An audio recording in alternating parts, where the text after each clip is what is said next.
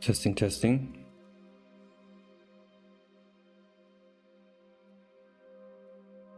Test 1, 2, 1, 2, 1, 2.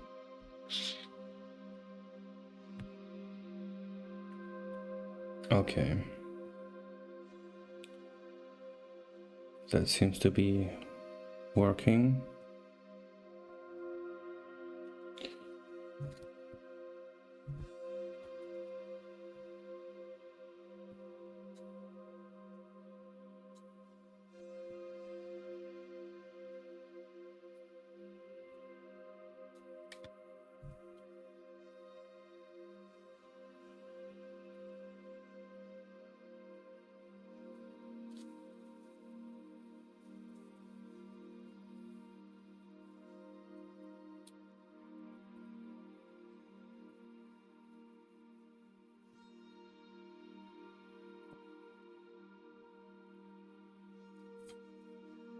Okay,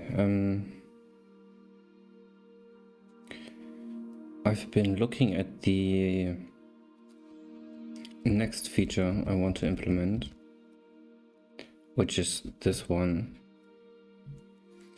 It's undead holding a bottle with various deteriorated contents that will shatter if falling onto hard floor, possibly spewing toxic gas or catching fire and affecting the area around the slain enemy.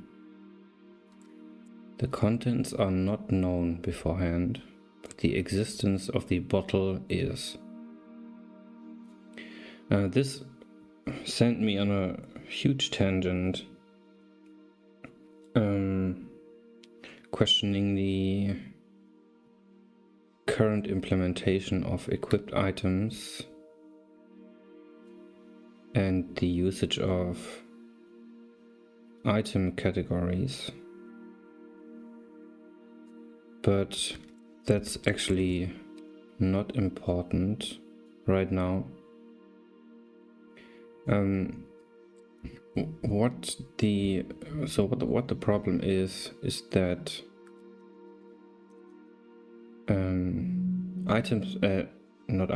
entities other than the hero currently don't have an item equipped. So all their actions are defined in behaviors that don't depend on having an item equipped.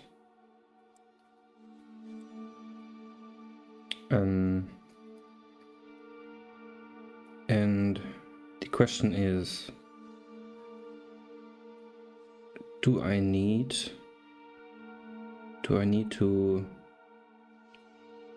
simulate entities carrying items?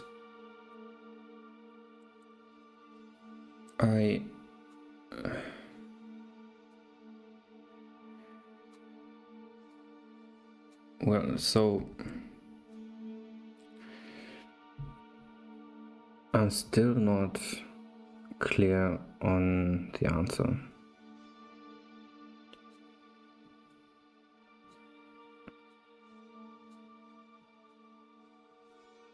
I mean, for this feature,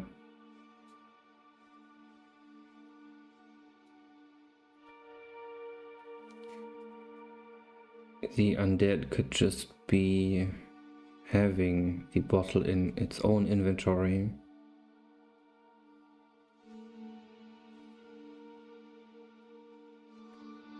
But that wouldn't be what this feature says.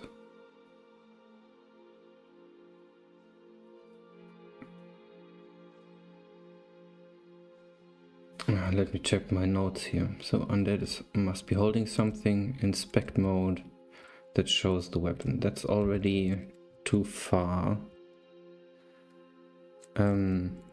Just the behavior, alarm sprite. Yes, that's the second option. Looting, wielded items,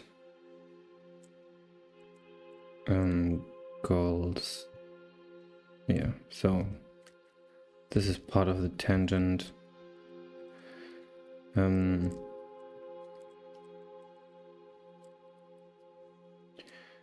If the goal of the game is that the hero can apply all items onto all entities, then all entities can apply all items on all entities, because the hero is should not be special. But I I can't think of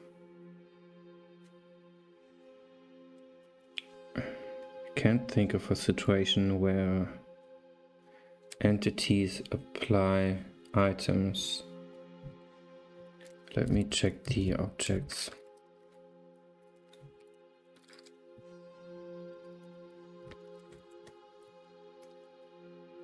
So I have a ghost that does nothing, just stands around. An octopus doesn't wield something. I have an undead settler. They could wield something, like a rake or a broom or just everyday objects. Bears don't carry something. The Mauled Hunter is dead. Leeches don't carry. Spiders don't.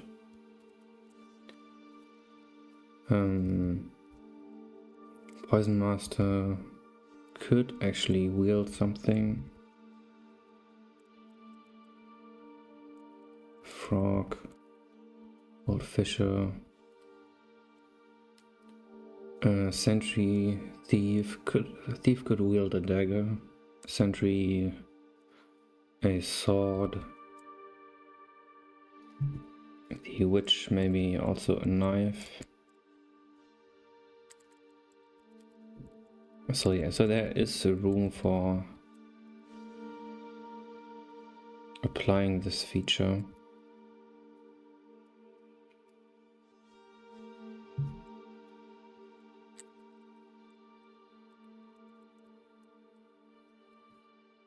These are all props or items, yeah.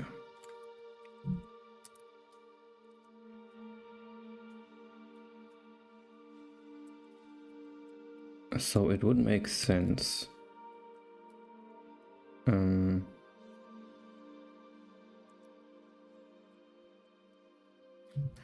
Let's make this point.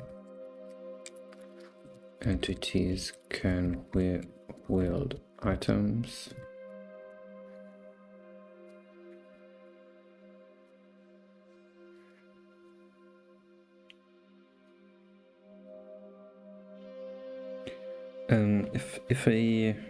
If the player meets, let's say, an undead settler,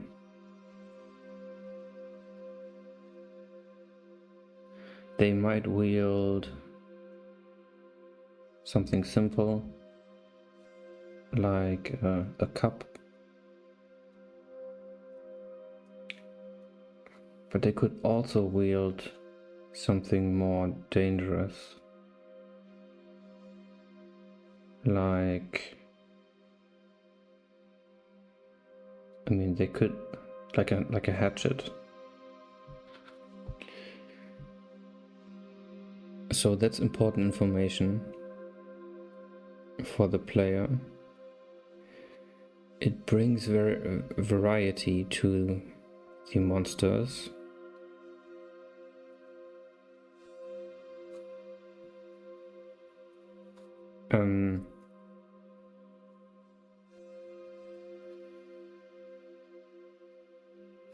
Makes simple monsters more interesting.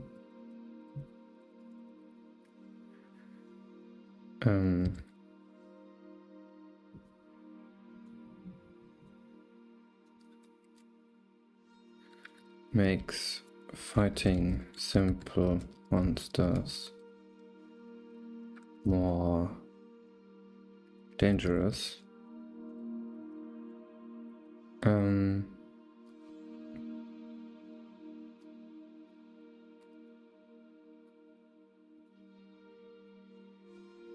That's not what I mean.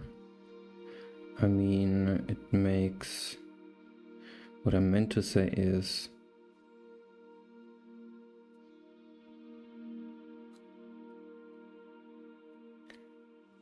It makes fighting random monsters more difficult, dangerous.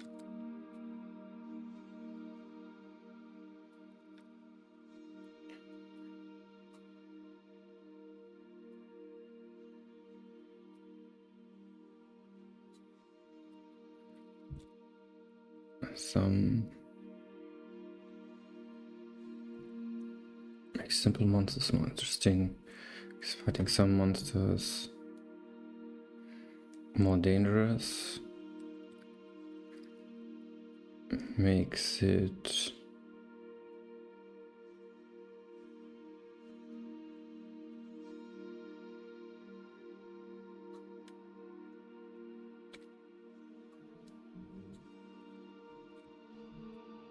requires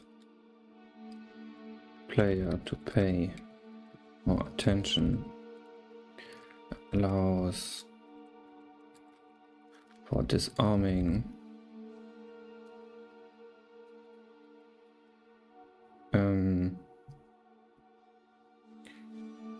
disarming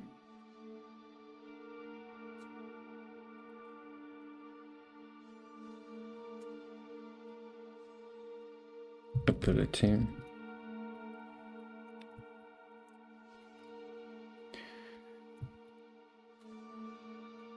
Makes room.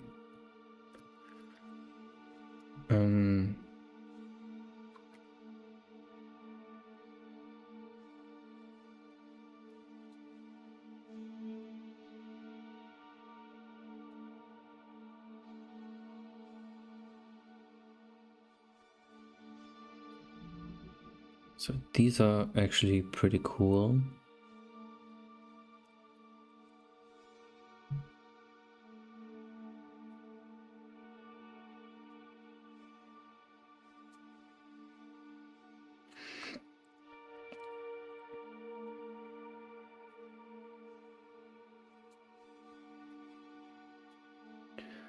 So let's say that's good and that goes into the game. I mean, the wielding is all there. It's just not... It's just only used for the player right now. But it should be no problem to include the entities in that as well. And of course, each monster, where applicable, needs to be given this item.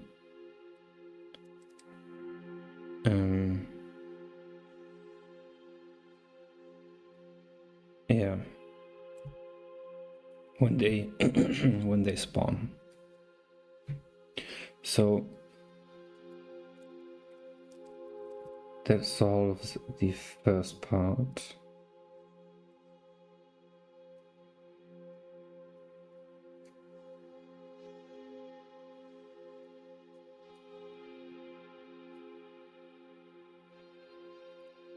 So undead holding a bottle with various deteriorated contents.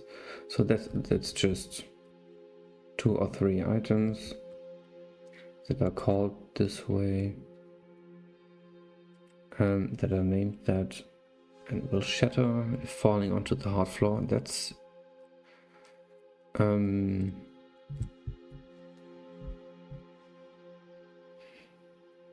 that's actually a good question. What happens with the wielded item if an entity dies? Do I leave it in the inventory ready to loot, or do I throw it on the ground?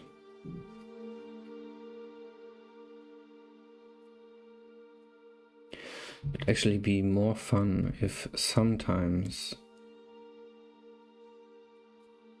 the wielded item flies away.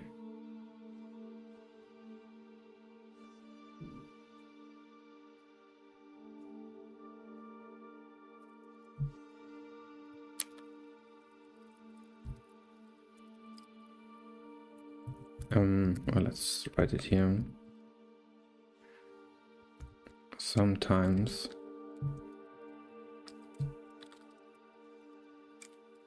drop the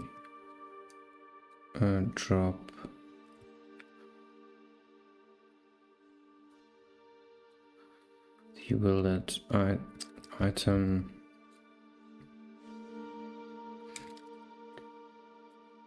on ground upon death.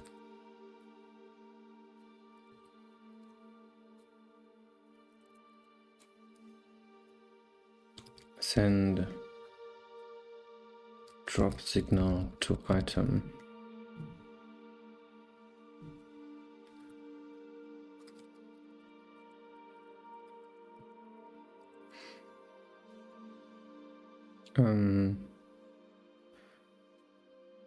Or maybe a hit attacked. Let's call it drop. So drop signal to item. Make bottles explode. Something like that.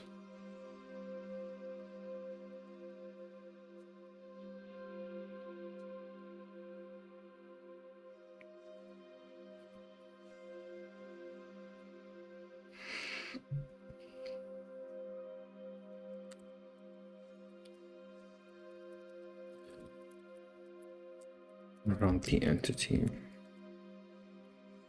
So it falls on the ground, spewing toxic gas or catching fire. So that is, I think I have something like that.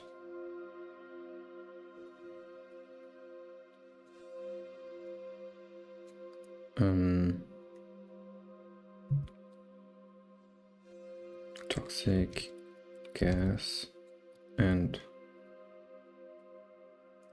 ring of fire.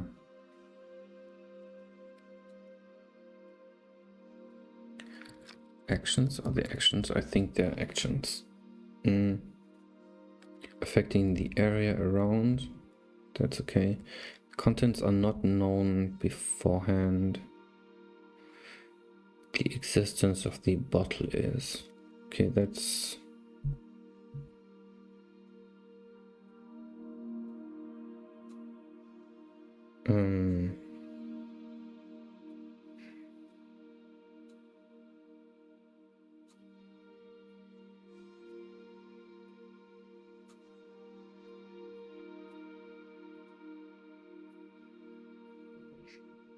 Well, the question is how...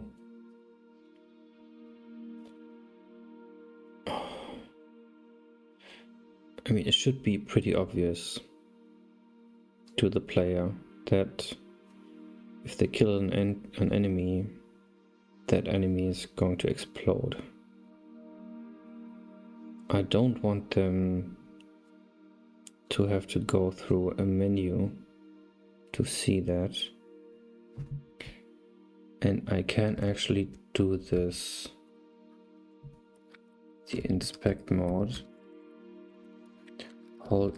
Let's say hold triangle, but I think, not sure if that's been used. Triangle to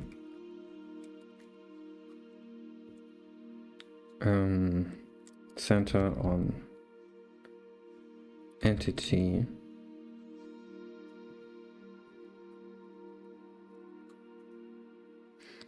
Shows detail card I'm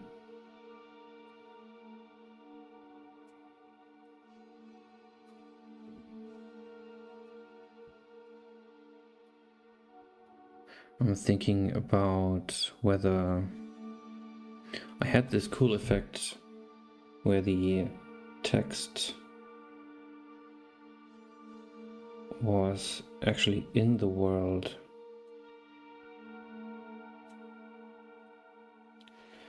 but that was actually bad because the slow lerping of the camera made it that the text on screen was constantly moving a little bit, and that made it really hard to read. But the effect was amazing. So it shows a detail card, let's say on the left side, or below, or on top of screen. Moving D-pad will jump to next entity on screen.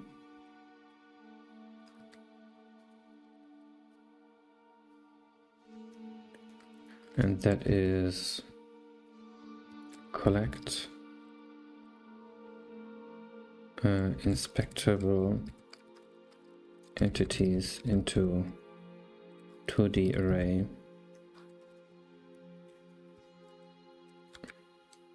Move along axis to 2D array of tiles around player.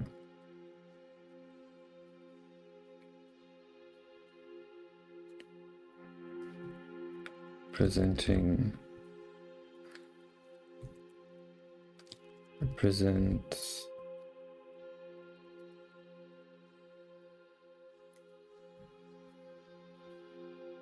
let's say 8x8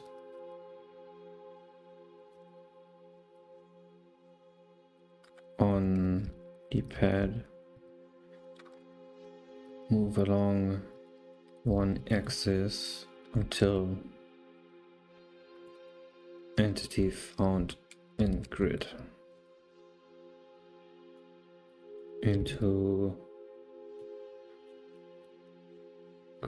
array grid. So that would be it.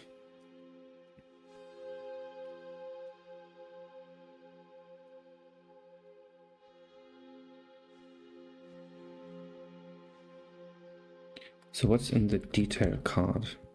The name. Do I show the health points? I show cause, health information, a la Baldur's Gate 2.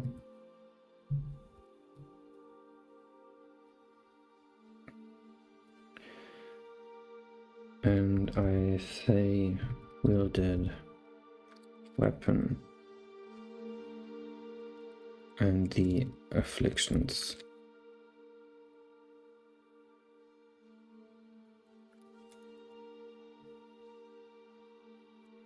Maybe a description, but I don't have that. So let's leave that out.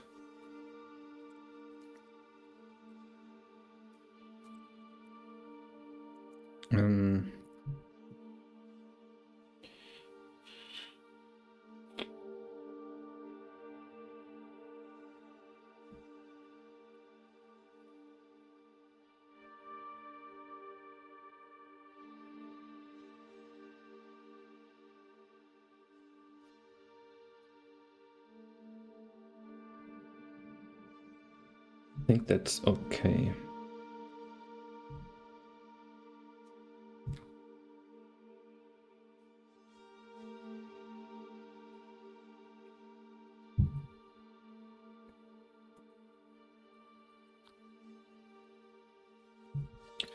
Let me just check what I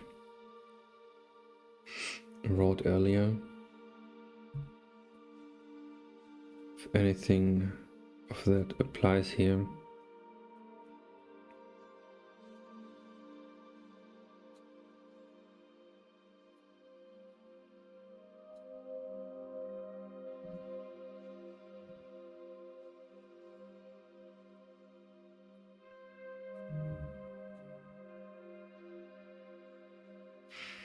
Yeah, so that was mostly cleanup stuff.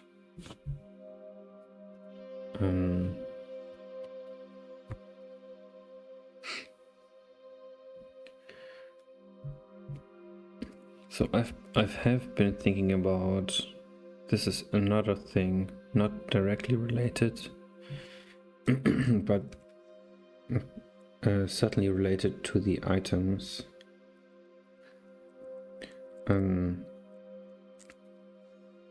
Oh wait, I'm still, yeah, let's not jump ahead. So what I've been saying a couple of minutes before, that such a dangerous enemy should actually be recognizable immediately. And this inspect mode is not that.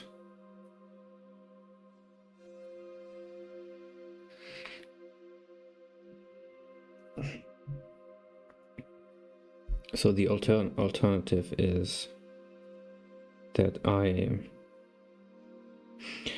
could during normal gameplay just constantly flip the entity sprite with their wielded weapon sprite,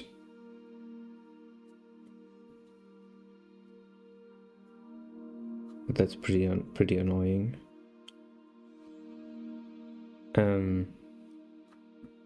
Or I could make the inspect mode work differently, so that I hold the triangle button and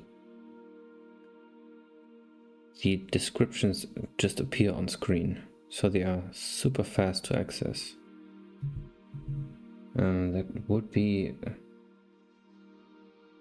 That could save this, but if I look at the density of entities,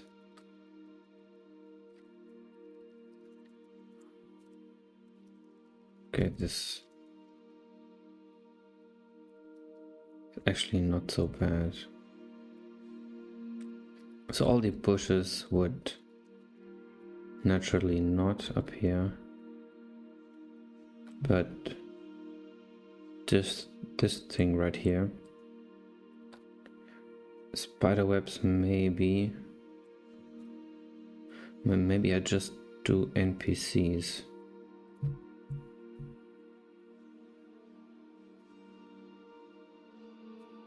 That includes monsters.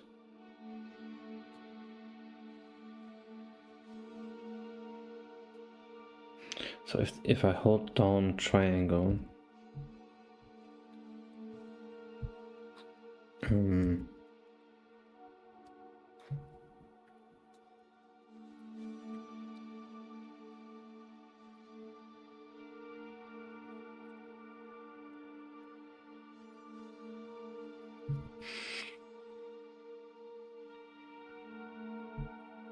so this is a hidden spider. I'm not sure if I want to reveal it.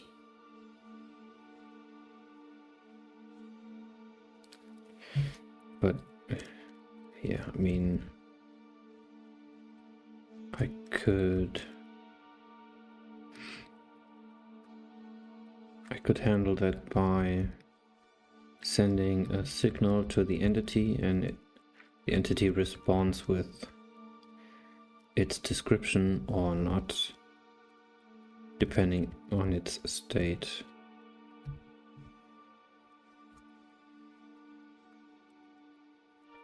So so that would work. Curious why there are so little entities here.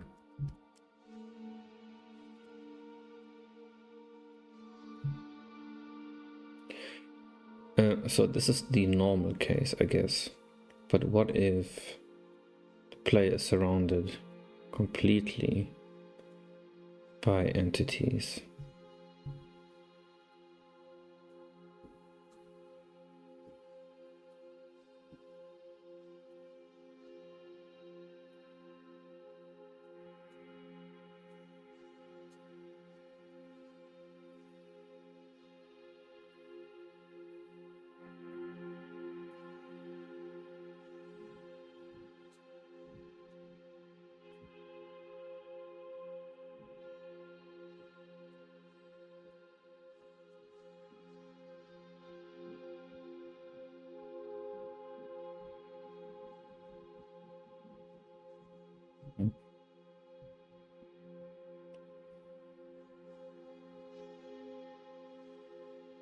I mean, that then obviously doesn't work,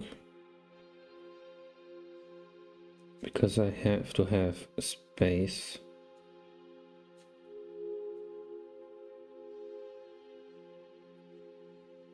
But what I could maybe do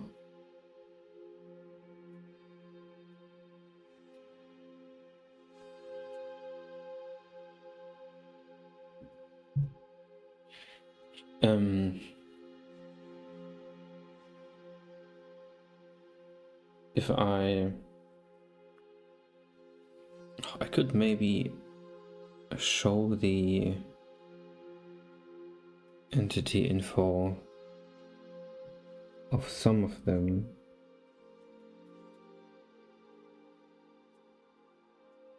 and unlock the right thumbstick for the player to move around a bit, more like panning,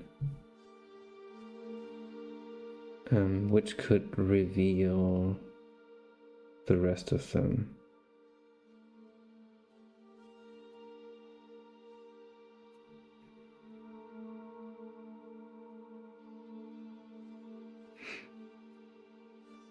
That sounds pretty complicated.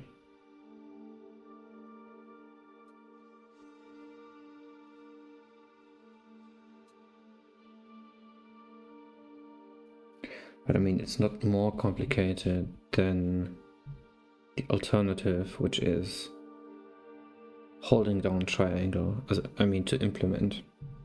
Holding down triangle and moving with the D-pad,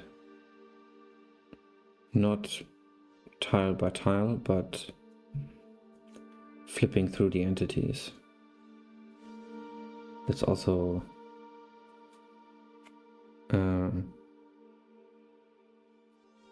something to implement first. And I mean, pressing the button and having the info appear is just 1,000 times better.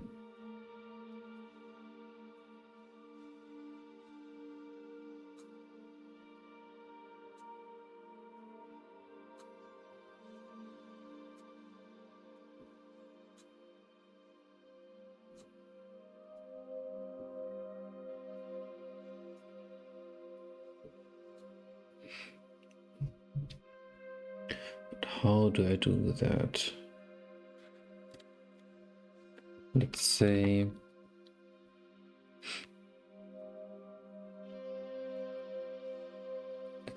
I am surrounded by zombies.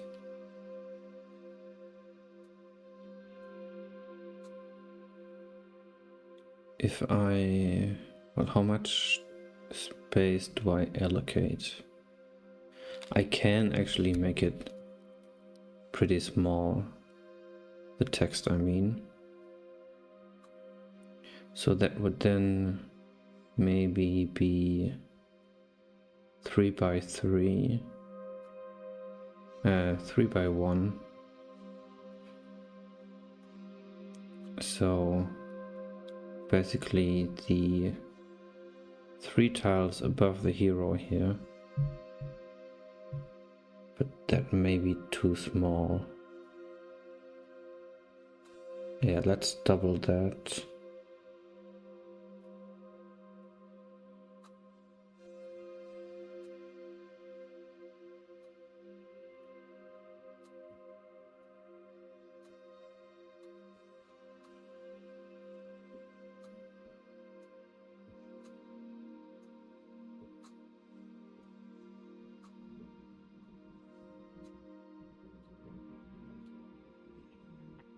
So I can,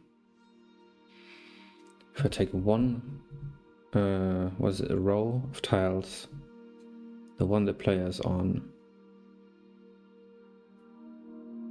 I can place bubbles with the descriptions either above or below the entities in the row.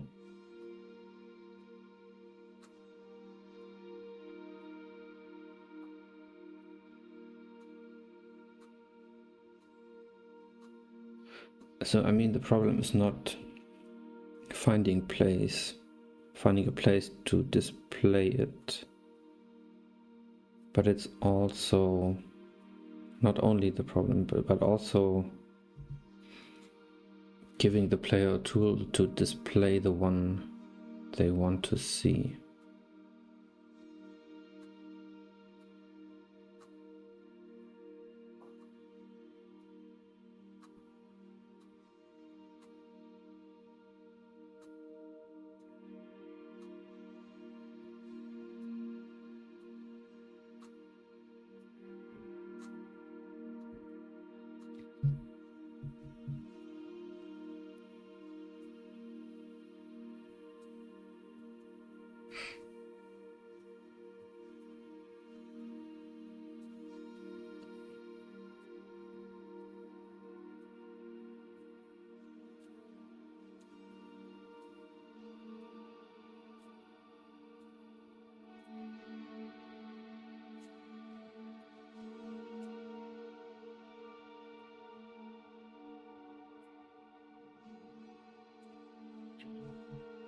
So right here, if I say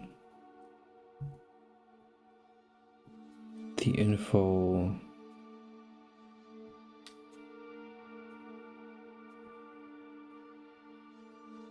requires 5x2 or something, 5x2 tiles large, little window with text, then I can display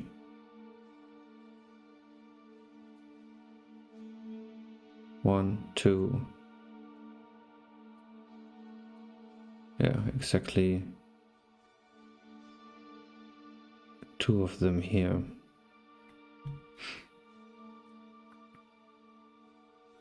So let's make it use half heights.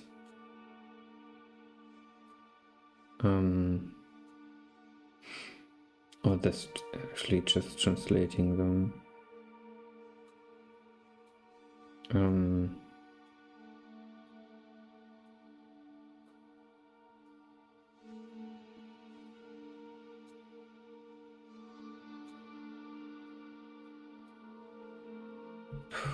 It's not easy.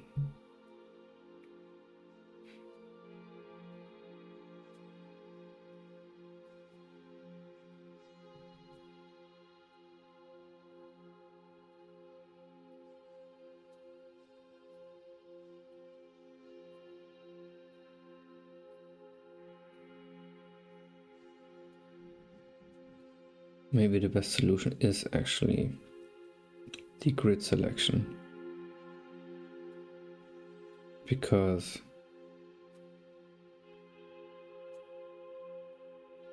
what good is an instant info display if it never shows the correct thing? Then I might as well make the player require the player to make one input with the D-pad as well, but know that they'll, in 95% of the time, will have what they want. So, yeah.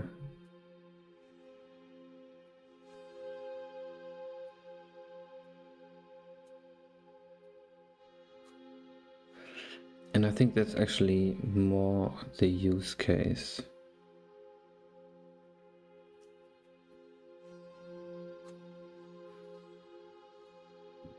I don't want to see... There's nothing in the description that gives me information to something else than the entity itself. So so the use case for having all this data displayed at once, it's just not there. Because, well, it could be that I want to see if a specific entity is on screen, but I can see them.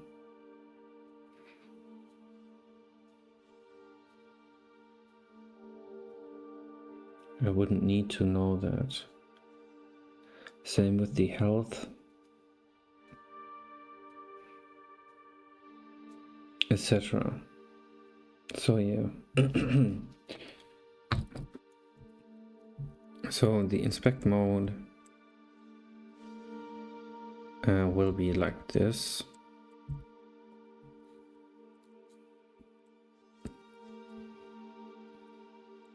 There will be no alarm sprite.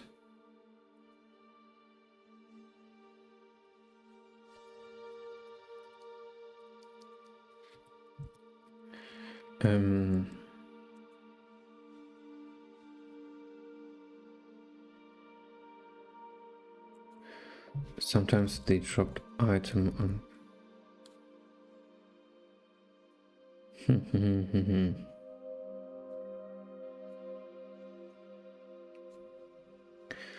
So yeah, so I have entities wielding items.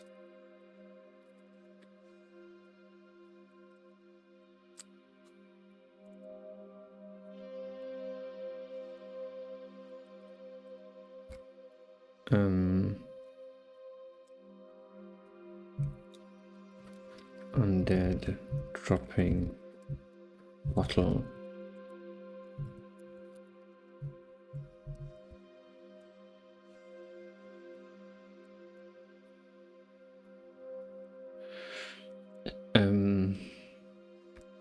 Yeah, that's actually just the justification for having it in the first place. But I want entities wielding items. I want to break this apart as well. But maybe what is more important? The inspect mode or the wielding items?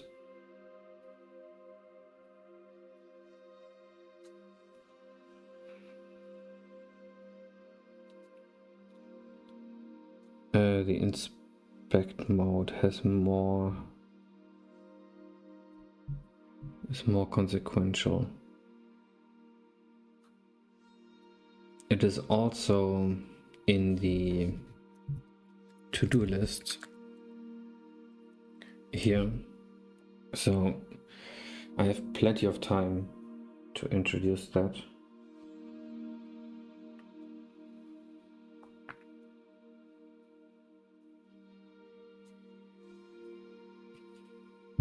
I think most of that time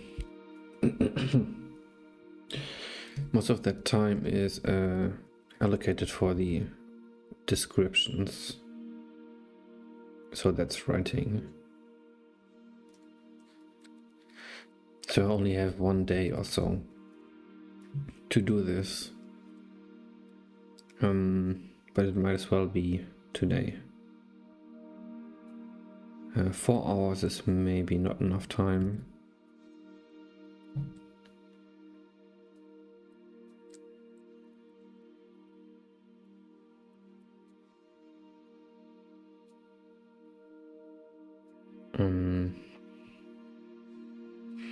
I mean, the hard thing here is the text rendering.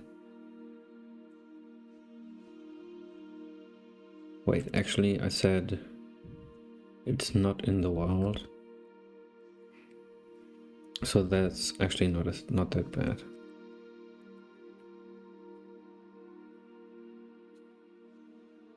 Okay, but just so I have everything.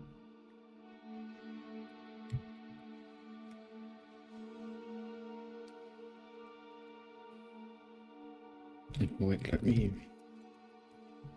look at this feature spoiler option, info, descriptions. Okay.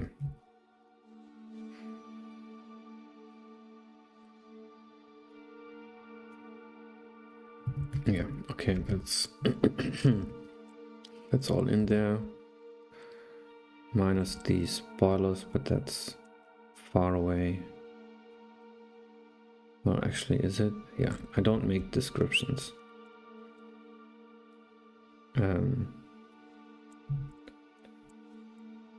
Right now. They will be, I'll make them in the future.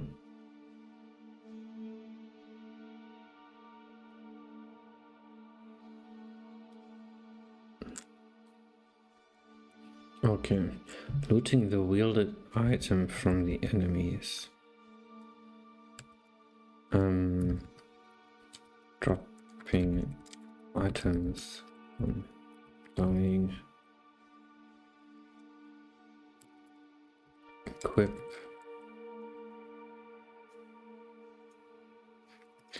These should also be requirements actually. They are more like, yeah, whatever. Equip item on creation.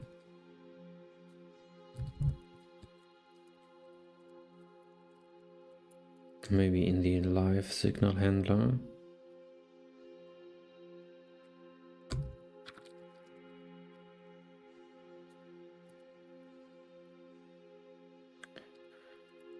Bottle explosion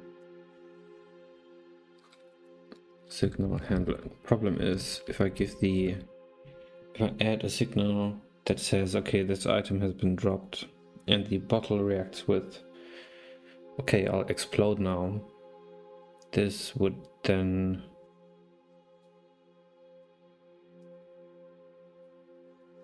also explode if the player drops the bottle. If the player somehow acquires the bottle, drops them from the inventory, then it'll explode.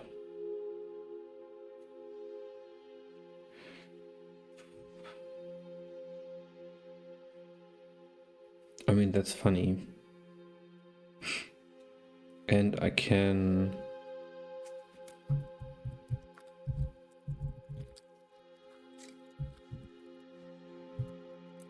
check for stone tiles. That's actually pretty funny.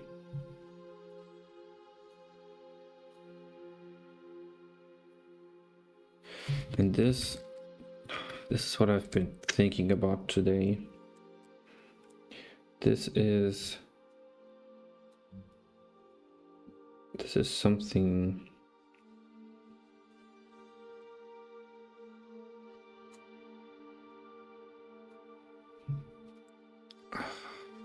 this has been bugging me for a while. The question is, are items entities? And the other question is,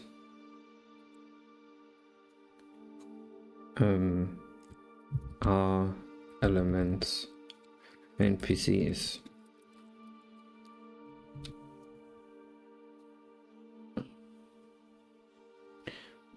The problem is right now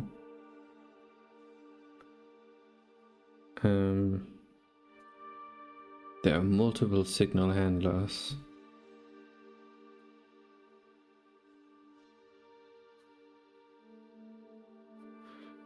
Which are completely, which just do the same thing, but based on type. They do exactly the same thing. They just branch beforehand into different functions and distribute these signals there, which are, they're actually fake signals, so they're just function calls. I don't even think I buffer them. Yeah, so this has been bugging me and I want to fix this, but certainly not today, because what this would entail is, so I have these, just a bit of background, I have these elements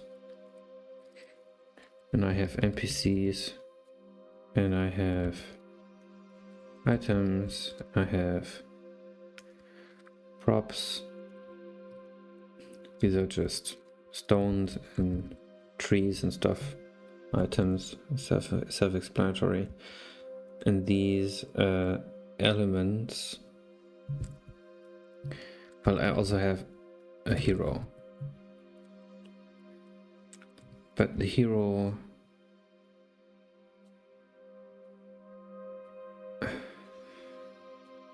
is also, I mean, the hero is distinct. No idea. I have to look into it. I think I cannot simply remove the hero. And this is, by the way, this is all object types, or roles rather.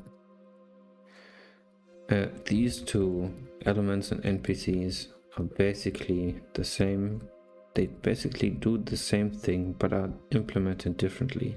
Elements are things like traps and turrets. They have a routine, but that's called differently. It's called an action, but it's nothing else but a routine, which NPCs have. With just the, so NPCs have basically fancy actions called routines that are chained together. That's it. There's no behavior trees, no fancy AI logic in here. It's just they have two routines. One is for idle and one is for in combat. And all the element actions can be put into the same routines, just being one idle routine. This would remove a whole lot of code, a whole lot of confusion in my head. So yeah, that's what I want to do. Then are items entities is of course related to this kind of, because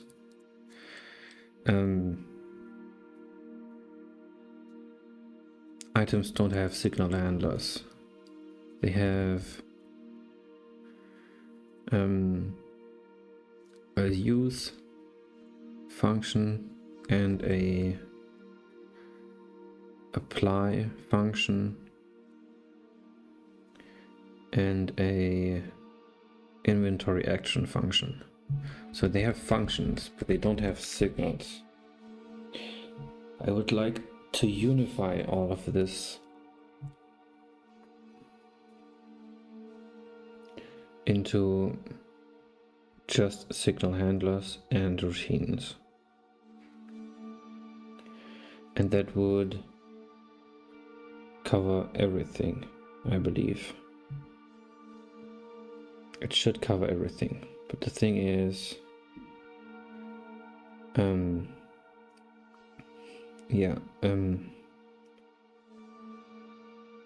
items are not entities. Because, of course, they are not always in the world. When they're in the world, they are and lie on the ground, they are entities. But not when they are in inventories. So if I send... What was the example? Yeah, the bottle signal handler for dropping it.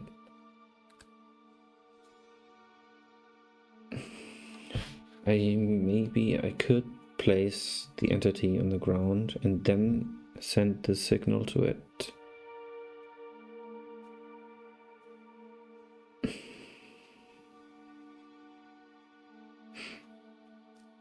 But then I have... Yeah, then I have another signal handler to care about, to take care of.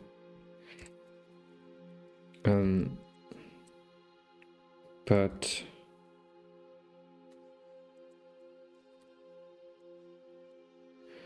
if I remove the items and make them all entities, they can all use the existing signal handlers. Does that make sense? I'm not sure if it makes complete sense, what I said. But yeah, that's because I don't have enough info.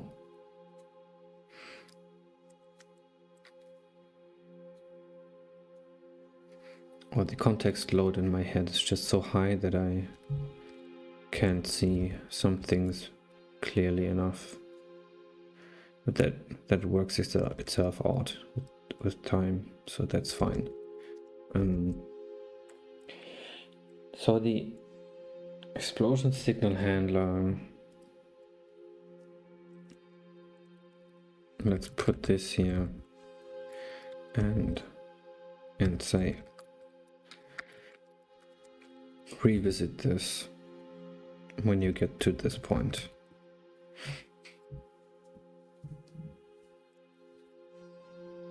Okay, so let's move this down. Let me check what I have here. Everything reacts to portion of might, but that's applied to inventory.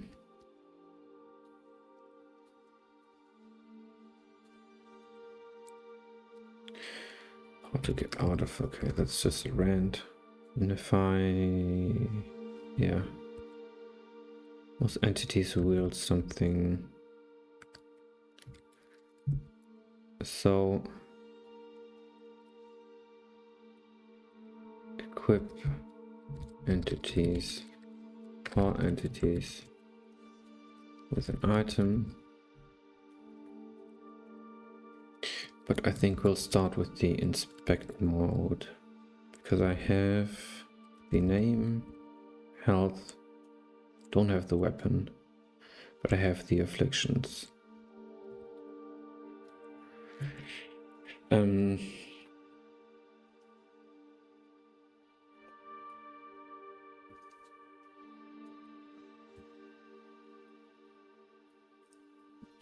question is, how in depth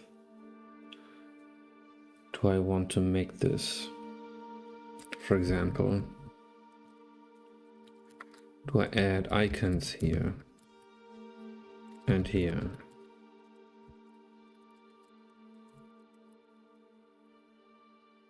And do I color this name or something?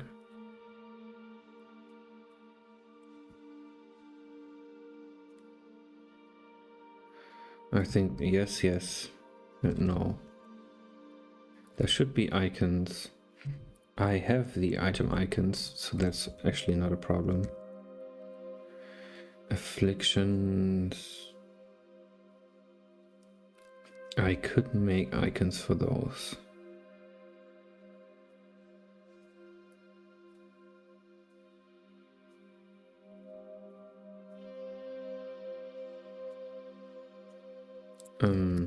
Maybe.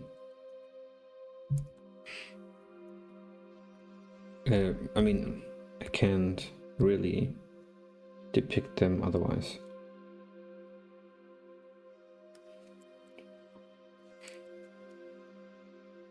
There may also be afflictions that I don't want to show. But I can turn that off in the program. Which actually brings an interesting question. What about visual effect?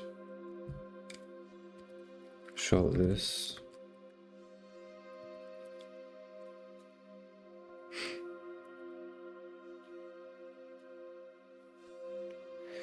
Why don't afflicted enemies pulse in a color, for example? That would be... Man, I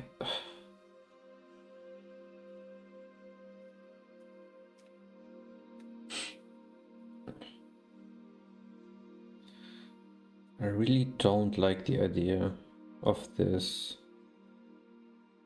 mode.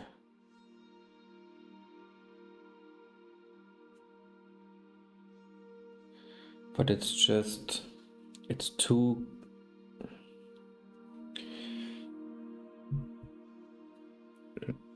Okay, let's say the inspect mode is for new players.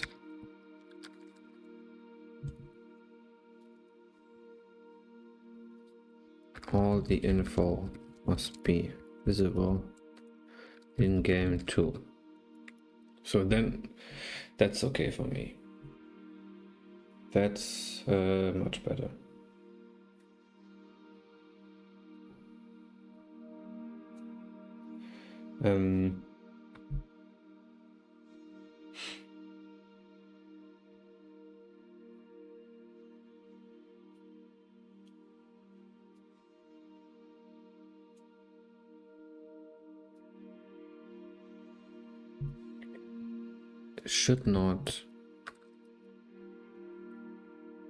Should never reveal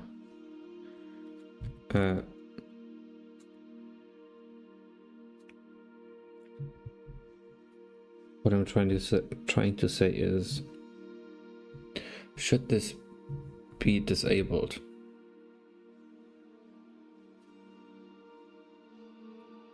Sometimes. Or always, unless you turn it on.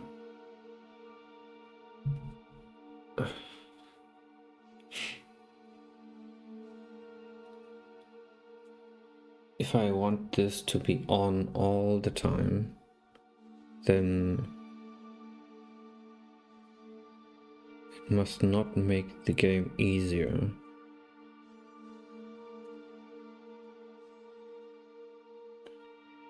What is the idea? Must not make the game easier for an experienced player.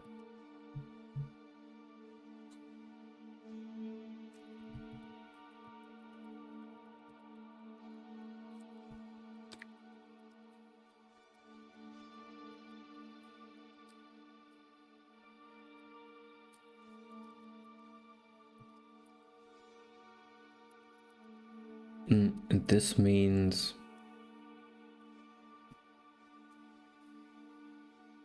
that if you know the game, this inspect mode might occasionally help you refresh your memory, but it's not something you rely on to win the game.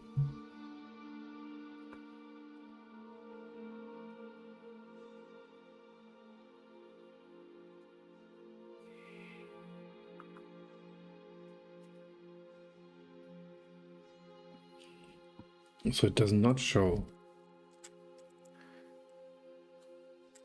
the wielded weapon, does not show afflictions, does not show health info, but it shows a name and a description.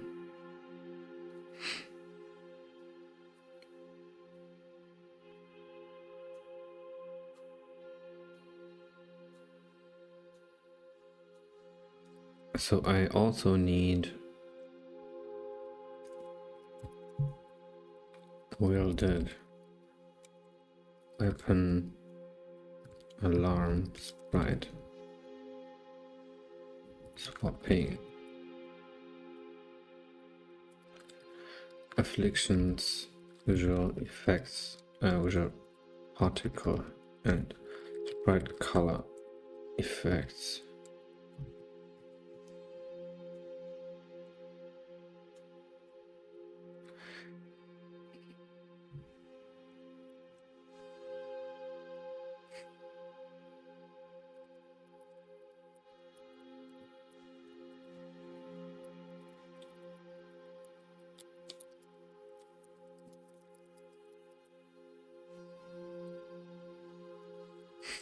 So that's it. Name and description.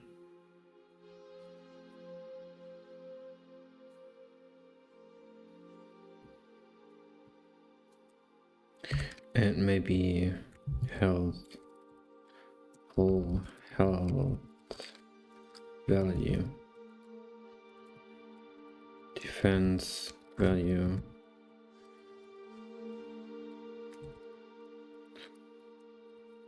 health, attack, defense, and critical ratings. What else? Faction maybe.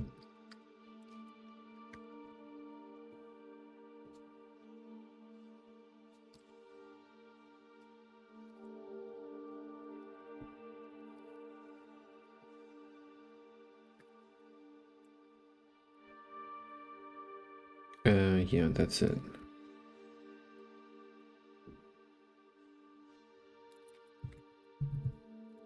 I mean, that's cause health information.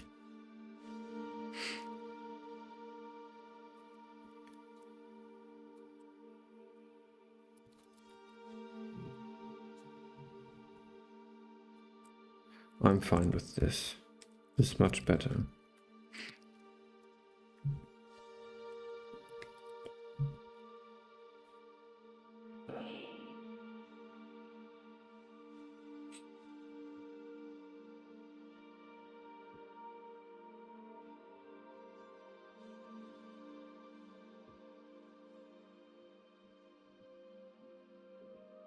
So this also means there's no seeing. Oh yes, there is seeing the weapon. Using the alarm sprite swapping while attacking instead of the exclamation attack warning.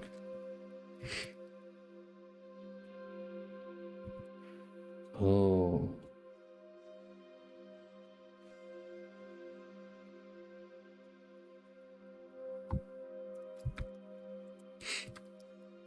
Show item the entities planning to use.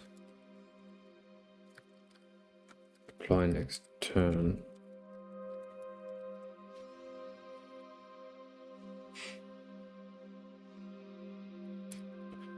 Okay, this is much better. I'm much more at ease now.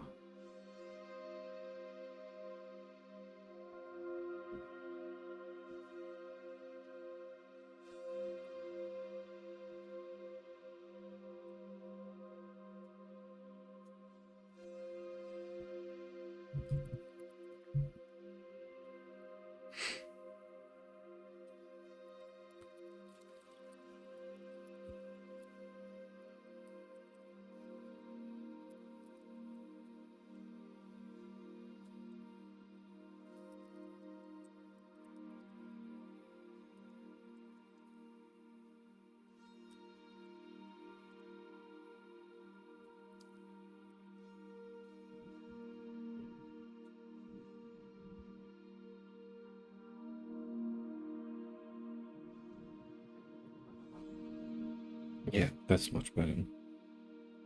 All right. I'll be right back, and then I'll start with either the. Well, I can just do the inspect mode because that's totally decoupled now. So yeah, be right back.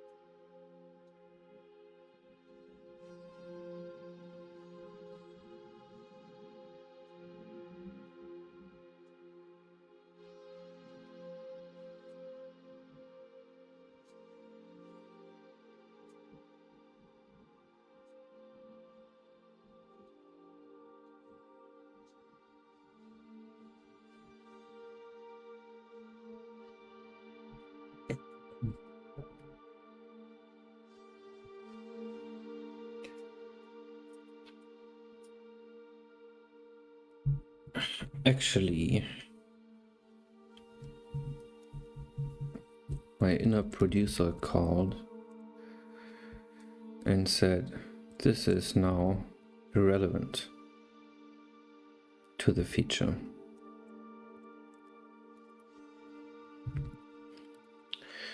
So let's move it in here. Save all this info.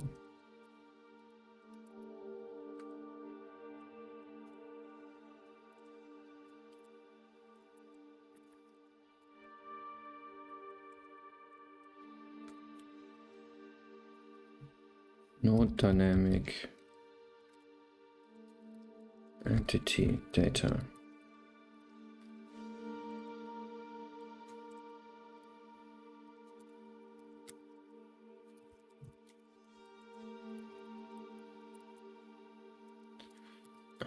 Okay. Link items. Should I save this?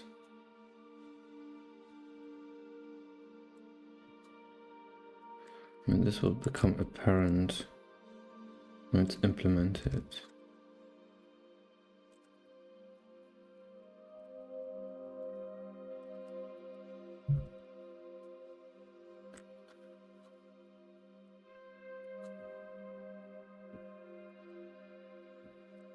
As a player, disarming. That might pop up in another feature.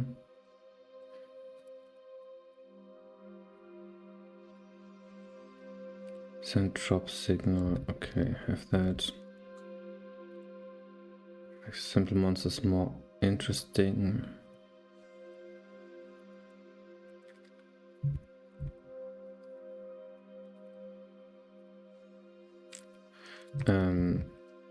That's requirements here.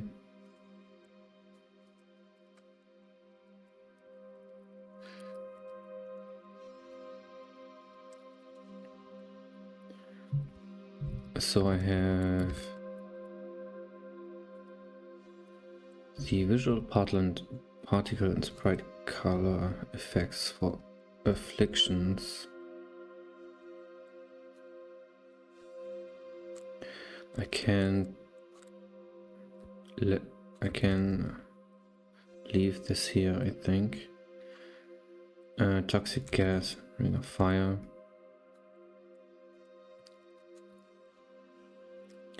I need that window, I need that.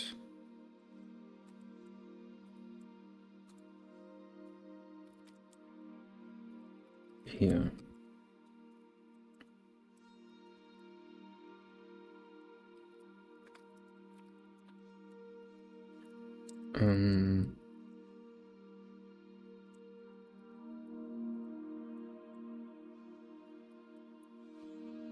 Okay.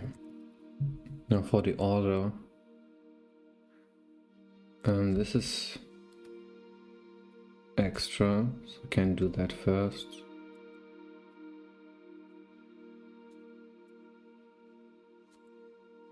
What is the most important one? So undead holding a bottle that will shatter, spewing toxic gas.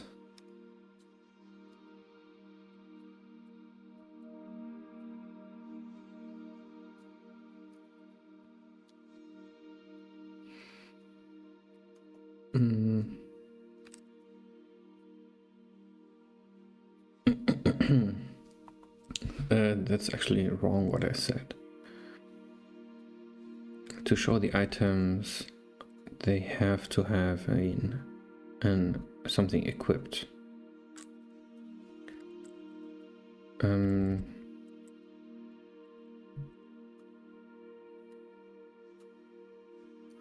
How do I test that?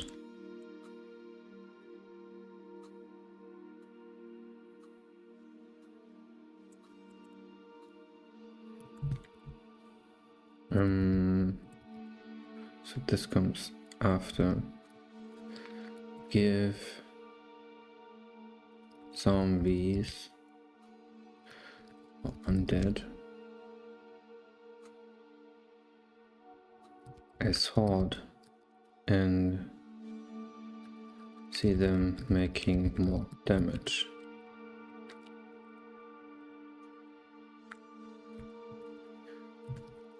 So let's look at the code for that.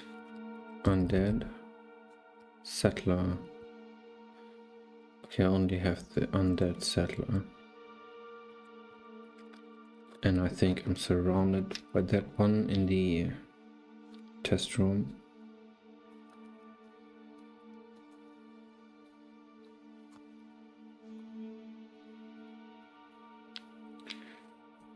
They're not really attacking.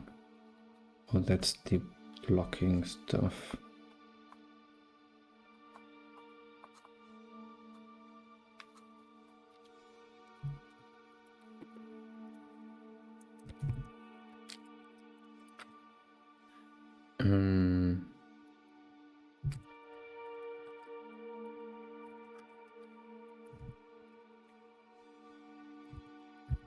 Hello.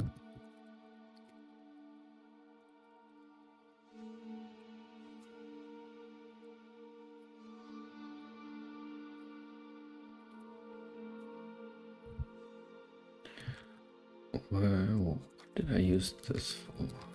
Ah, for the limbs. They're dropping. Let's make the editor start in the test room.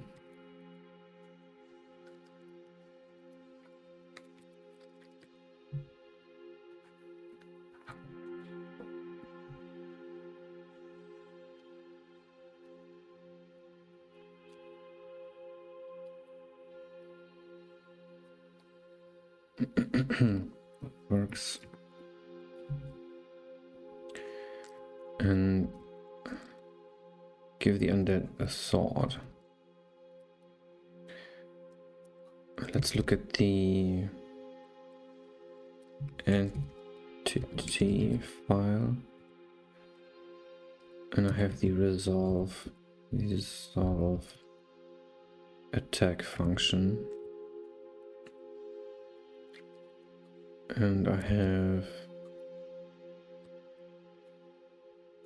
strike here.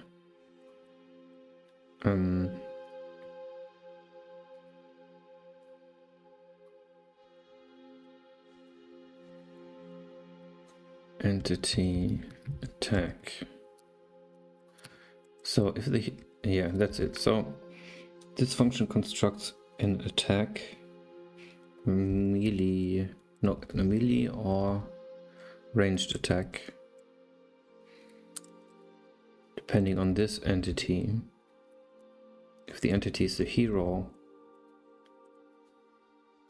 it looks at the inventory, more specifically the equipped item, but if it's anything else, it doesn't.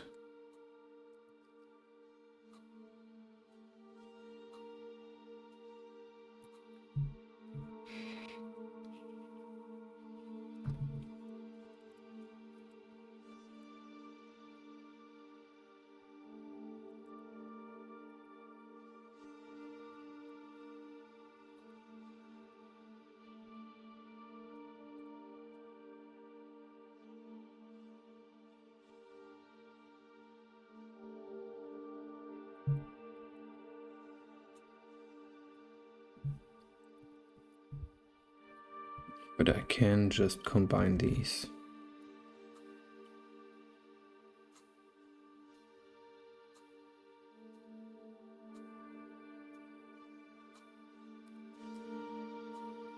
Other than this,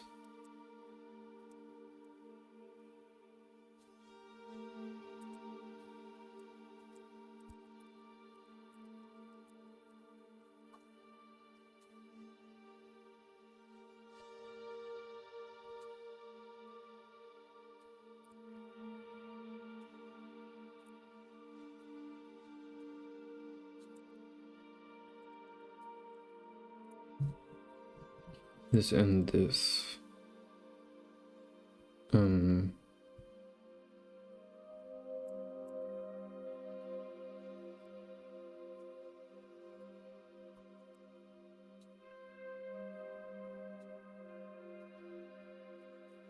So the hero strength and agility.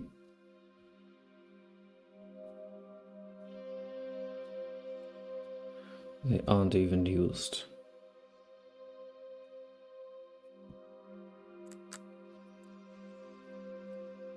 Let's leave them in. So that's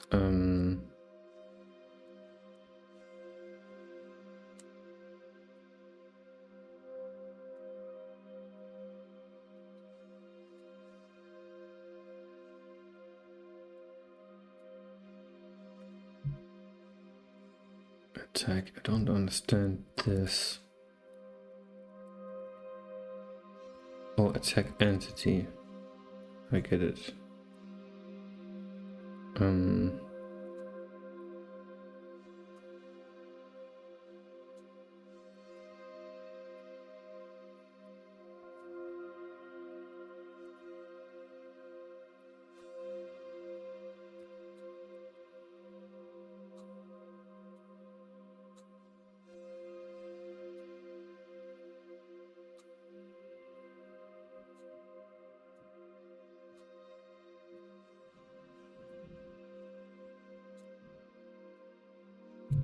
Okay, I think the attack does not have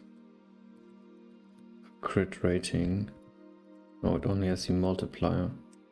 That's fine. Actually, that's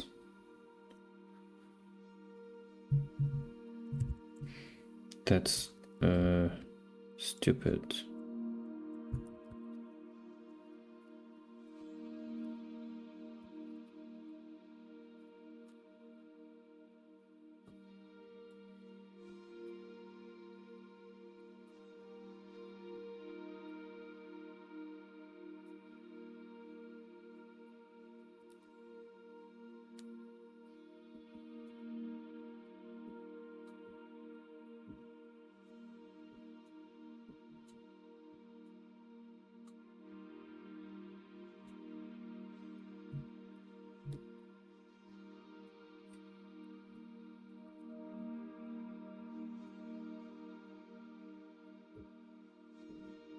So yeah, I want to compute this here.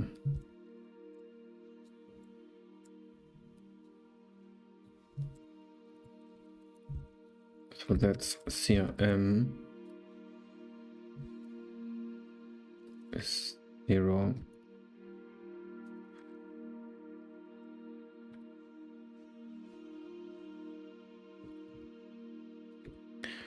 And crit rating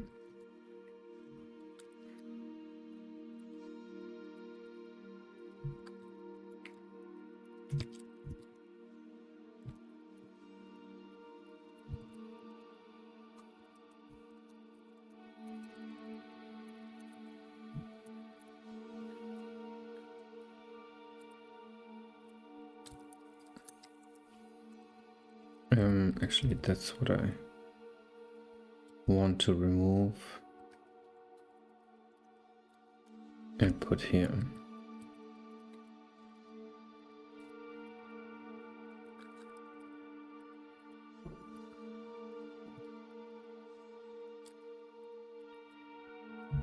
So I have this critical strike multiplier.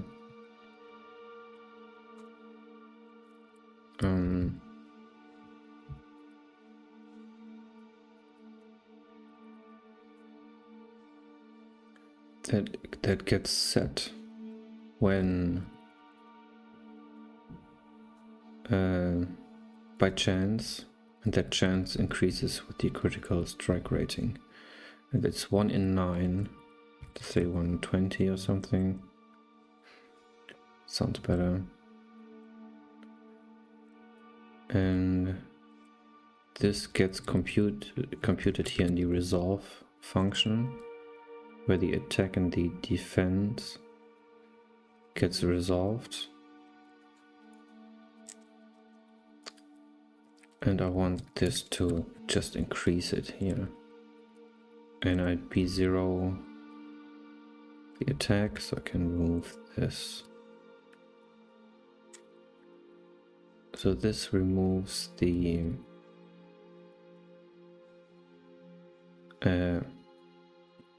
one place where the hero was different.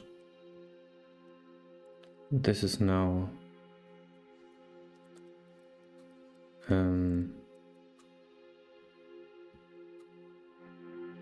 actually, yeah, this has to go as well. Yeah, attack, critical rating.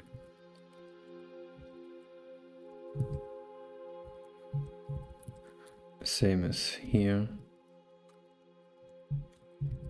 And that was agility, I guess.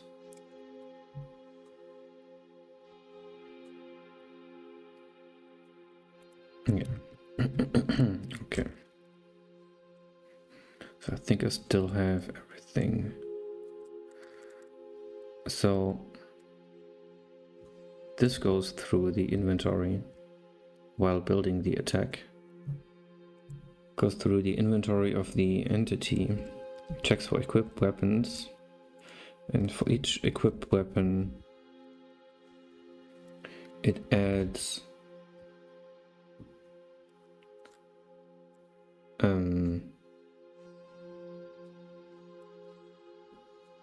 it fills the attack with the item properties. But it adds the item properties to the attack. And I don't know why this is outside of this function.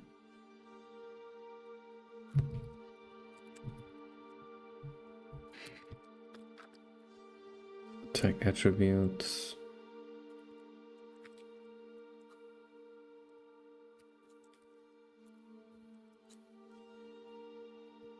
Okay.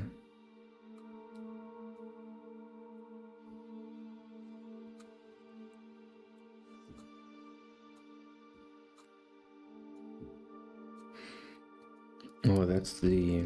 yeah, sure. Attributes means... yeah, that's... don't know why I renamed this, but this is actually enchantment.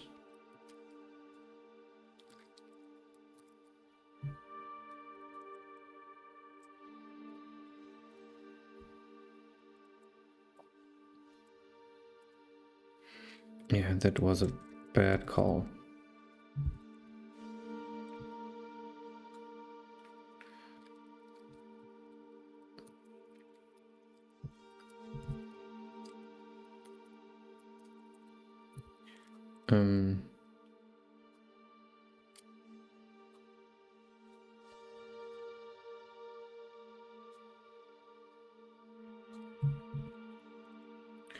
So this makes sense why this is extra.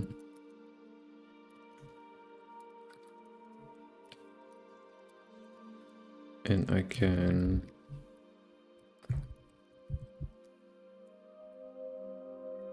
okay, that worked. I can simply... okay, let's look at this function again. If it's got something funky in there, but I don't think so. No, it just iterates over the enchantments.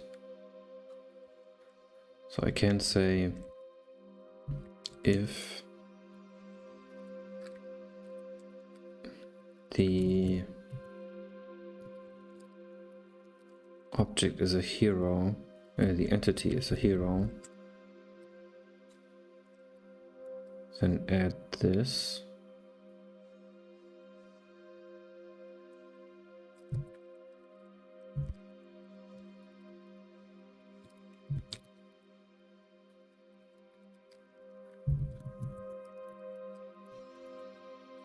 Something like that. And then let's move this over.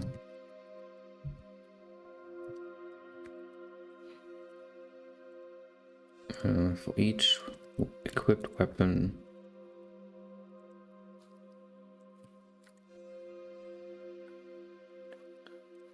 arrows are handled in... Okay.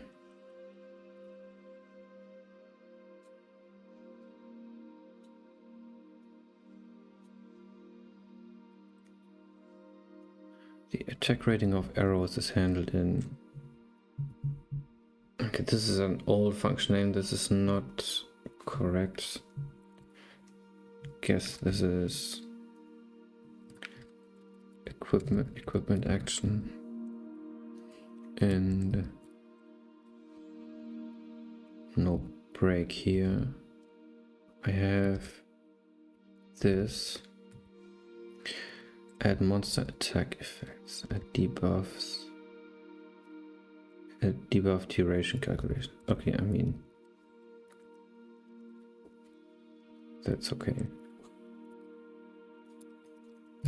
Okay, that should actually be it.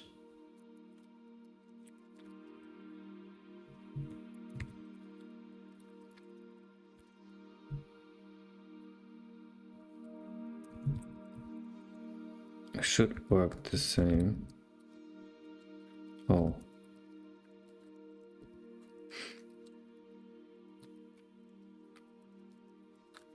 I'm not doing damage anymore.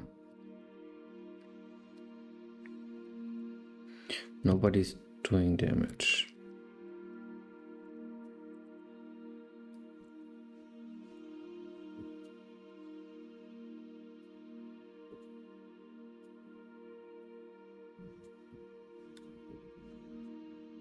What did I do?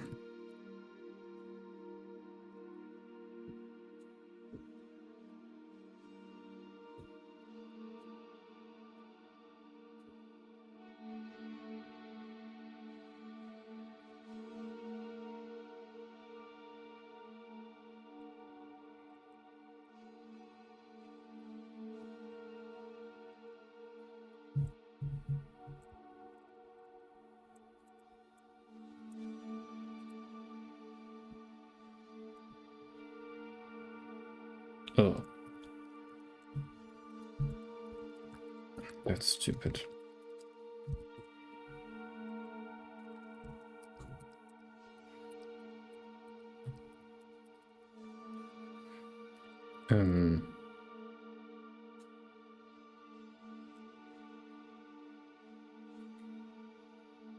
What was different?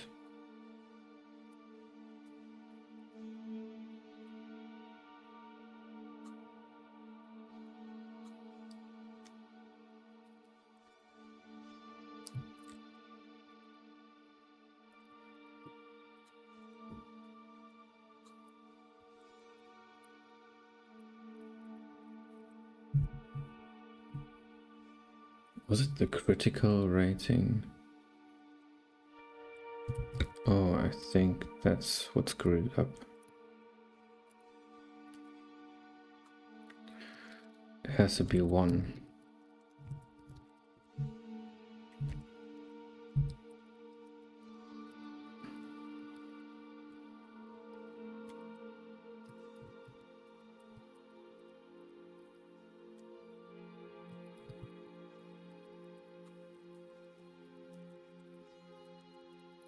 That looks better. Okay. Make entities use equip attack with equip weapon.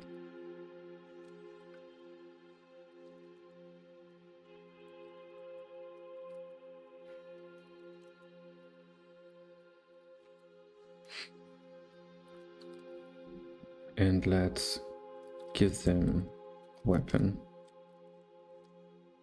Undead settler.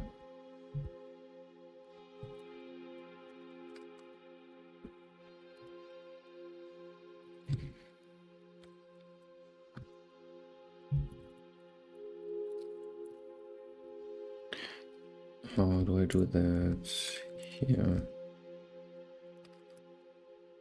Oh, is there... Does it have its loot? Ugh.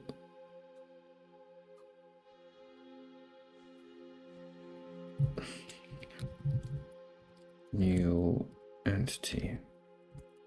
Is that initialize entity? Hmm.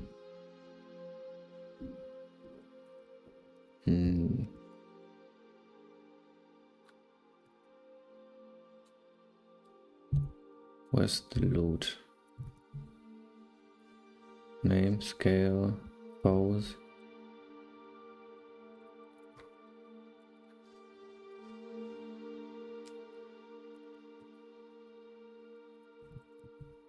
Put loot.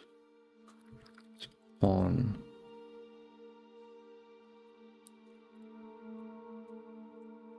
New entity. Okay, so the loot is added afterwards. Let's see if this leaves the item alone when I put it in the inventory here.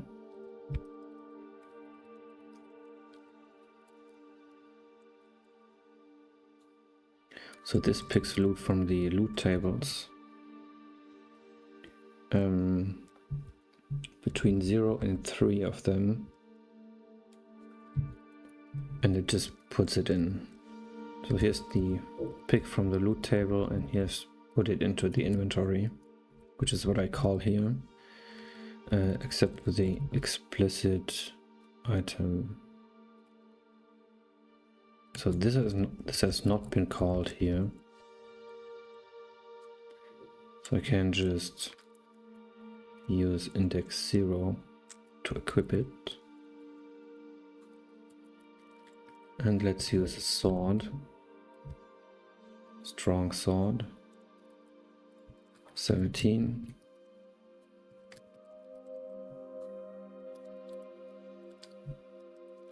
And hopefully the zombies now kick my ass. Well, this one didn't.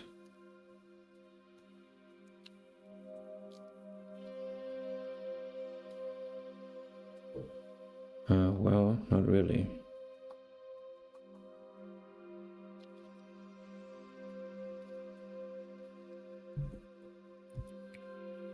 Not at all.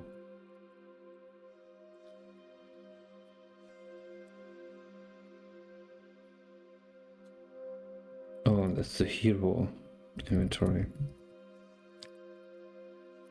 Copy and paste error. Never gets old. Still a 1.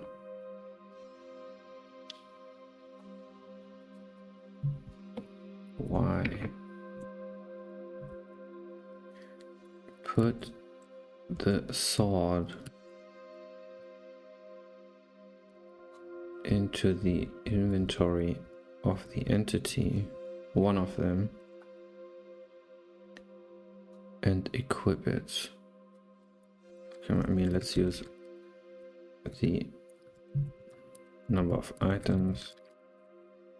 Maybe that works. Who knows what's already in there? Nope.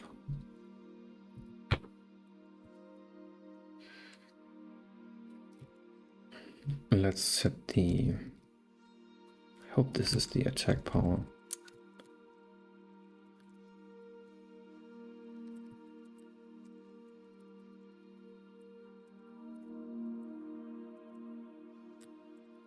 Attack rating, yes.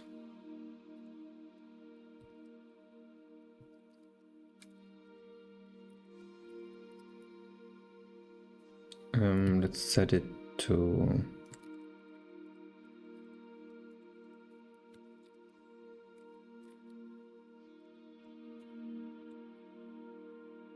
99. 99.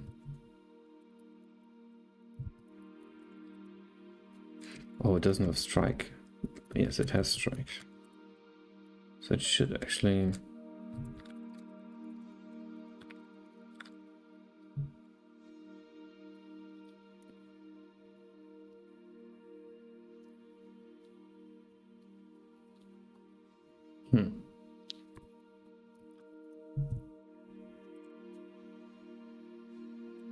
Why is this not working? Let's look at the attack again.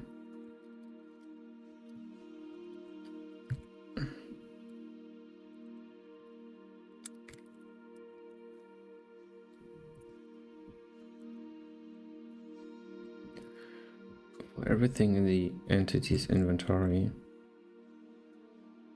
if it's not equipped, continue. Get the item, the index. If the item type is one of these, get the attributes and add the attack rating.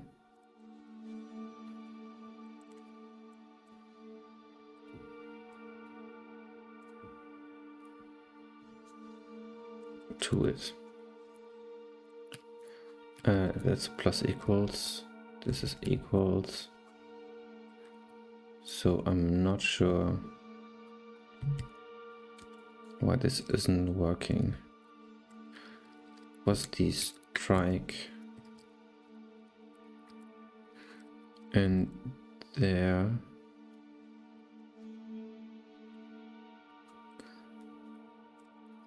create the entity attack that I've been changing. So let's add a breakpoint right here.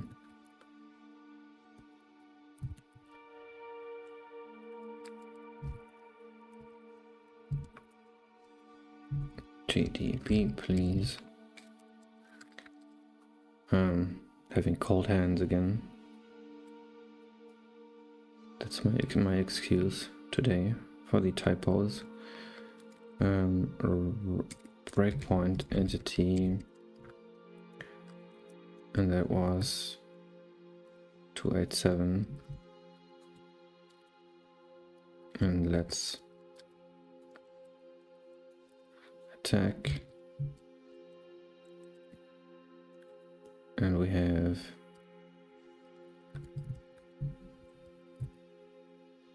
attack rating is 1 and the item is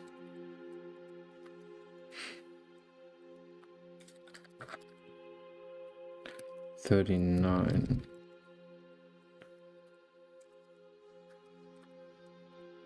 And that's a sword. So this is the hero. So let's continue.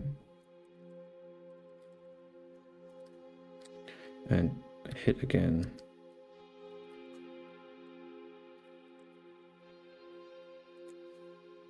Still the hero.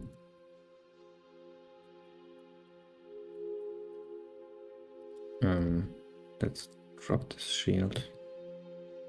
Oh, did not break. What's going on? Did not break here. So either the inventory is empty or something else. Let's break here.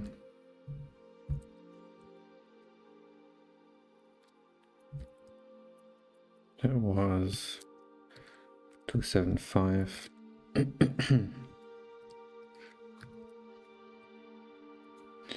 And that's the hero. What are my buttons?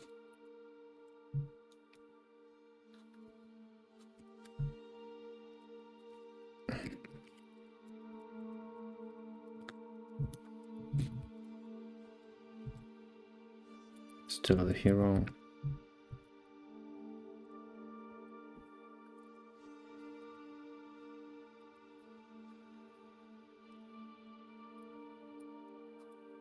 This is the undead. Oh, it's not. It's not the undead settler. That's a classic.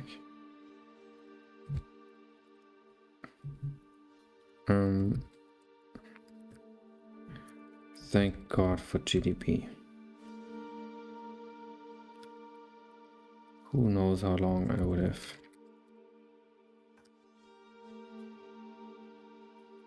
wrestled with this. So it's here.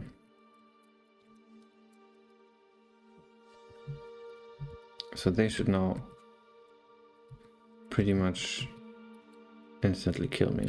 Okay, great. So it's been working all along.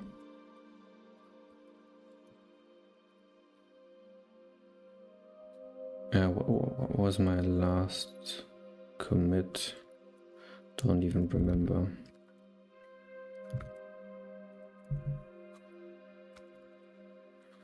One, 6, 5.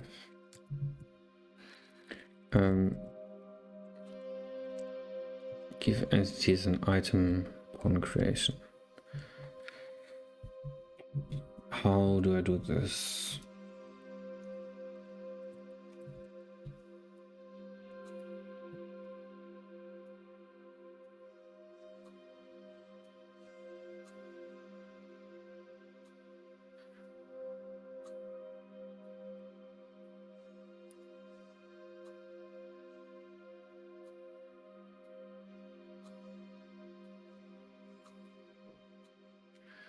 I could give them the item in the what's it called? In the loot table.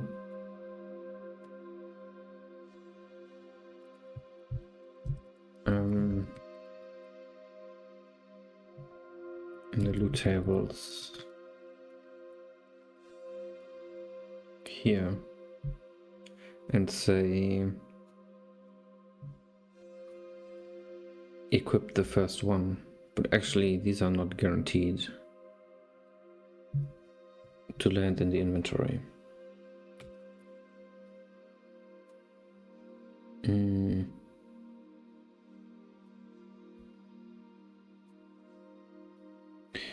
I don't want to add it to this table.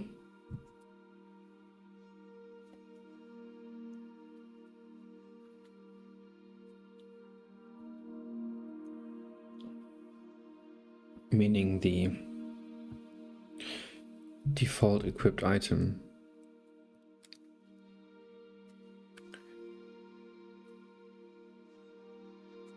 Because there may be multiple. There may be, well, I could just duplicate the undead. Could duplicate the object and say, okay, this is a bow wielding undead, or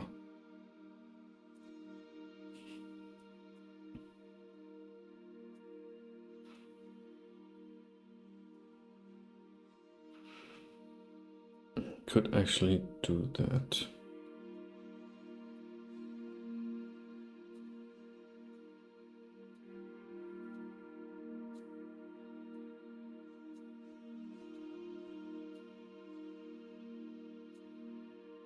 This table is pretty crowded already.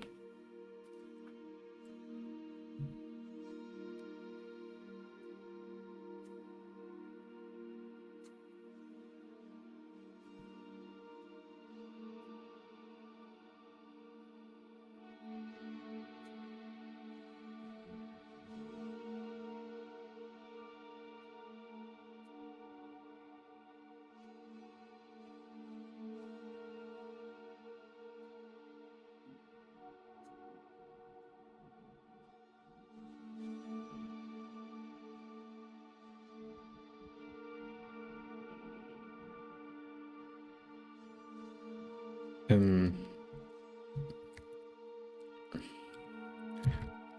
think it has to be here.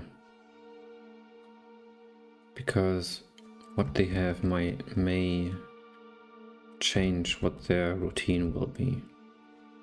Or can be. So it has to be here.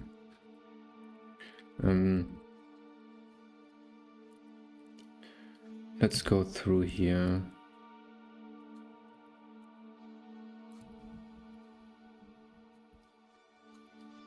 Well,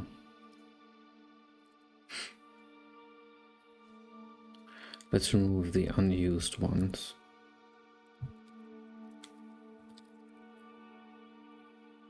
Sheep is...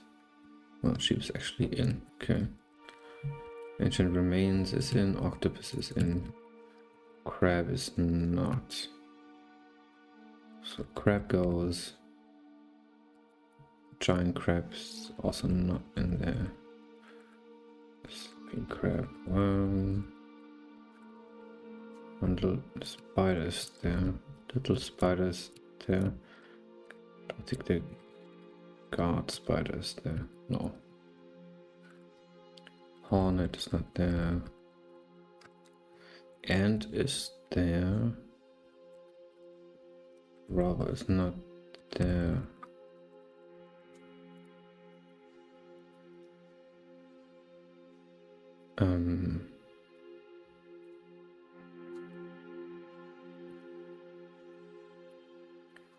Bear hair is not there. Leech is there. Frog. Okay, that's it. What default?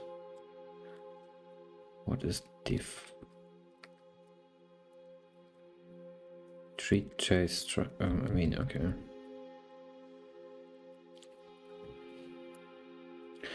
Why not?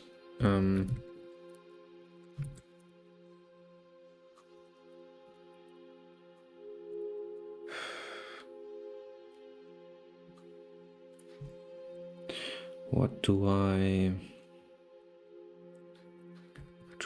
I give these? So, okay, Ancient Remains, they are dead. Octopus doesn't wield anything. And so these, Sentry, Thief, Settler, Robber.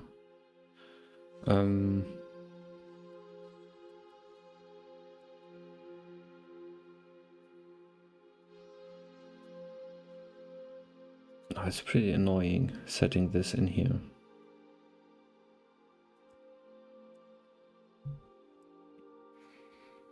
It's pretty annoying.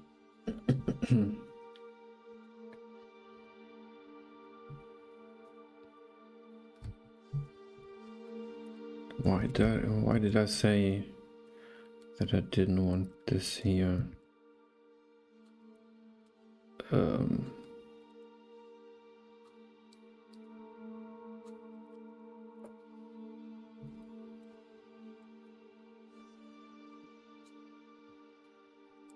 Well, because there might be sets.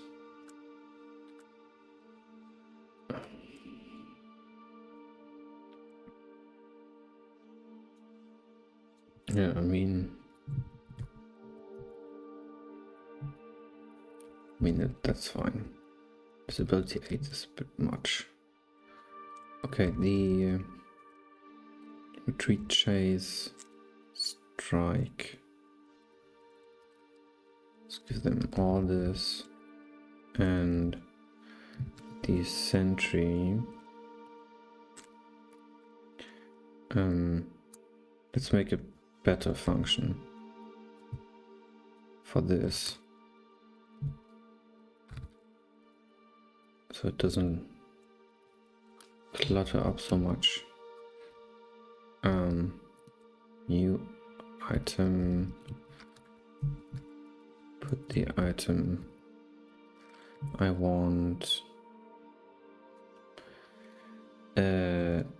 Give item, maybe. Add item to inventory and equips it.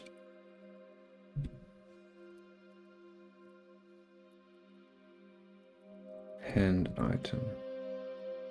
It's better. But inventory.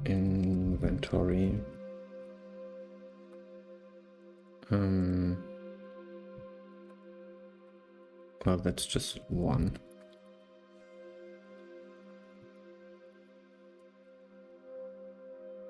So put the inventory, put the item in the inventory.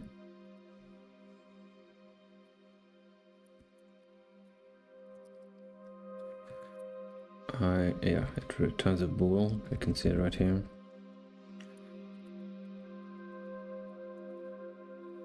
If this is 0 and 0, and does it return 0 or 1? Okay.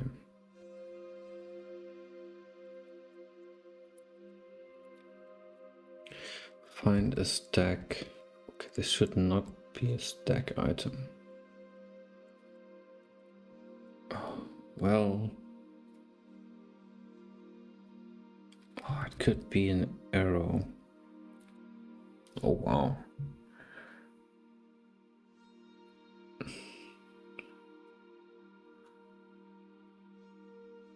So yeah.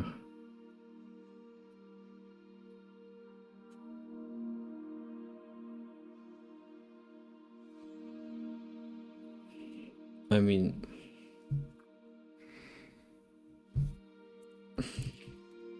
this needs a number.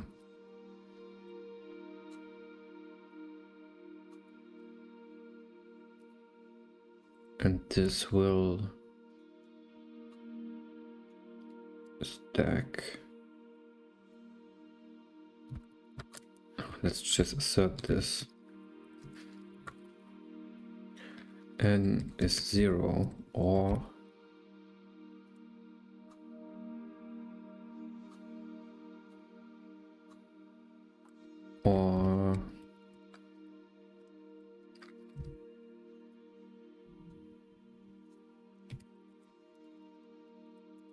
it stacks 1 less than, but it must not be 0.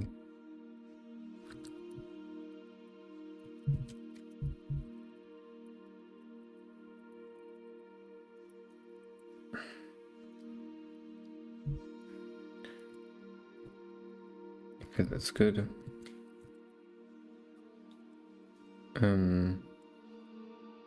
So I can say, okay, hand the entity 5 arrows and it should equip them, which brings up the question. Oh, this is gonna get complicated.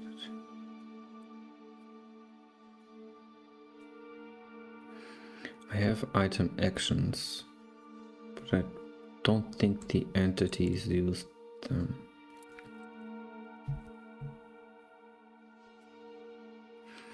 Okay, let's finish this first. So I put in the item.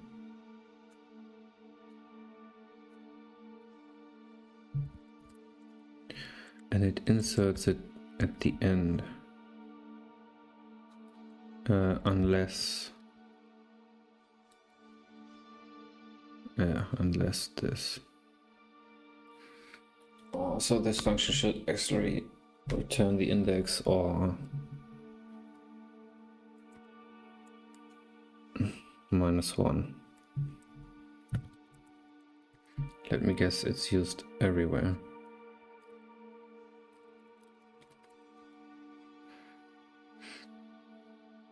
Yep. Okay, this is the object.c doesn't count. That's test code.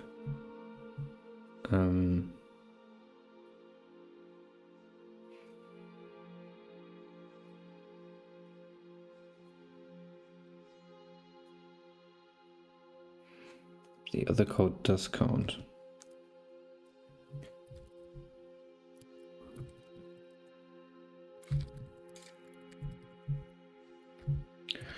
Man, this is a tangent.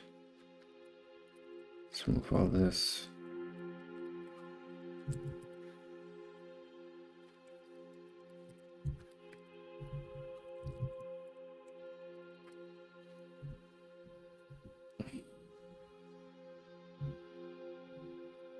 Okay, 1, 2, 3, 4, 5, 6, 7 files.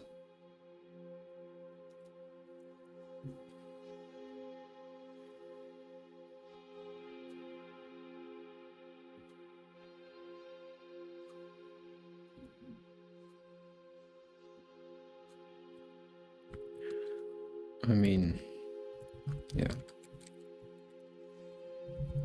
I can fake it, and just ignore this, but that's not good. It's actually bad. Where's it?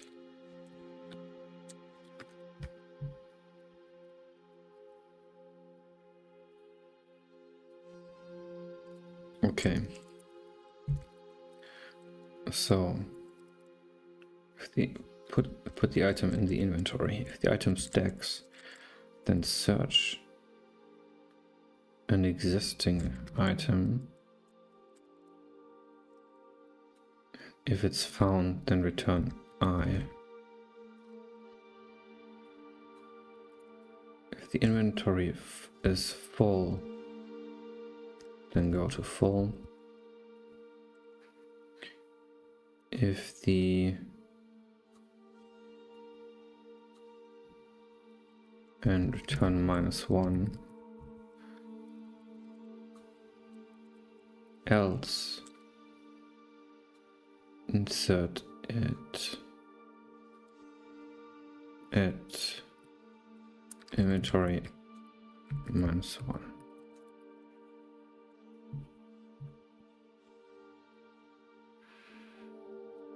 Something like this.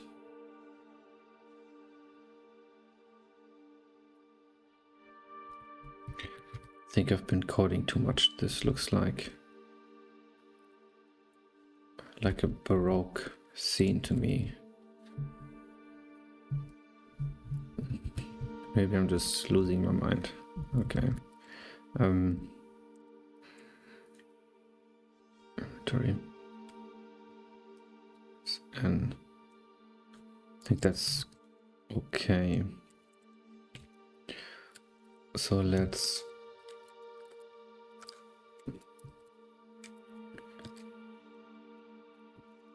grab this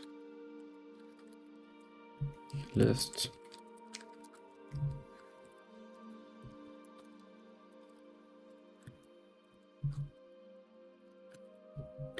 And let's fix this.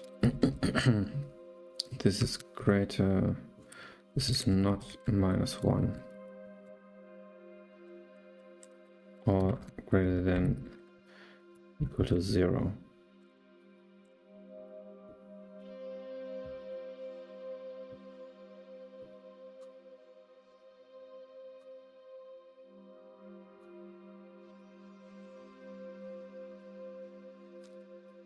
Or not -1.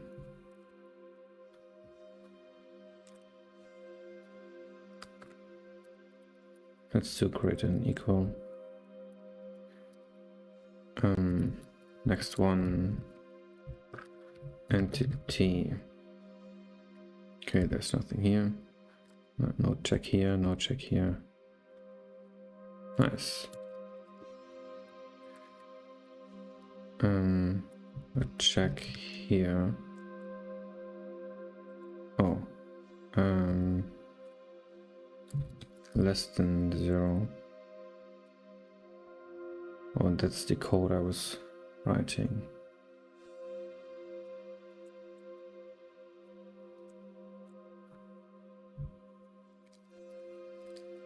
And I want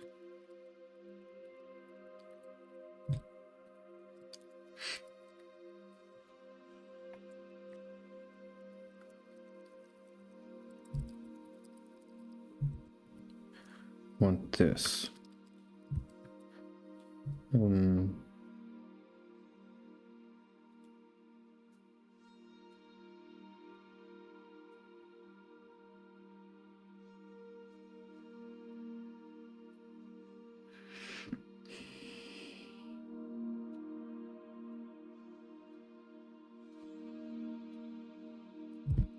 And there's no entity here.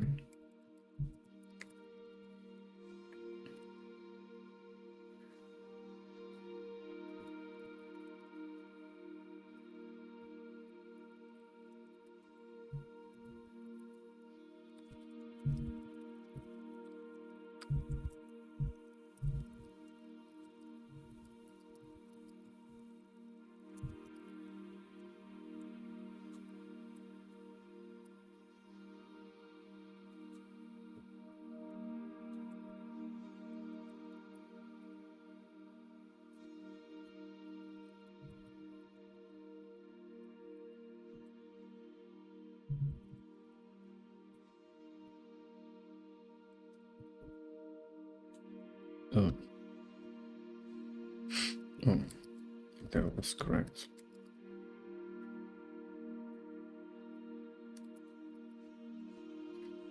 Oh, stack, I think that's a counter.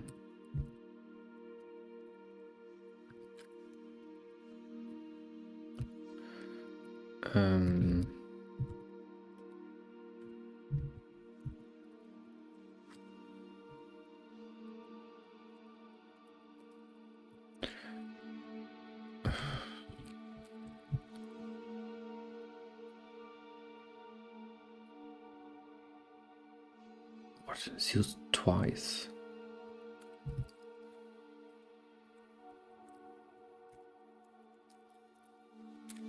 What? Okay.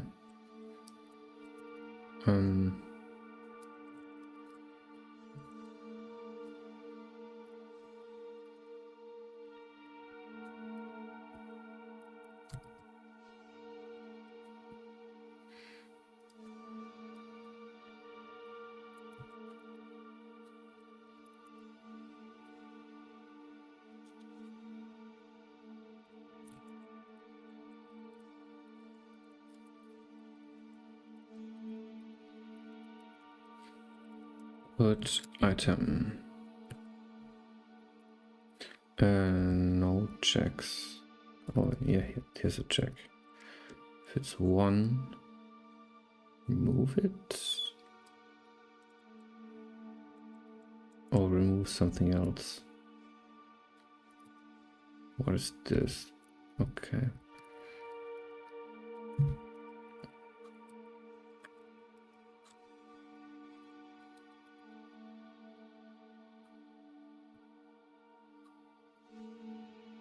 Remove the item.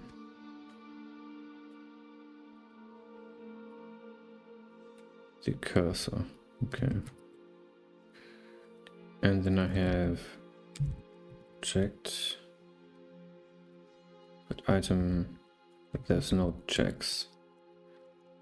And I have. And there's a check here. If it's greater than equals 0, then that should work. And of course, talk.c. No, no checks. Okay, this is fine. And I have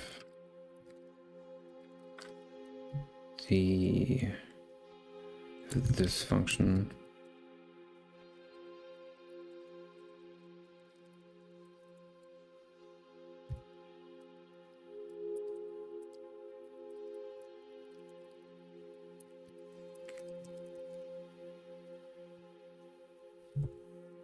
No previous prototype.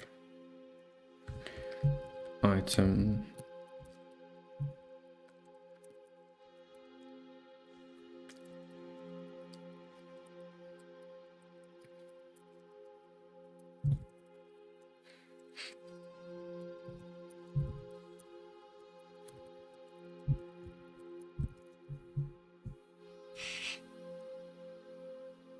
A statement may fall through.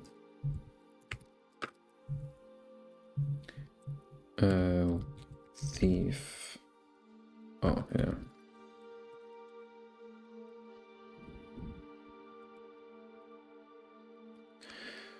There's no... Robber is pretty... certainly not active.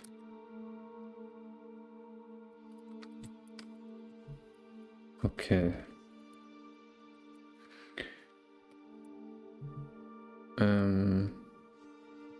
Put item and item.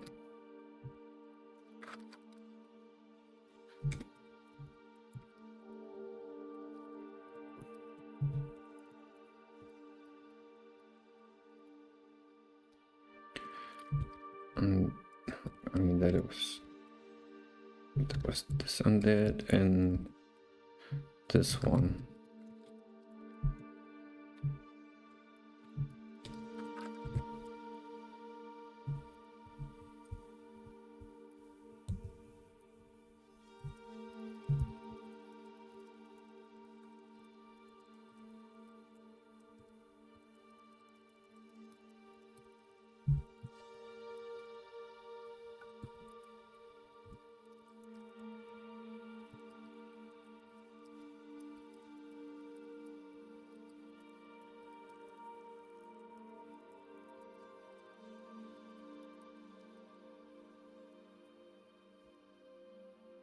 It's funny how the light fades out.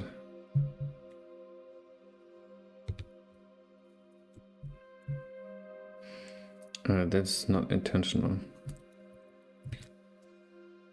So this is much better now. I have just this hand item function.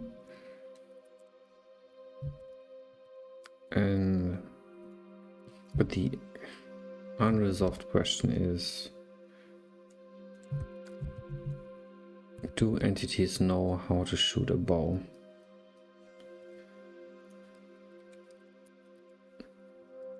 And I don't think so.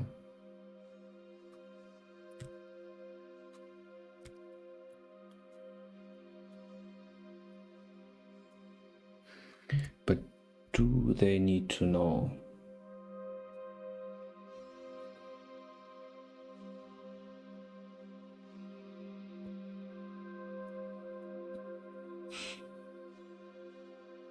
Let me think about that for a second. We'll be right back.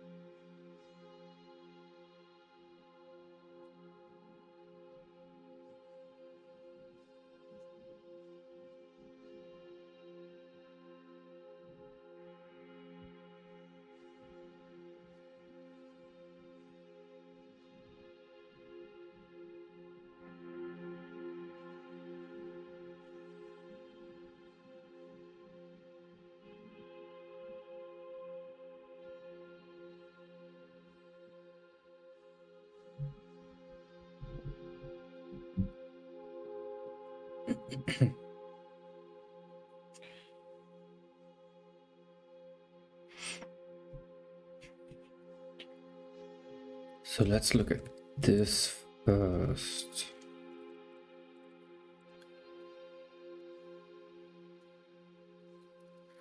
Stab, slice, chop, pierce.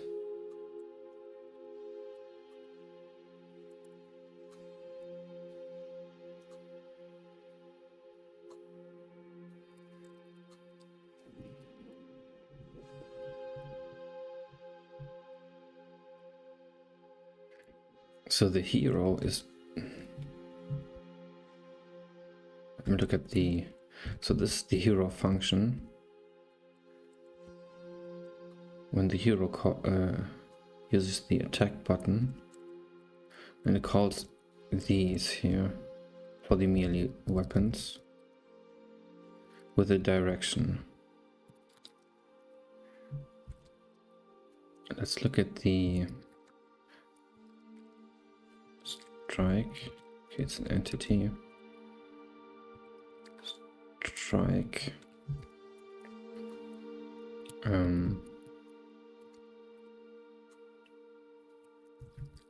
Strike, strike, strike.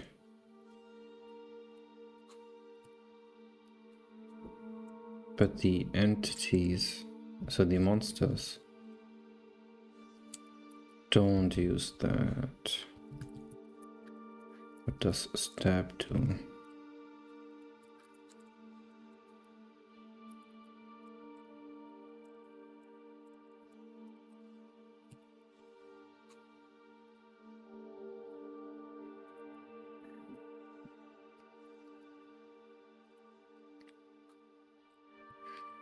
The important part is, can I...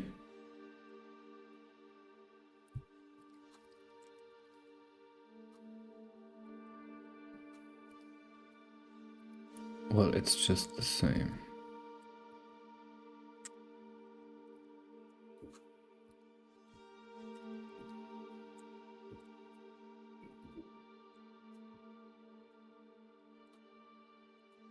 It's exactly the same.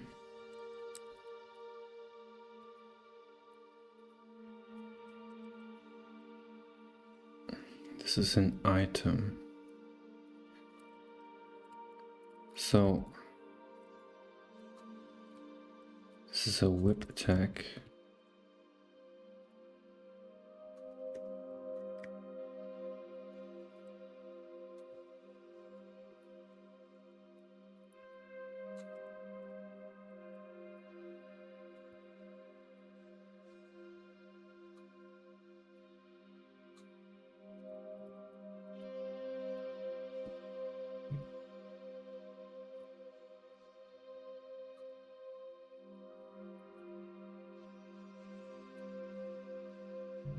So I can call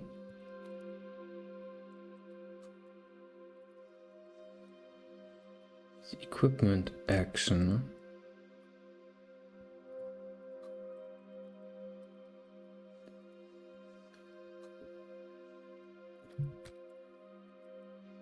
That the hero uses.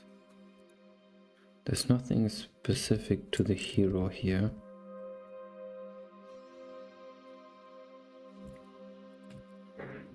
I can call that here, but I need the direction. I have the foes.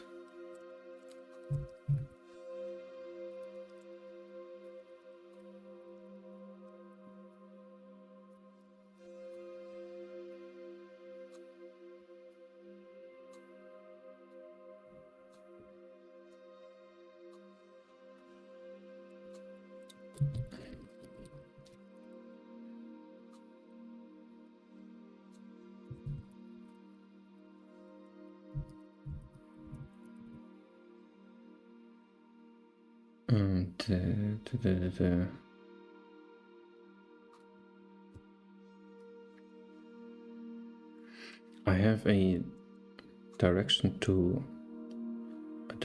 vector, but not the other way around, which I would need here.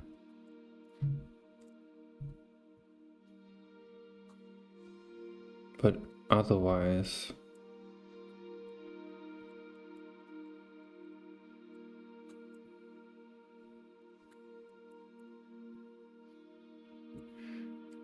I can just call this.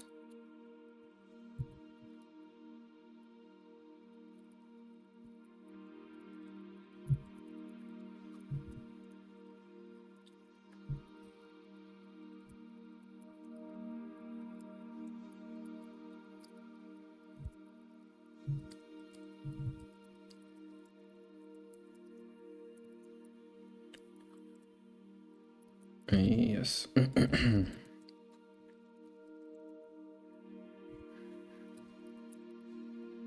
Let's rename this because it's been bothering me for a while.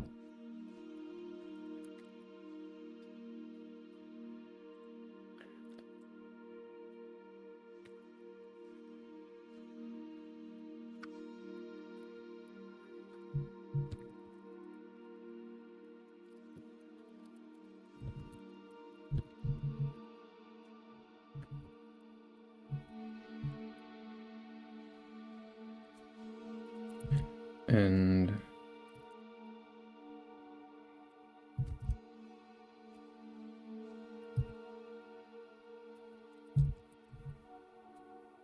let's add this D to direction. I think it's in utilities. Yeah.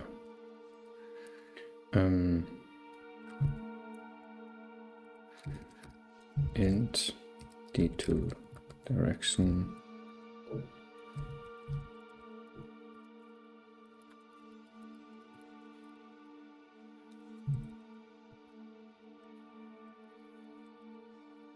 And this is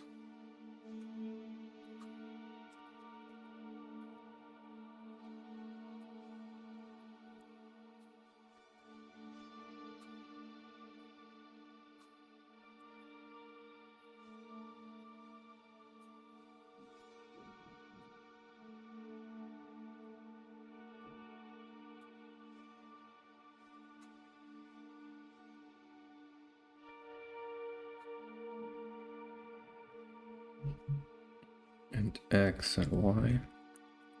X is D dot X divided D dot X.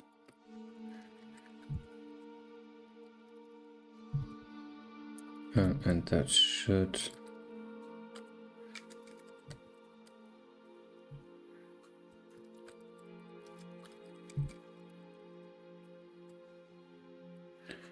oh, come on.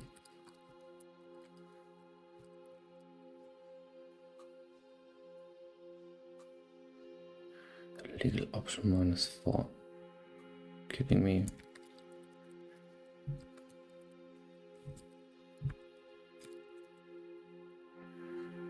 -1. Okay.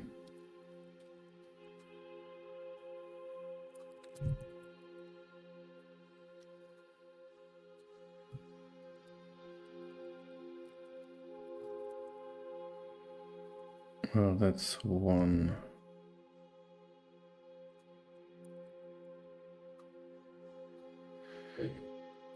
What was the normalization? Oh yeah, if it's not 0.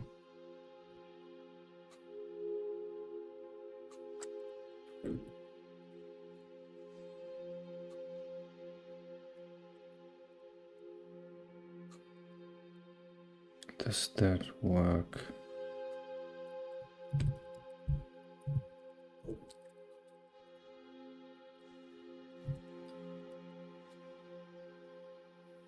That flips it.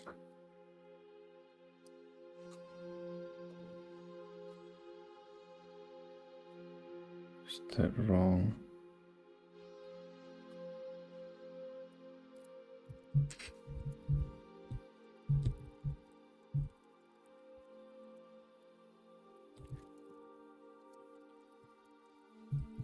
Let's try it out.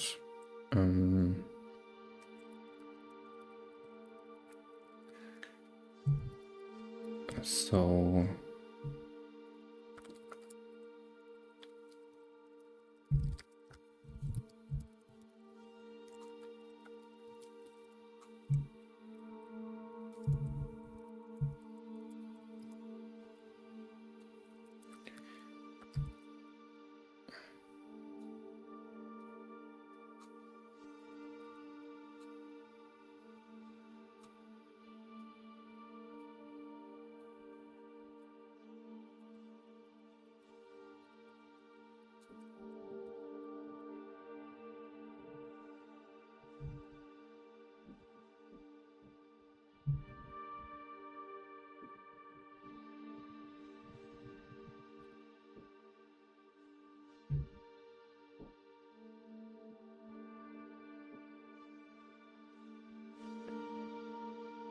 return 0.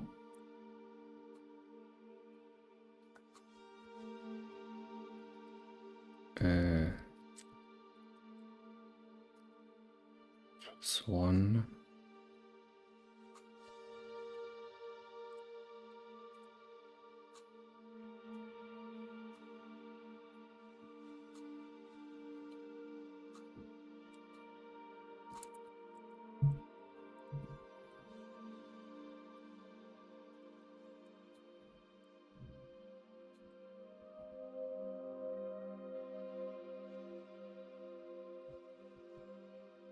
Turn I -1.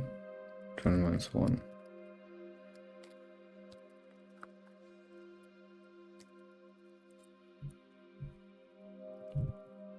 Turn converts direction D to yeah,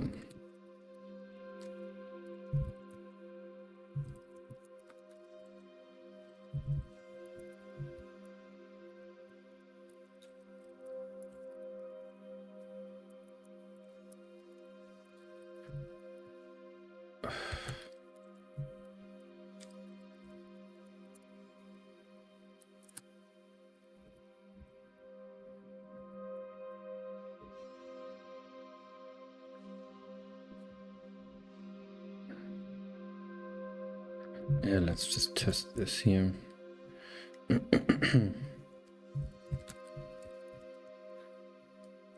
No, that's actually not that easy. This should work.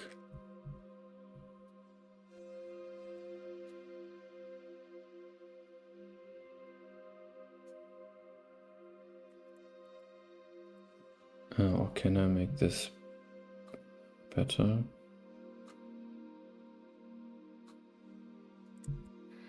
Don't think so.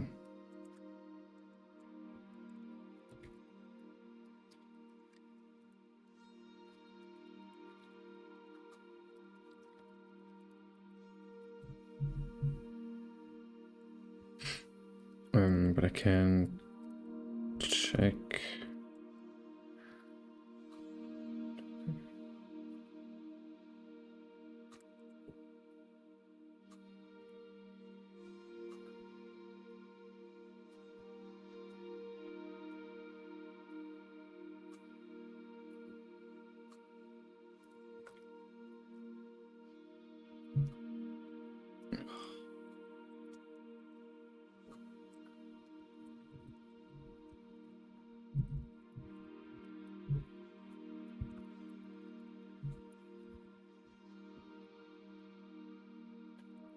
Let's test this here.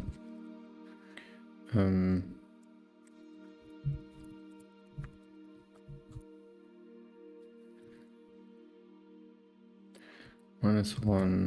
1.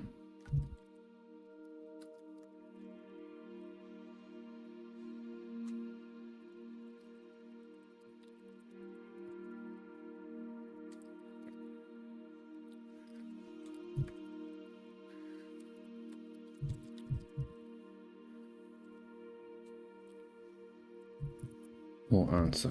Great. Oh. Yes. Understandable. 5. -1, 1 is a 5.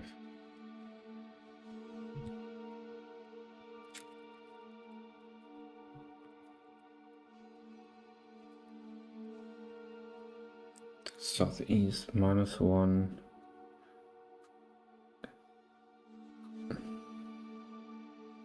Oh, that's wrong.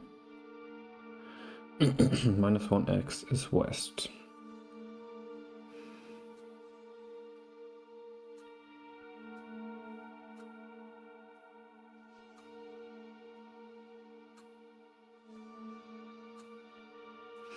But the south is correct.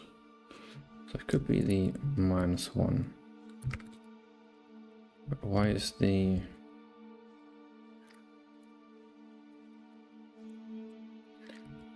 Why is it not allowing me to do this? So it's 6 and then it's correct. It's southwest. -1 is west, 1 is south. So let's check. -1, -1, -1.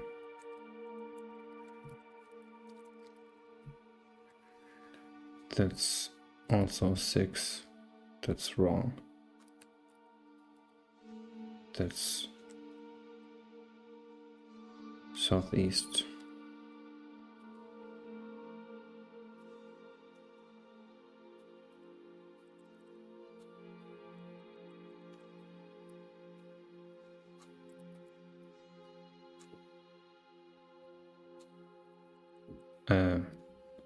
Wait, that's northwest.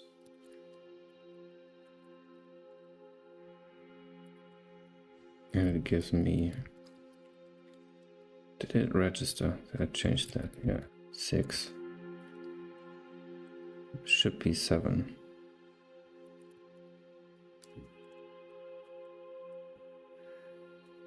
What is wrong? So goes through all of them.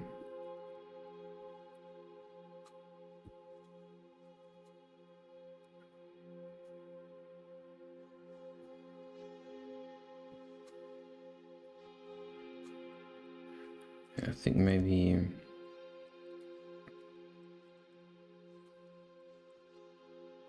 this normalization is wrong. How do I get this?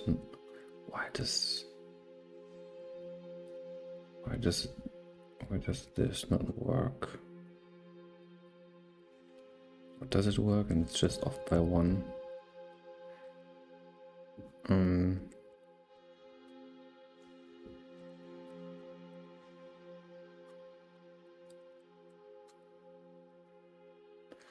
Should this be +1?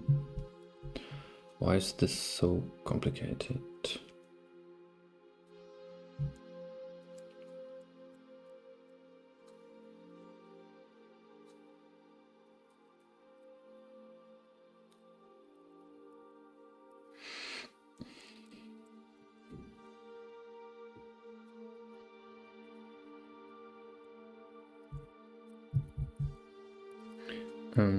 Let's break here. 52.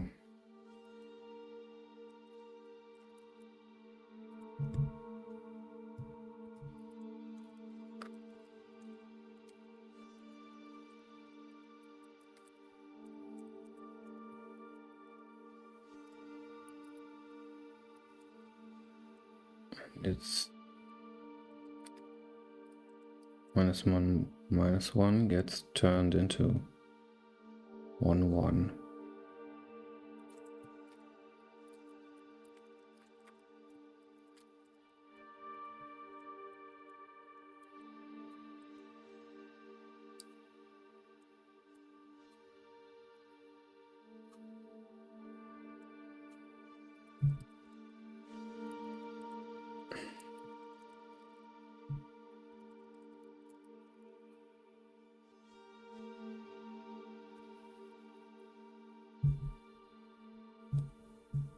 That's completely wrong.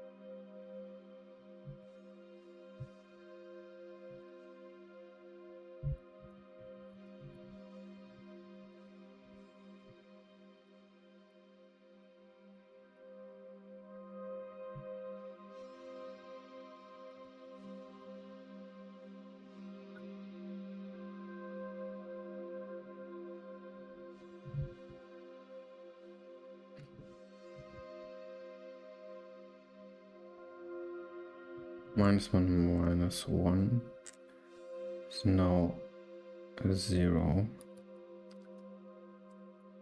Which, let me guess, is also wrong.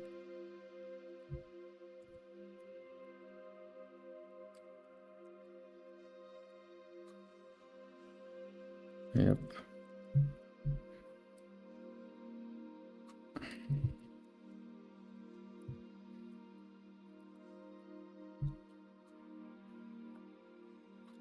Let's check the normalize function again.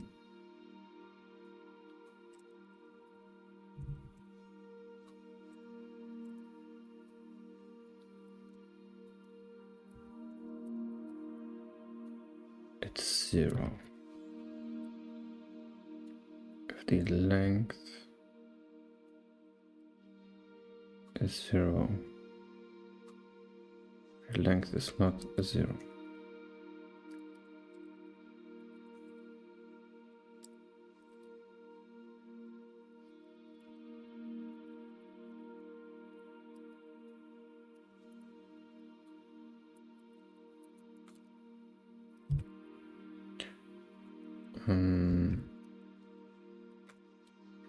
Do I put in -1 -1?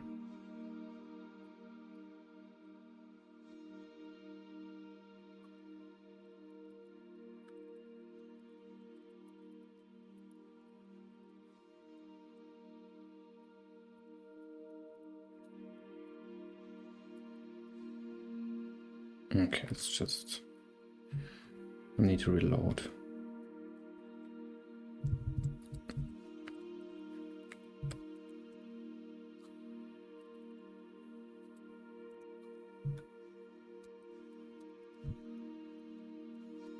Same, kidding me.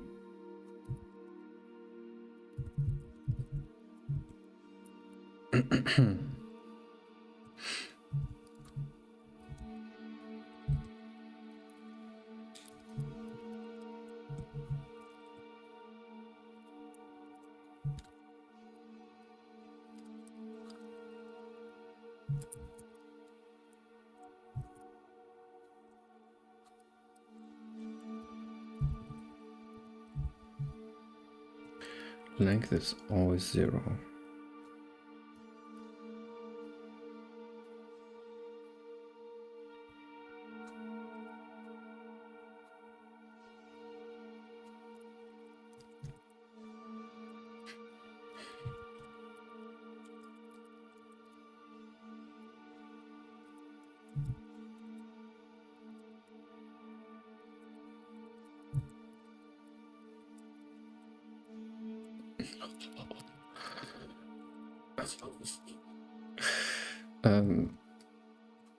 Square root -2 times -2 plus 2 times -2. It's not 0.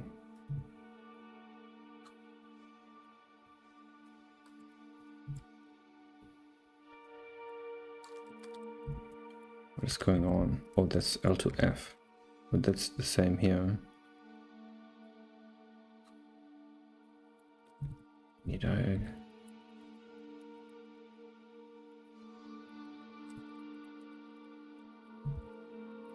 need to square root F here.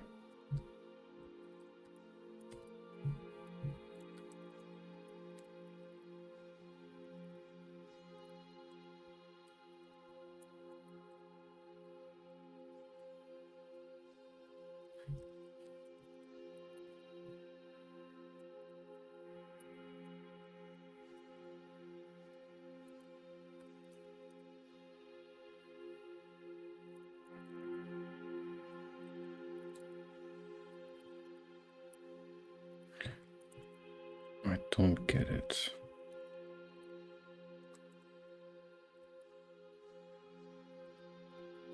The length of the array of the vector is 0 and return 0.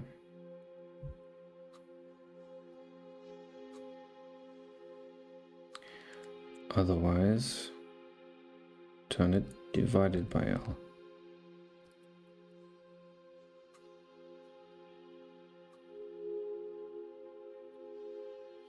I mean, okay, so this just rounds down. Oh. Do I need to seal here or what? Oh gee, this can't be possible. This is too complicated. Let's remove this. Keep this broken mess.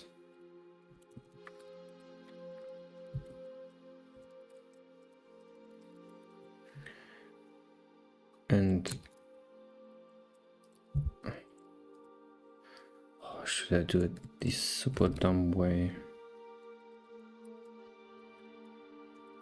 So the smart way obviously didn't work. So let's say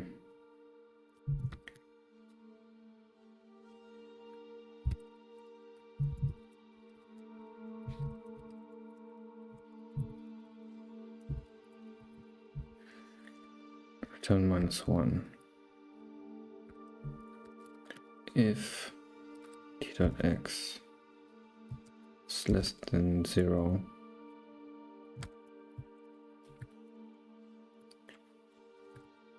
if t.x is greater than 0,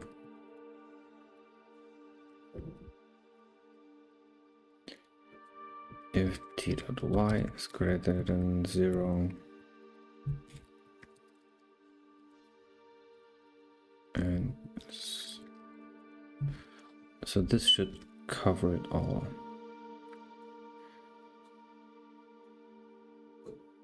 Wait, doesn't. Can be 0 as well. So go through all of this. I want to compare the sign.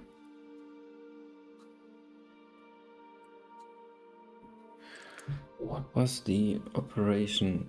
Oh my god, I can't remember it.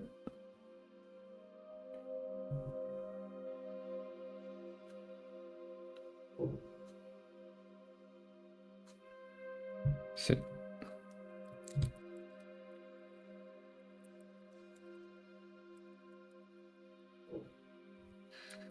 Nope. No, I can't divide it by itself. It flips the sign.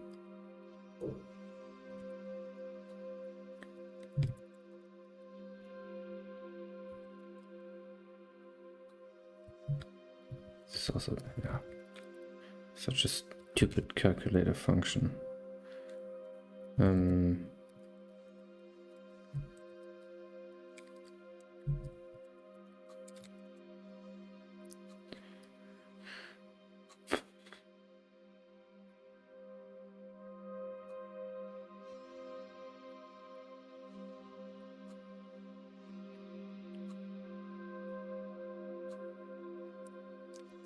Okay, let's search the internet before I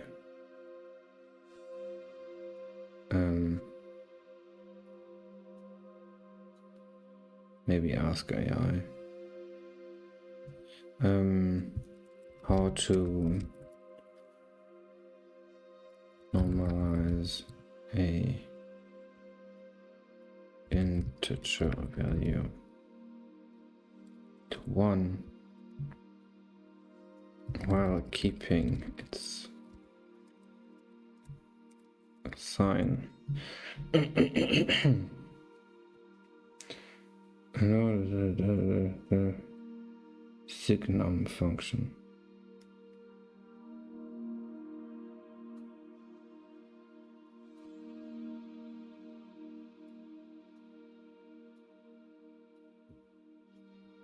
X greater 0 minus what?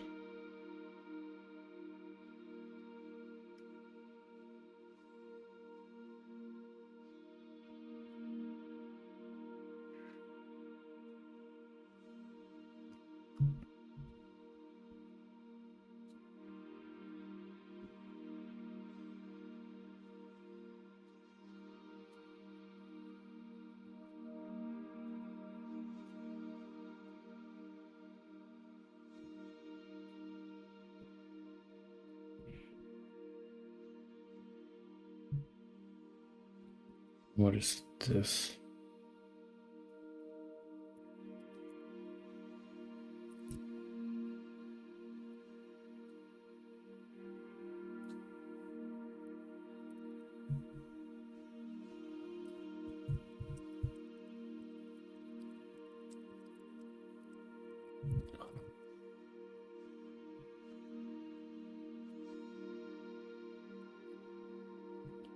Why is the internet so useless?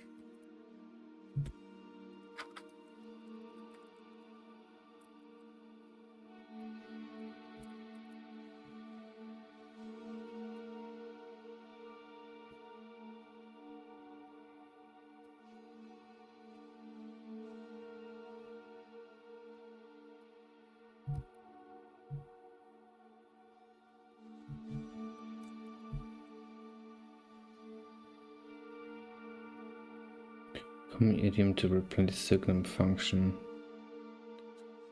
Turns the sign of value x.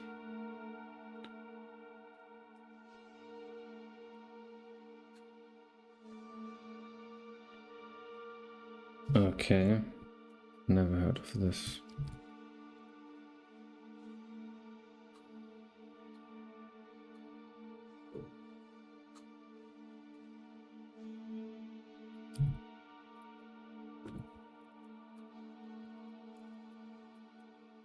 Now what about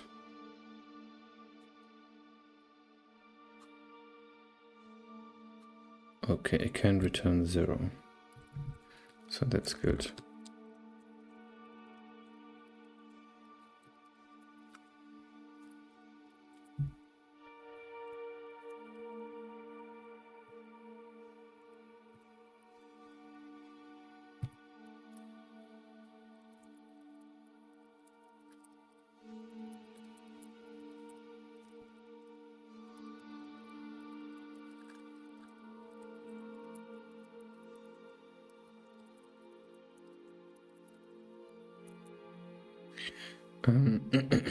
Let's hope this works.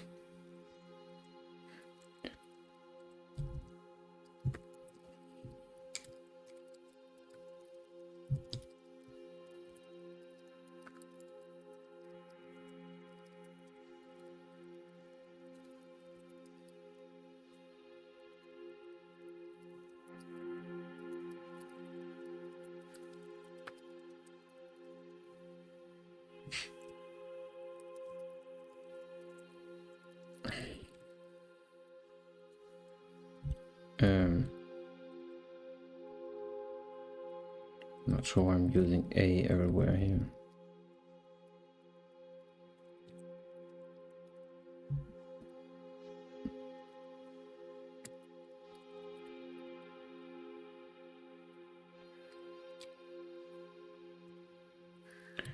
-1 is 8.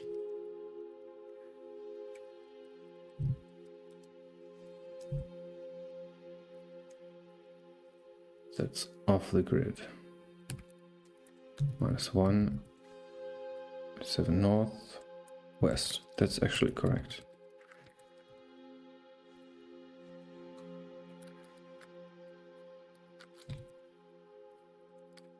And let's test some others.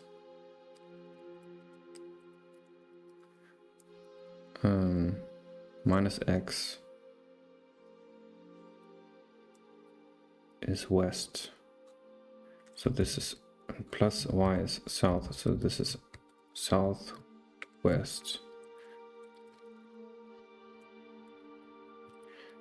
And it says it's 6, and that's correct. Let's test 0.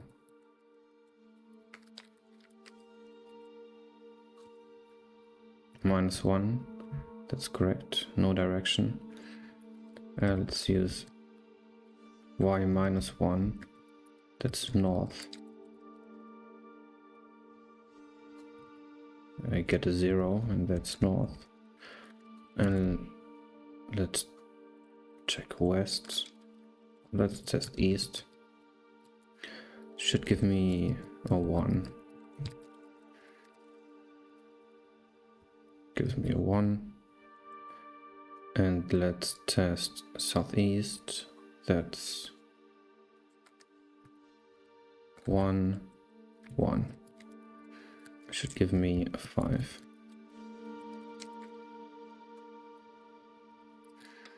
Good. Thank God. I really learned something today. So that's very good. Do I need to understand this? Not really. It's just 0 or 1 minus 0 or 1.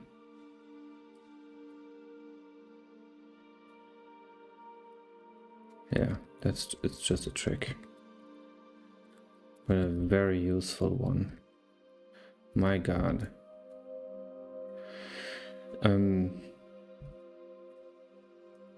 Where was I?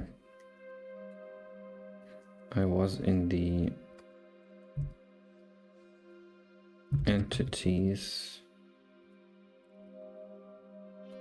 strike function. Here.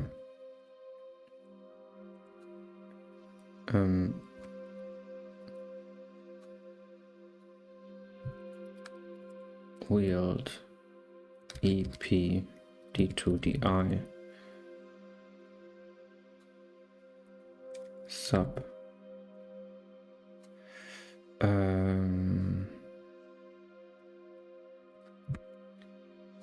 PPE. So this calls the wield action for the entity at position, and it subtracts the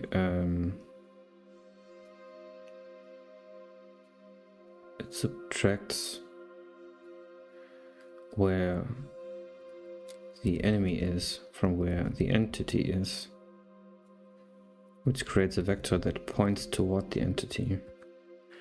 That vector gets thrown into here, and I get an enum telling me which cardinal direction it is in, which then gets passed into the wield function, which is in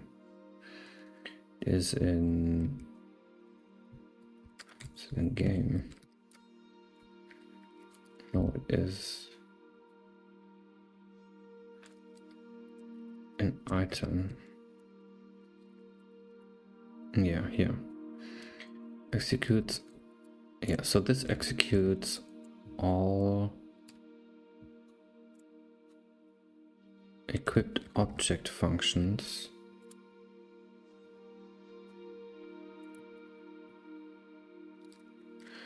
and this would have done nothing more, but I'll have to check these. Occupied bow. Let's see if there's stuff specific to the hero here, but I don't think so. So remove the arrow.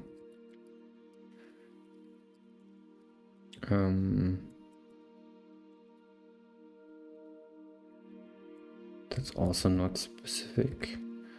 Shot is somewhere else. It's here. So that's definitely not specific to the hero. So the bow function should just work.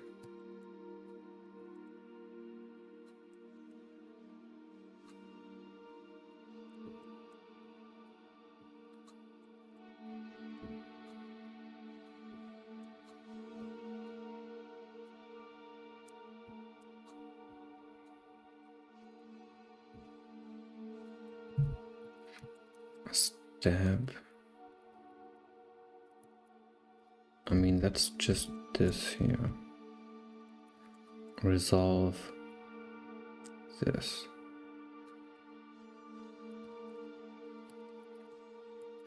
Let's just try it out.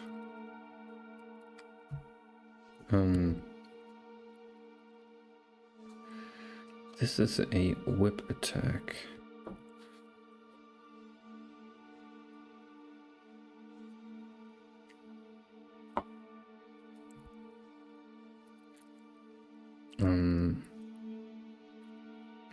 We shall just leave at that.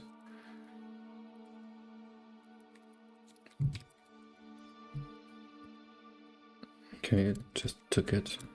Strike. So I want this. I want this to be.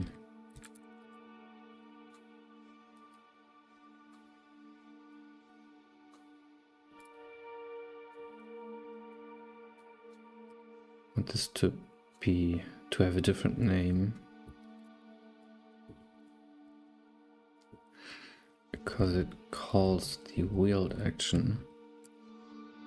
Let's name this wield.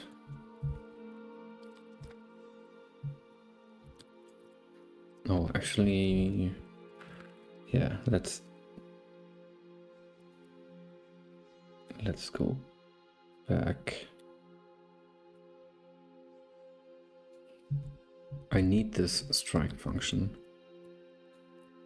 because there are entities that don't carry weapons. So let's call this a static int wield struct entity v2ip. But I need this 2, 3, 2, 3, 4, 5.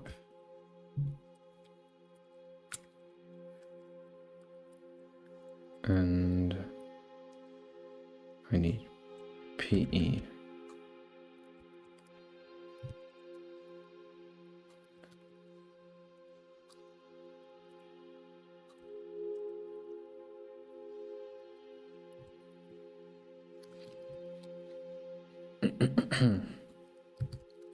Attacks nearby foe with equipped weapon.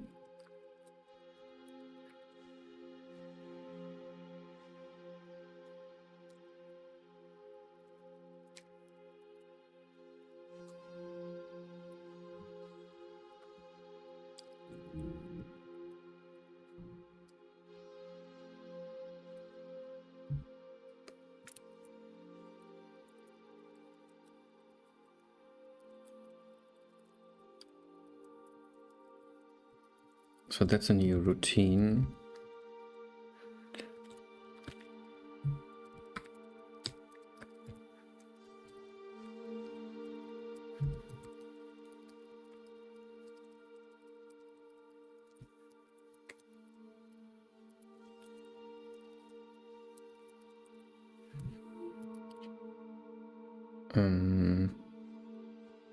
Hey Andre, how's it going?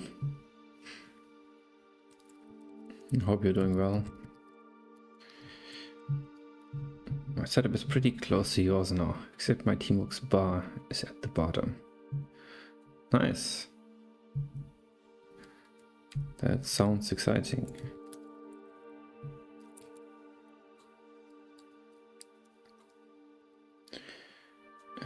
Wield. Doing well, lots of work. Got that contract I told you about. Oh, nice. How's it going? Is it finished or are you still working on that? Or is it a longer thing? But that's cool.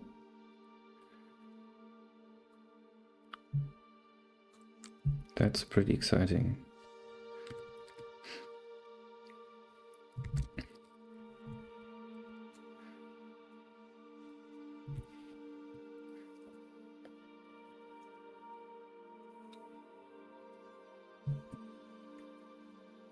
Still working on the features, mostly simple CRUD stuff. Okay. Sadly, the entire system is made in some niche, object-oriented PHP framework. I heavily dislike object-oriented programming. Yeah. That sounds pretty annoying. Yeah, I've never gotten into the object-oriented stuff. Never really made sense to me, or I'm just too stupid to understand it. My brain is more like make computer do stuff.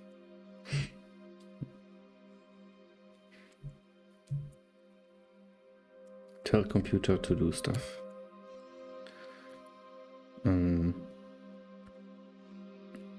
Where did I want to add this? Here, okay. Undead.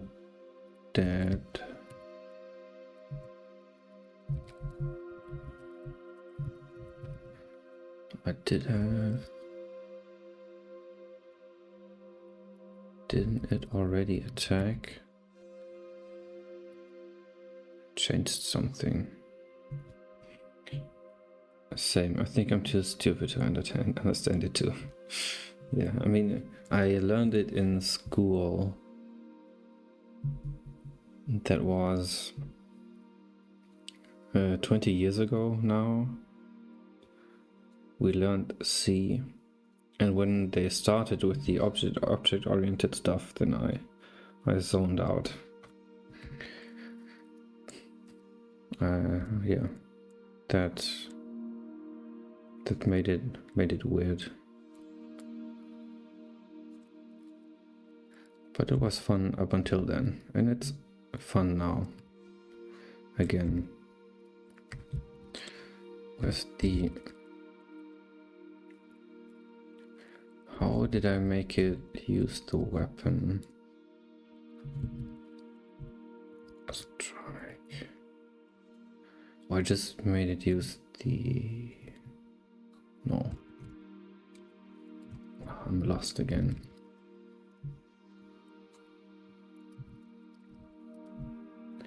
Where does it attack? Well, it was in the strike. Oh, what did I do?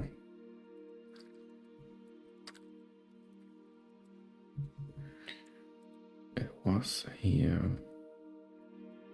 Oh, is that is that in the signals? The sad thing is encapsulation. You have to keep checking a bunch of obscure places until you find where the code actually is going. Like, just write the code that does the thing in my face, please. Yeah.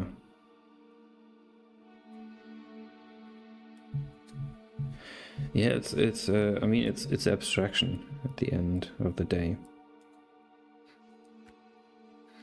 And I mean, without abstraction, no abstraction is also impossible. But yeah, the approach, I think the object-oriented approach is too heady. It's too... I feel like it's anthropomorphizing a machine to an extent. Well, that's the feeling that's the vibe I get when I see code like that.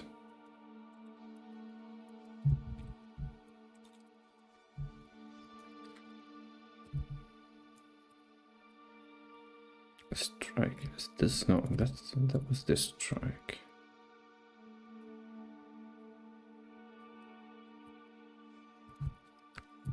Did I just...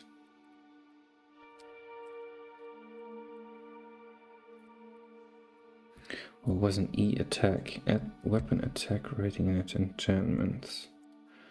Oh, okay. These are just the weapon attributes, but the actual weapon action is somewhere else.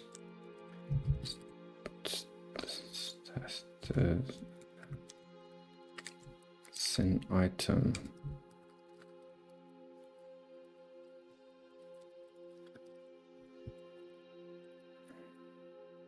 Oh, that's confusing.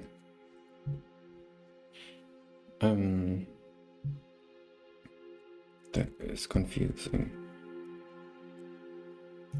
Stab.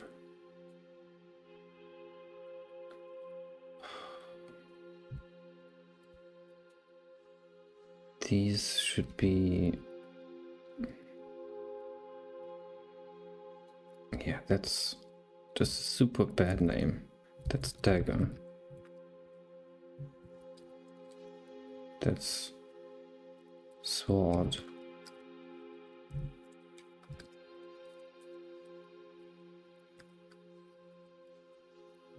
That's axe. That's spear.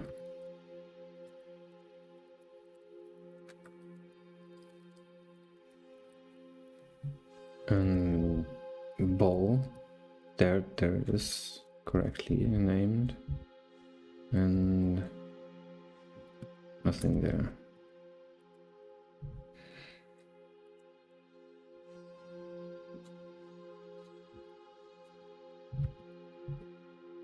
But yeah, in this game I'm also using some object-oriented ideas. So it's not all bad. For example, the signal system.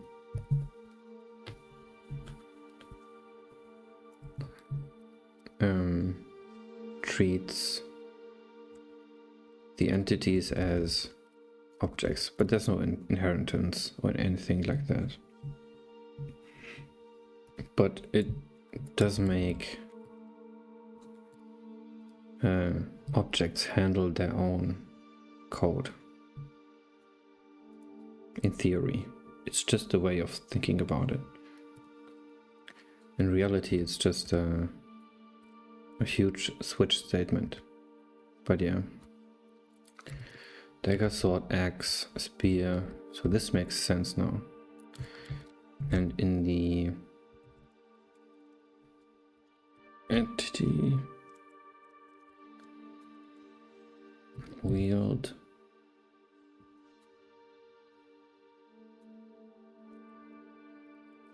wield action, maybe. Thank you.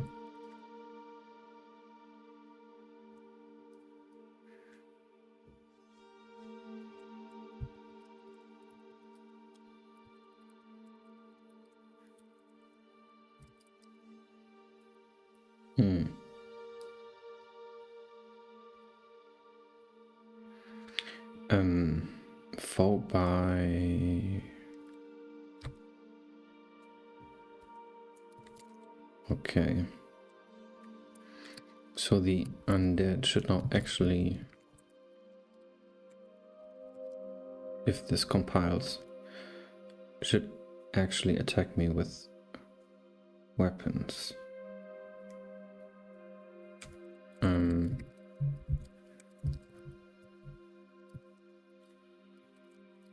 Oh, I am already here. Let's give them better weapon, not the strongest in the game.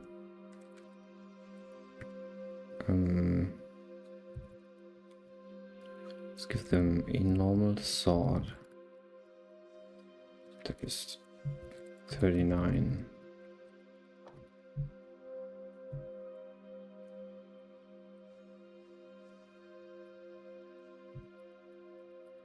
Okay, and it's not attacking at all. That's because... No, that's there.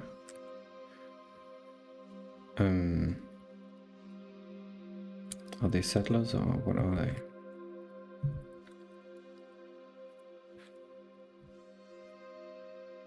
They are simple undead.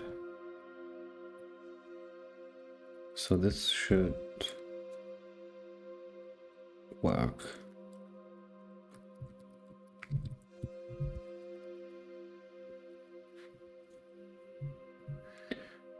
It has a sword, so that's good.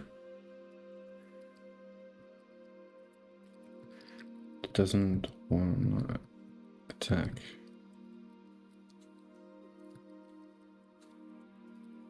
I can still attack, so that's good. They can't. What happened? Wield. Wield. What should this return? If there's no foe.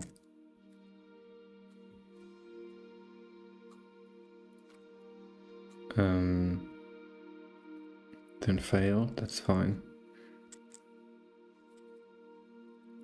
Why doesn't this work?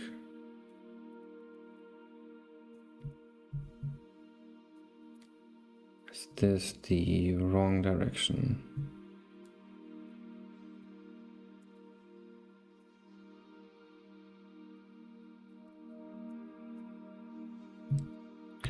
Let's see. Item.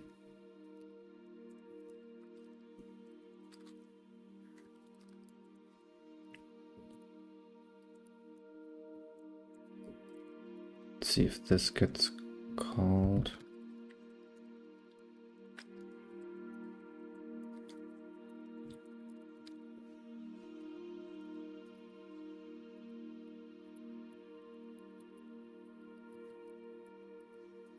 Okay, they are wielding.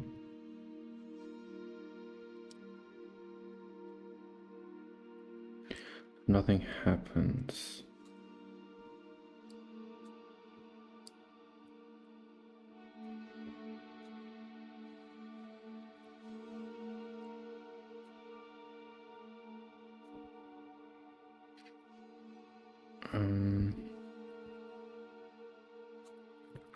I remember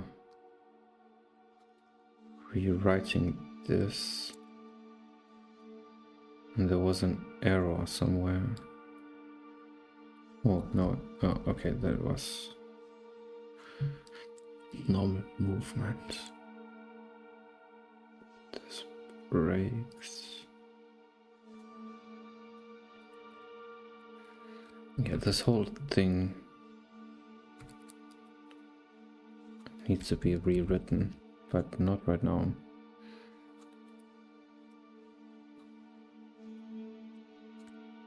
But let's check the sword.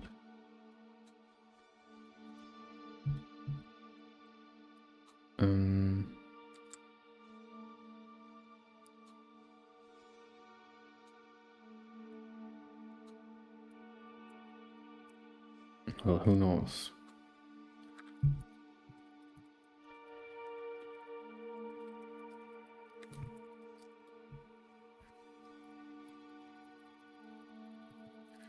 Okay, they attack with the sword.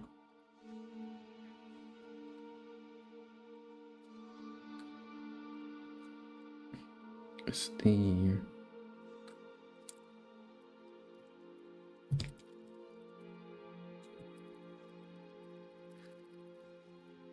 Yeah, they can't find the defending entity.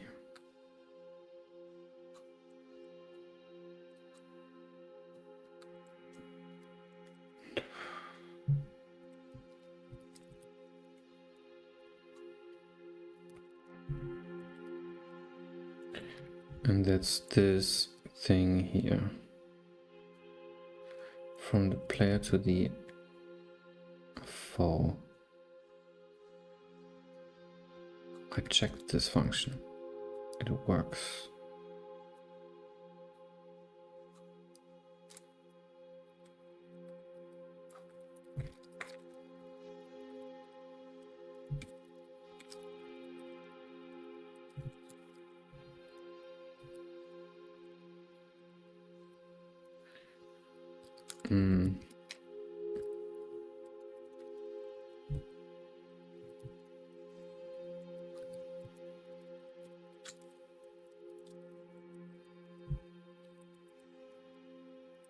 Wield.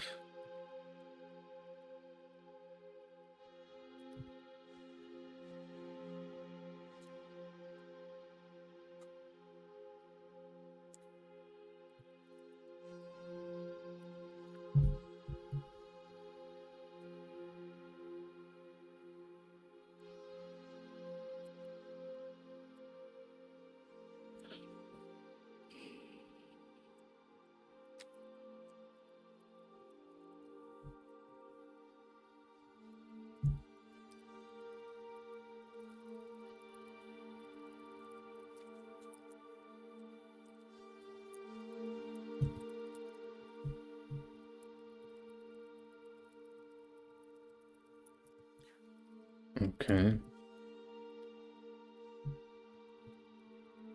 Oh.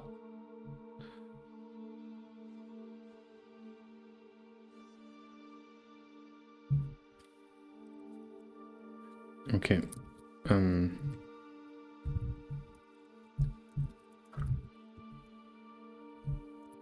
We go into item.c.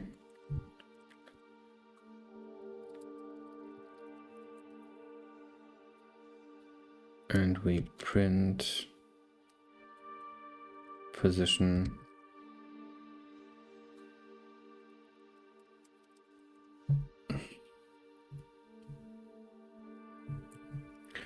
So direction 3 is, am I here? No.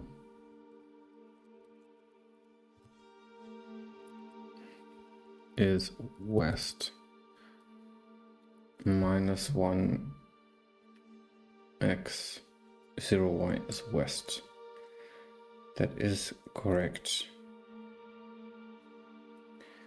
Why is it freaking out?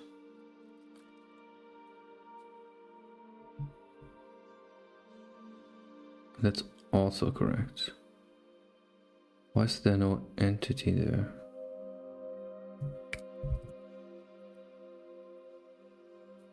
What? Where have I? Okay, I'm here.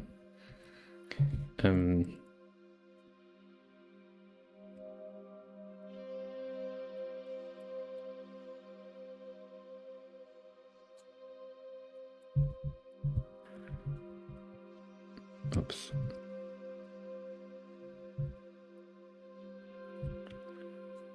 This DE is bugging me.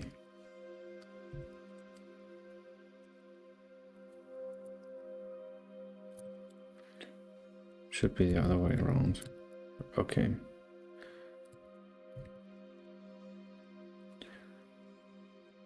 So let's step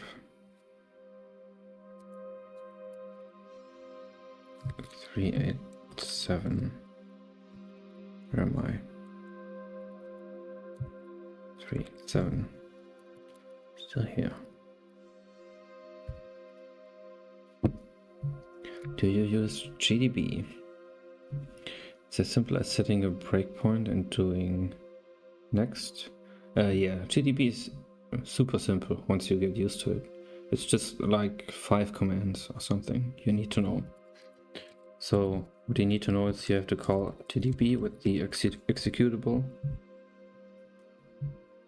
and then you have it loaded and you type run, it runs.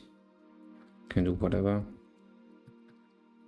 as with your normal program. If you quit, then you're back here. You can run again. Breakpoint setting is B. Where was I? Item.c, and then like this for the line. You can use function names, but I'm not sure. I always just use this. That's good enough. Press enter, then you have the breakpoint set. Then you run and wait until it triggers. So this triggered, so I alt tab back, and then I am in the debugging, in the real debugging. If I run again, just to demonstrate, graphics are looking much nicer by. Thanks. I added a fog and a bit of darkness effects yesterday. So if you run it again and you don't want to set a breakpoint, for example, if your game is soft locked, it's hanging in some kind of loop, you can alt tab back to GCC and then Control C, and it will break the game where it is, and then you can inspect it. Does it have some rebuild command? Or do you need to exit it, build and start again? I don't know. Currently I always exit, build and then start again. but it may have an integration with make or something. I'm not sure. So the let's set the breakpoint again. The commands you need to know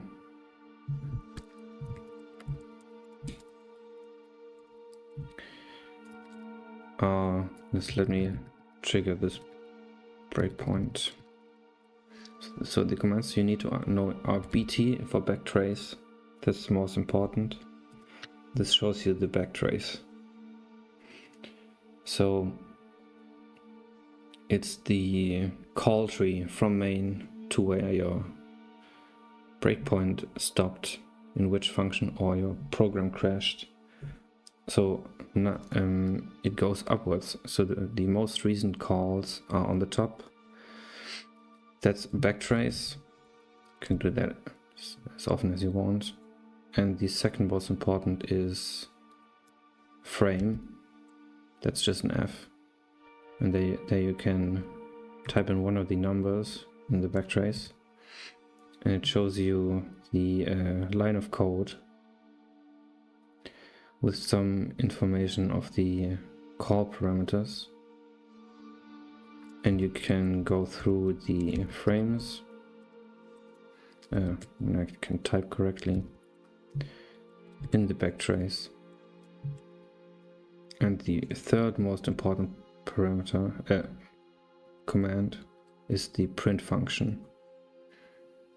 So if I go into the frame 1 and I want to inspect the value of P, and I say print P, and it prints the variable. Print DI, print L.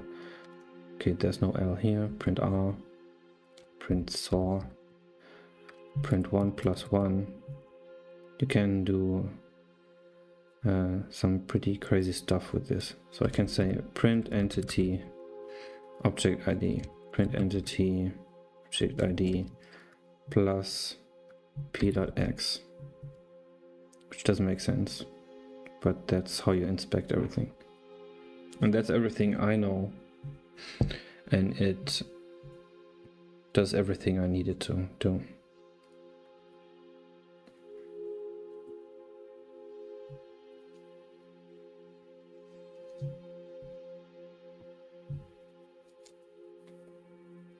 So yeah, that's super simple. You don't need an IDE, you just need GDB.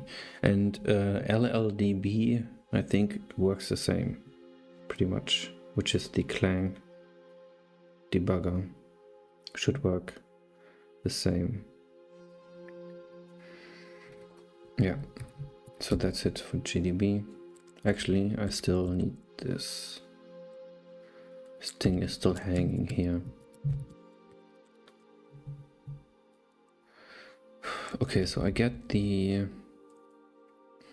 wheeled action.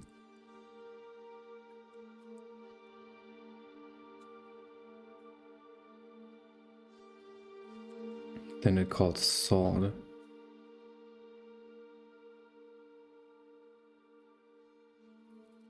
And then I can't find the entity.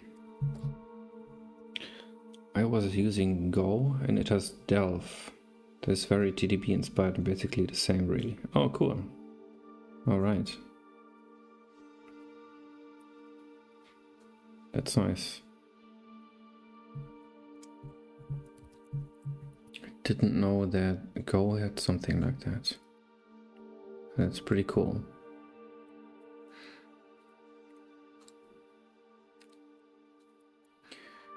Sword, sword, sword, sword, sword, sword, sword. Not even sure how I should debug this.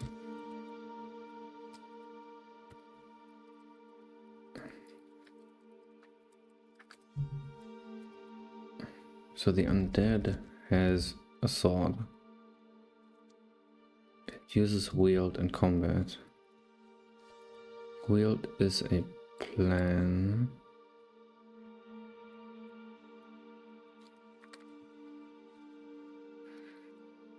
Is this wrong? I look at the entities nearby.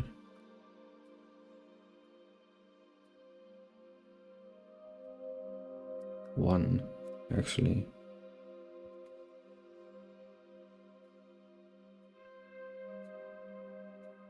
I check if it is in a straight line. And then I call wield. Let's break here.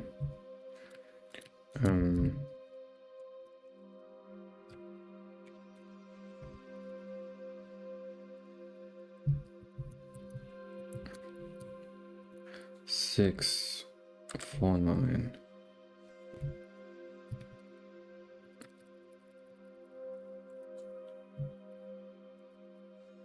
Print E. God. So it's the undead.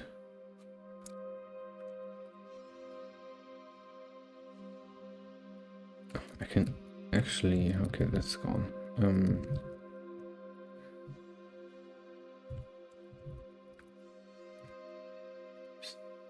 that's okay.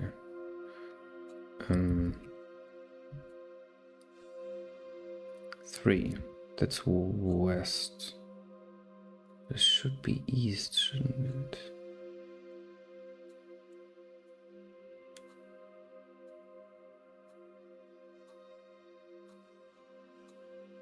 None of those undead were on my right side.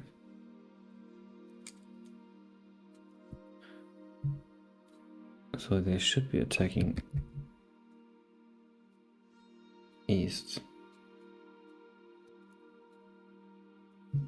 Oh god. So I am...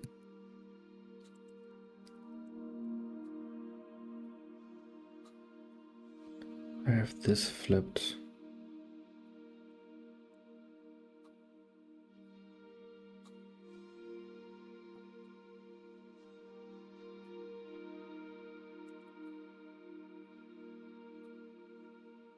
This is from the entity to its target.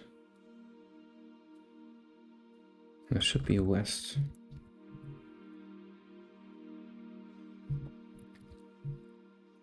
What does... Oh, can I do function calls here? Doubt it.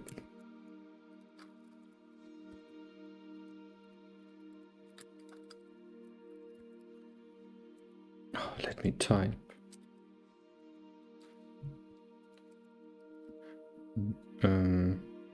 Oh, I can.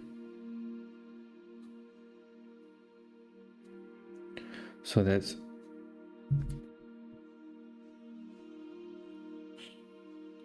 -1x, which is west.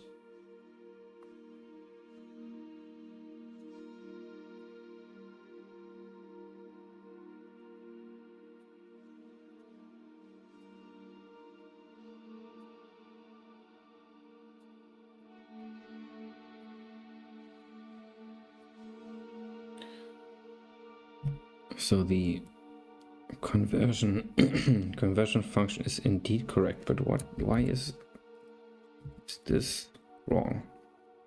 What am I thinking wrong here? So if I do this, it should work.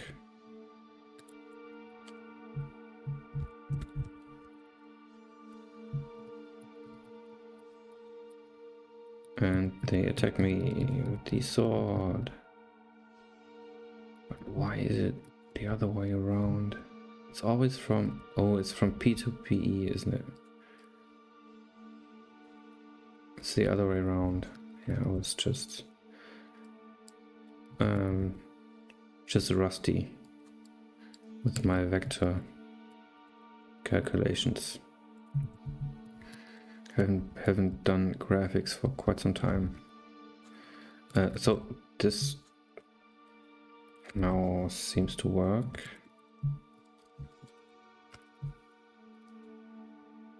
This should then also work. Hero hopefully can still attack. Yes.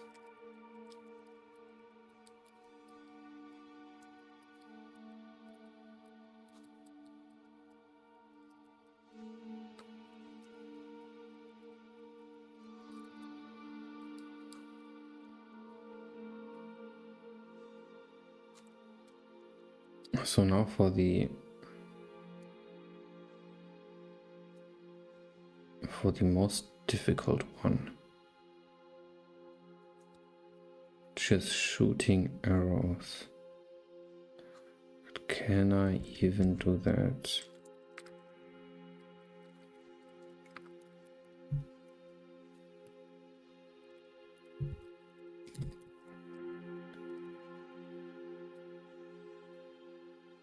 Oh, it shoots in the direction. Oh, I can do that. I can totally do that. Well, that's actually amazing.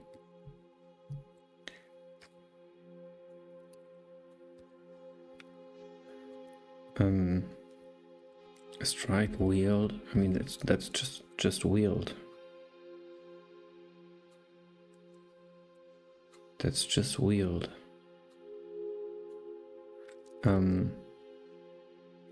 But this check.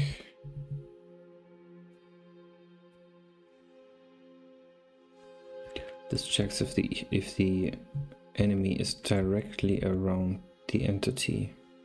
I don't want this when shooting arrows.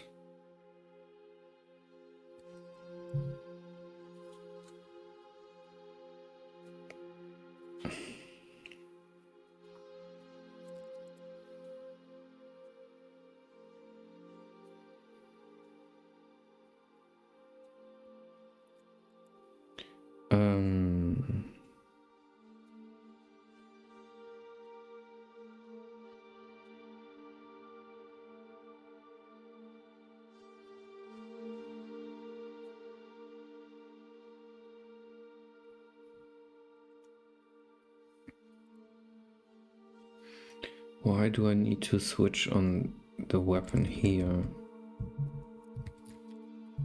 when I do that here?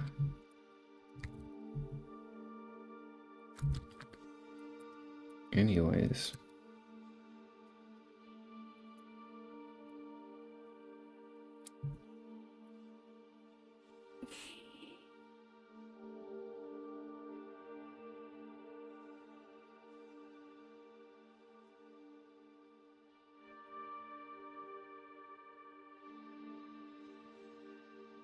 No, it's not that elegant as I thought.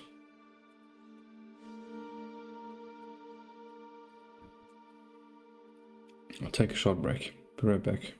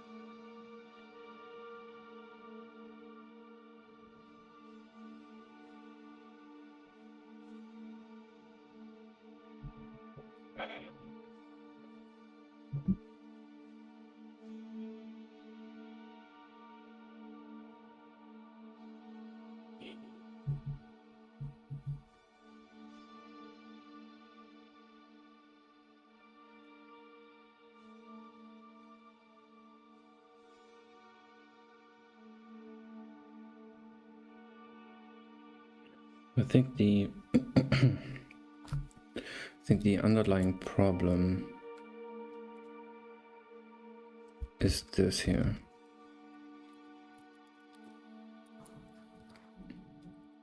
This faux buy.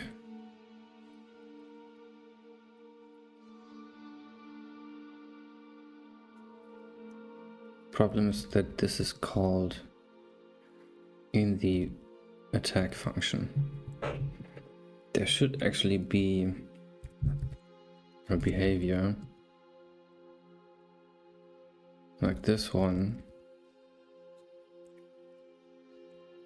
that sets a variable on the entity that says this is my target.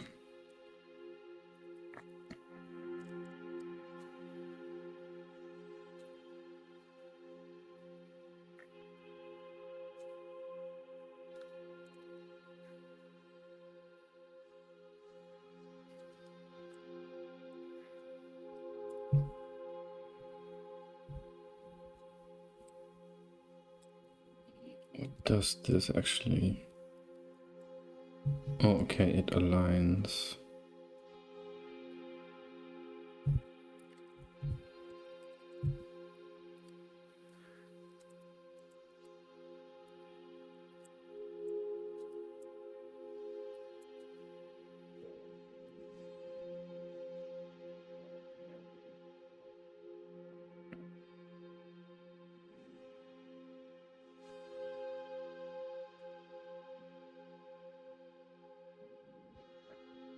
So there should be something before striking.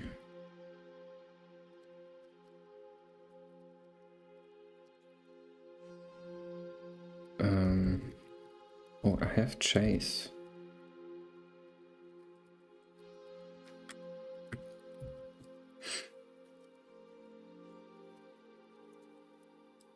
I have it already.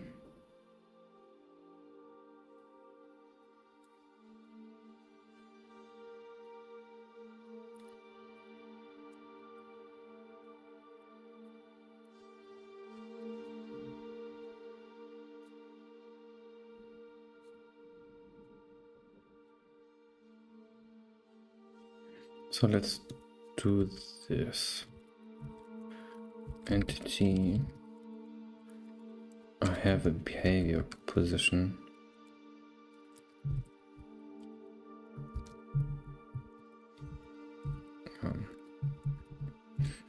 Let's not do it here.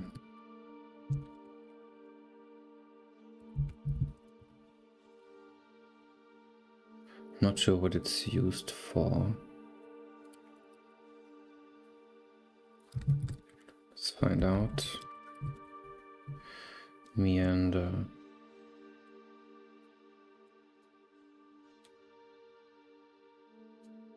Okay, that's a walking position.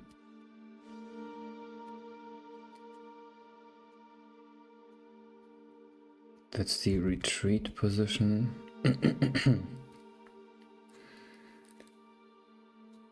That's also a return position, return position, return position. I need to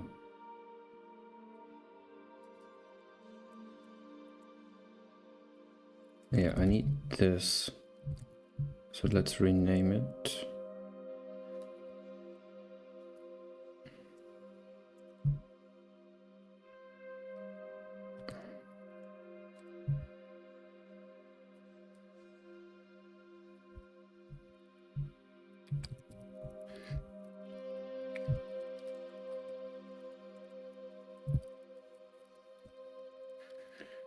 And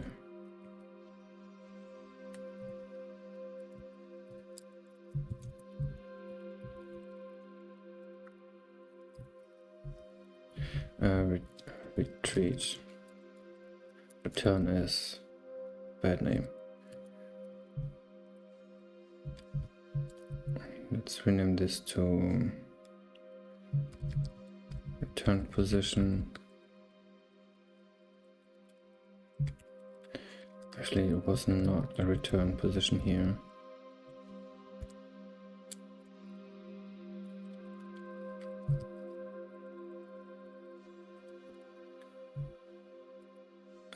But it should be.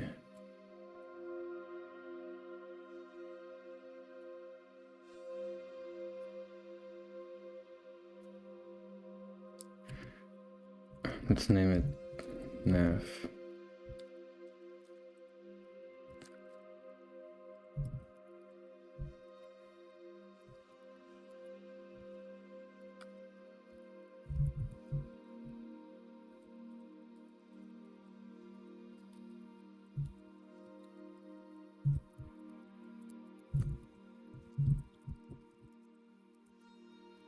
See if this sticks. Yes, and now folk by.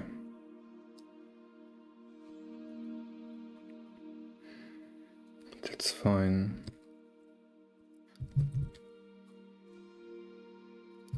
Is this the first one here? Wield.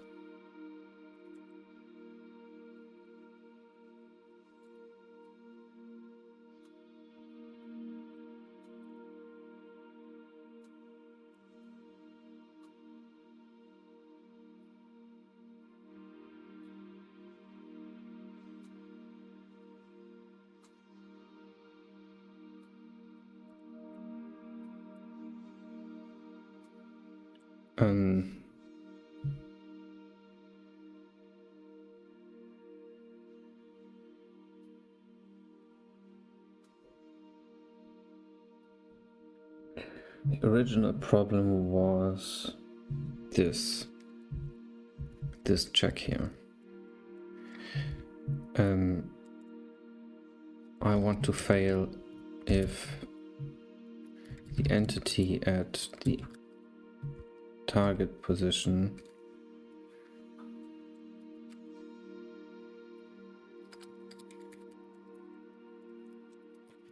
is null.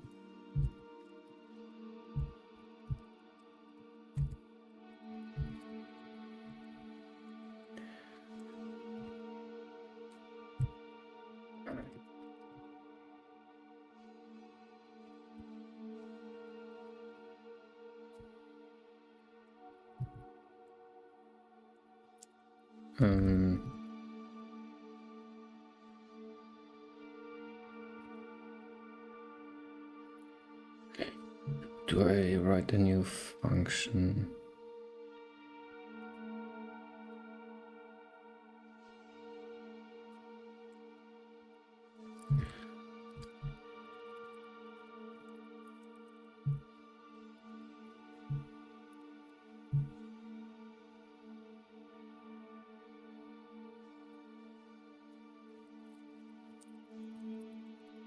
No, that's actually not working.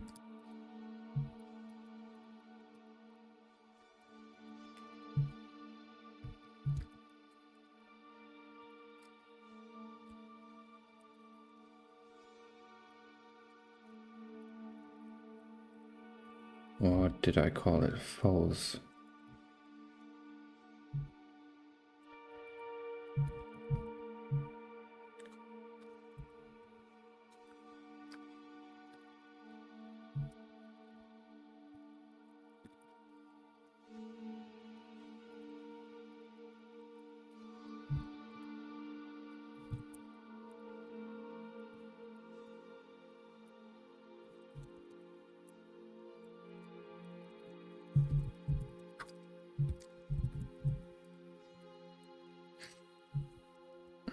Not sure if this is the right way.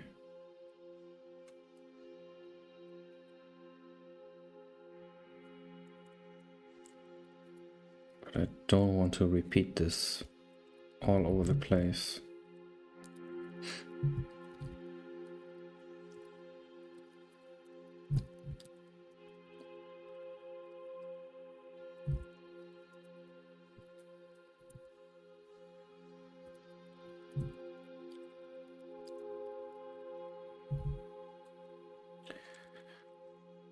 Um,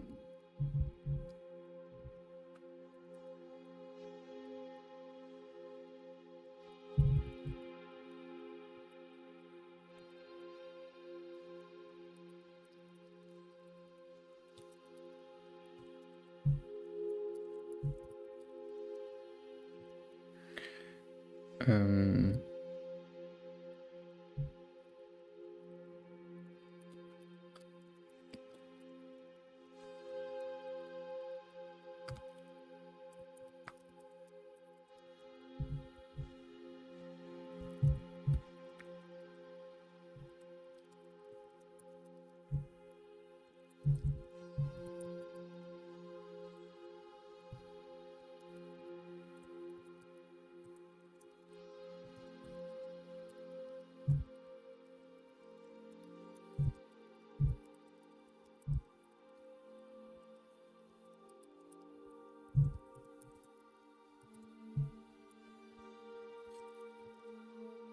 so if O at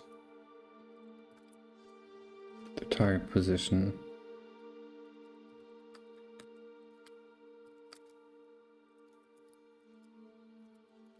is 0, turn fail.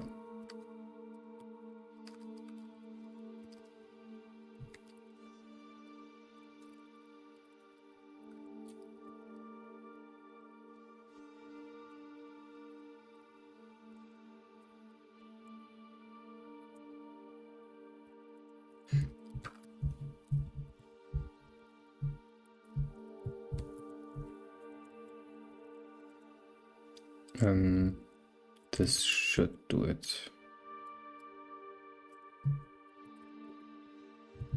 Now in the chase function,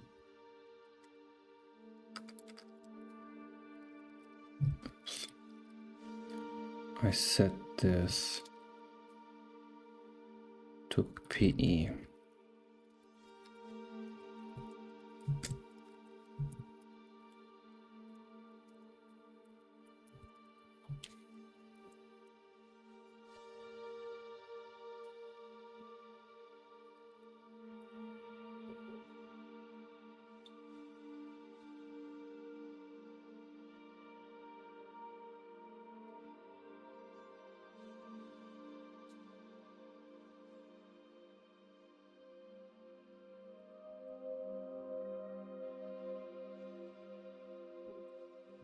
It should work.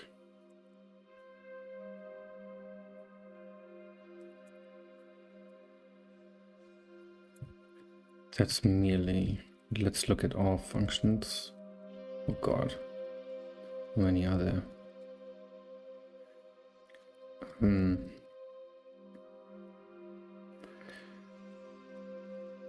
Pushes back,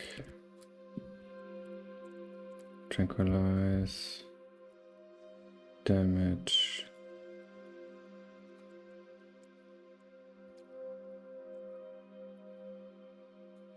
aim direction. Okay.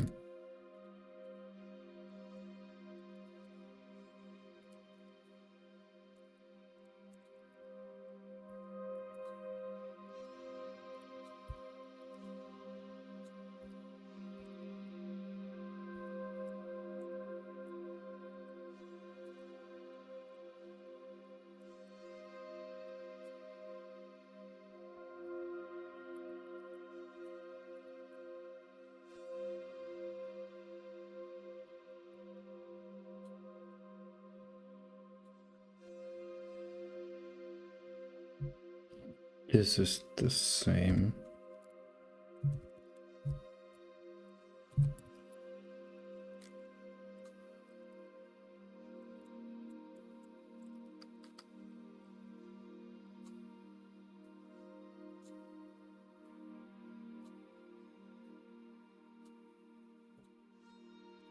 Actually,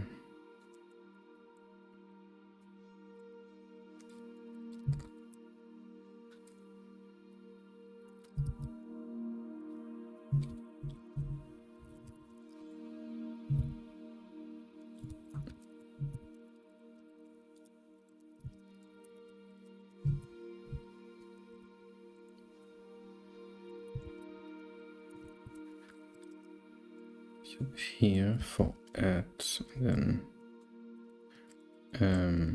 yeah.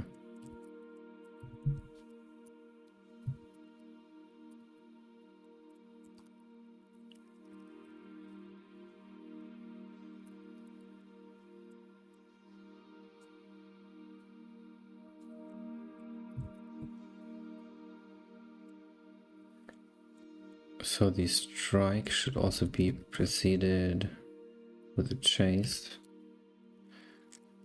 Shooting as well.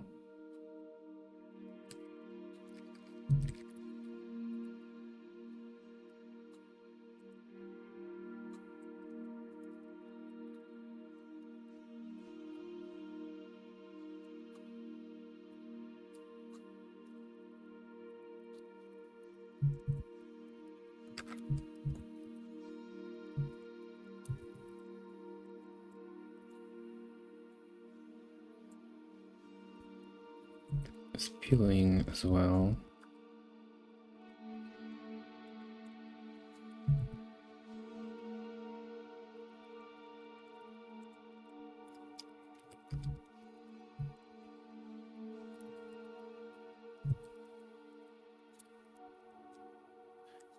Chase, that was that. Wander, that's fine. And aim, that's another one of these.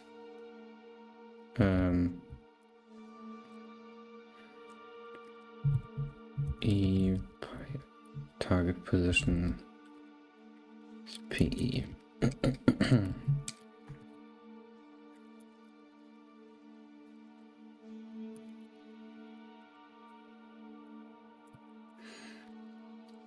Follow. Charge.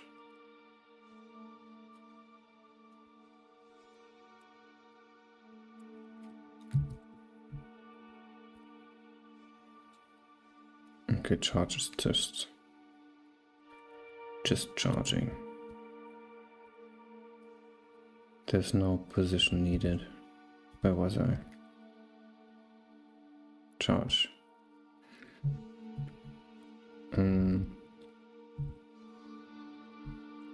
Vanish, bury, sleep, merge, retreat.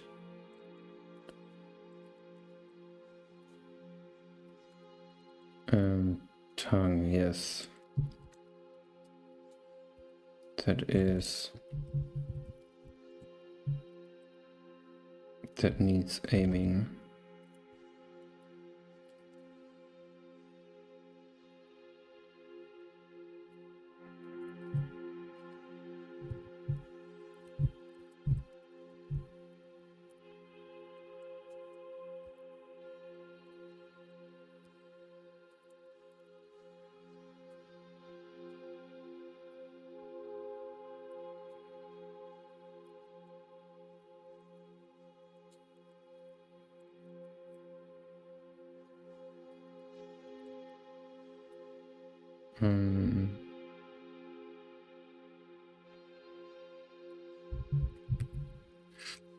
There might be a problem with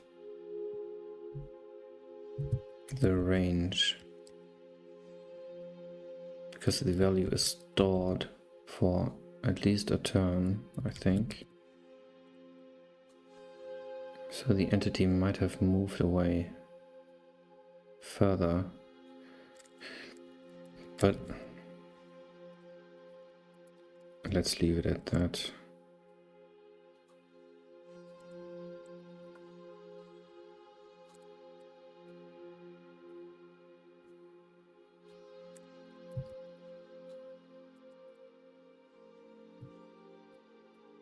There's no P here, no.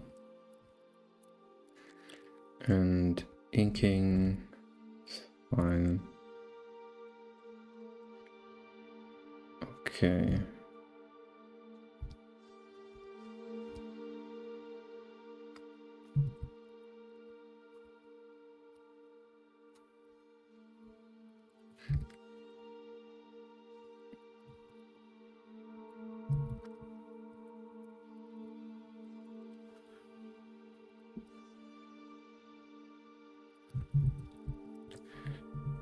see what happens.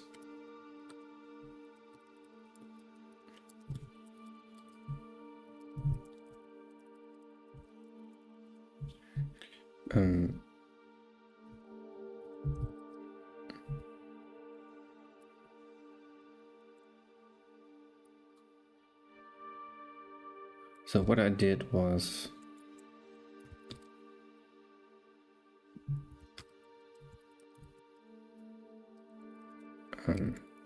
item, I removed this check here for the distance. So this wheel can also be used for bows.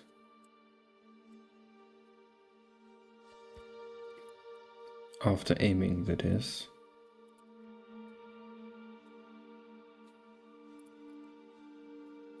So let's give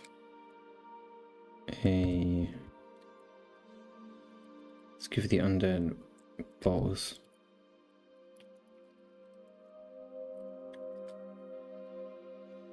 That's 40. Actually,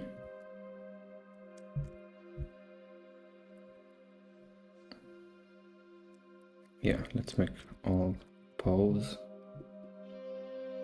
And give them arrows. That's 8, 5 of them.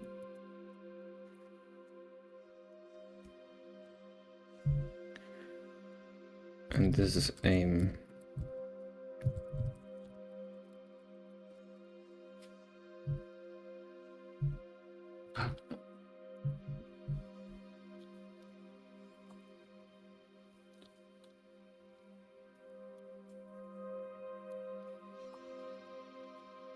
Okay.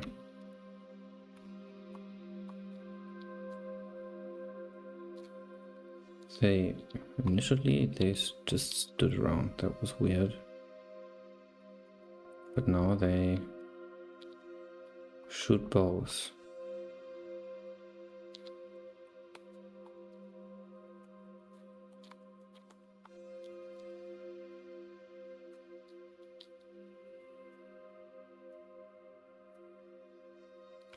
Nice.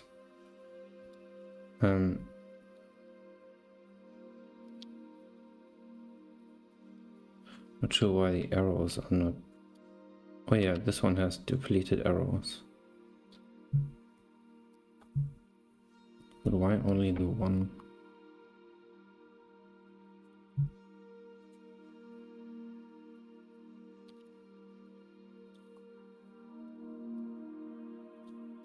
Not the bear.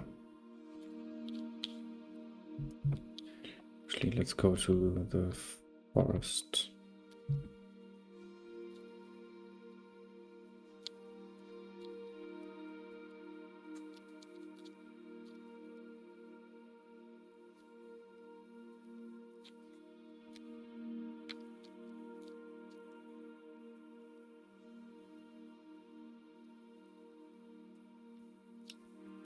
I mean, let's revert to the sword. Check if that still works. What's 38 or something? 39.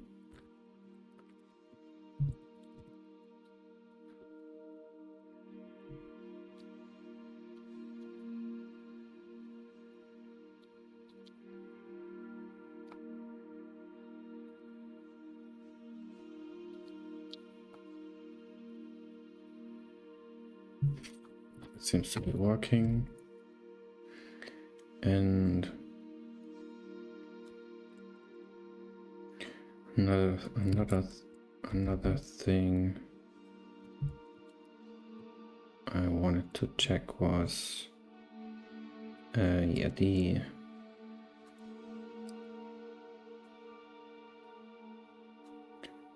equipped weapon.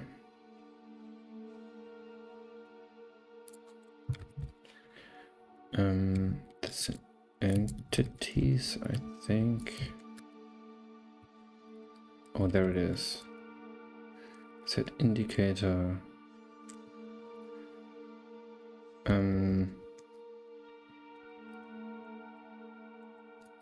Case wheeled.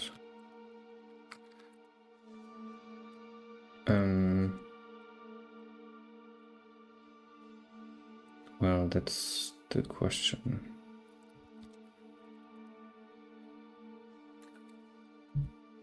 What is it? Objects.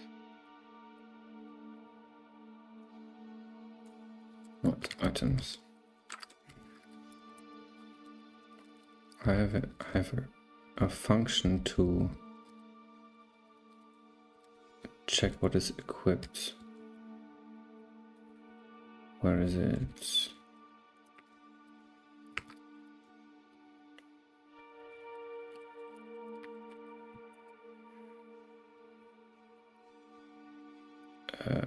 Item equipped.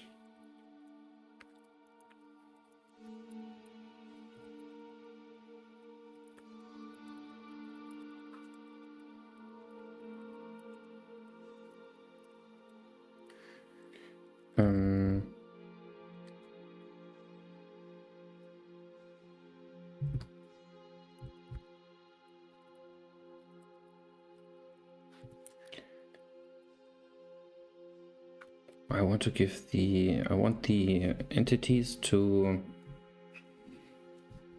flash their equipped weapon shortly before they attack. So I need the icons. That's 40. TI.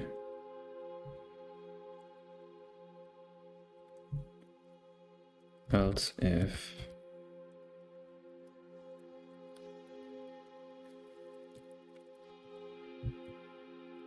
it's a sword.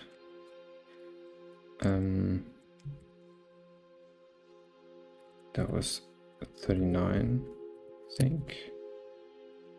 Up there, yeah. It's a knife. Or dagger, I guess. Then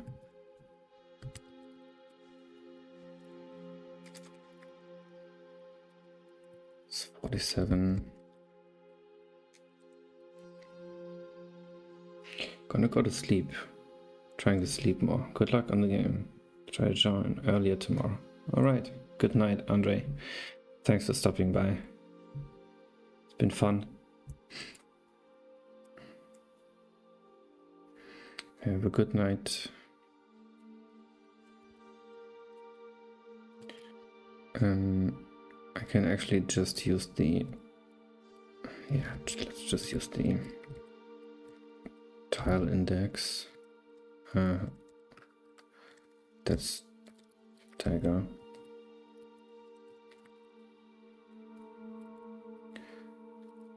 That's 147.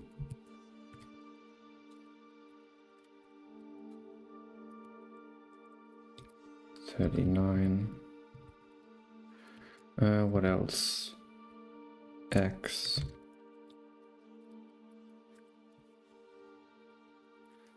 $26. Spear. 265. I have the bow. Don't need the shield, I think. So that may be it.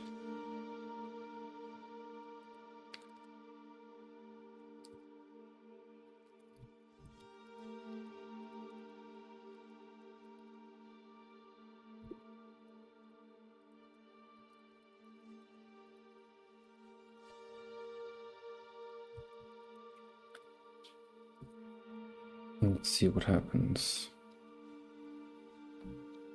Oh, something's flashing, but something... Oh, that's a... That makes no sense. That's a sword.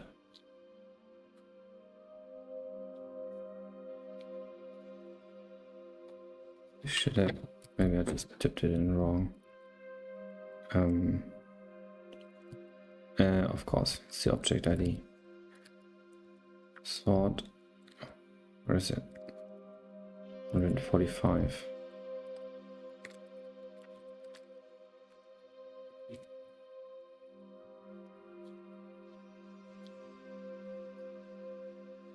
Okay, sort. Let's make this a bit more interesting.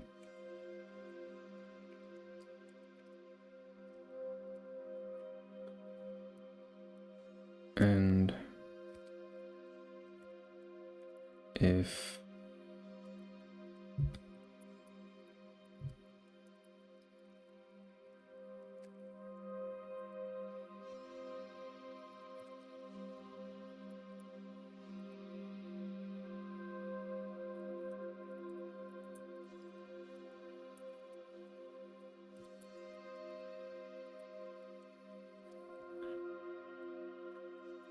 so they'll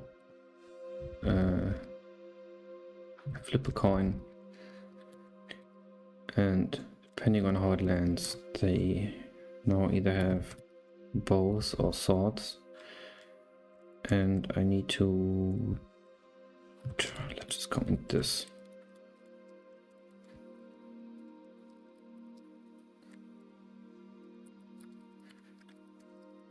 For my future self, this has to, no, not this, this has to be aim.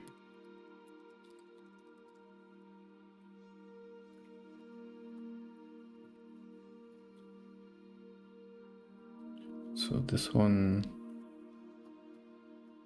oh, this one has a bow.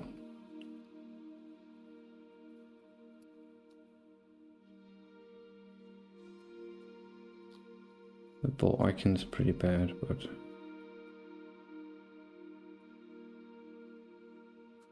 I guess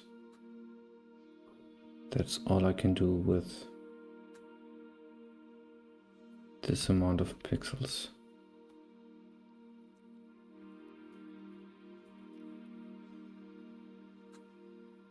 Okay, that was crazy.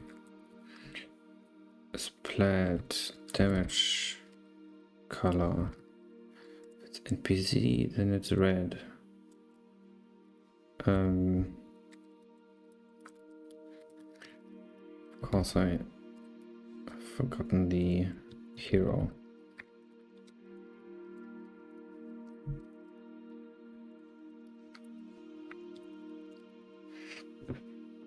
Also, it's not red, it's RE1,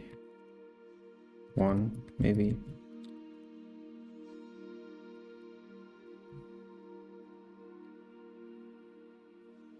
Oh, what's happening? Okay. And let's make it RE0.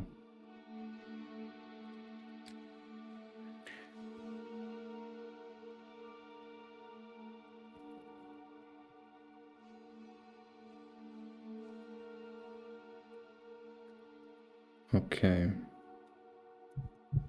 let's commit this.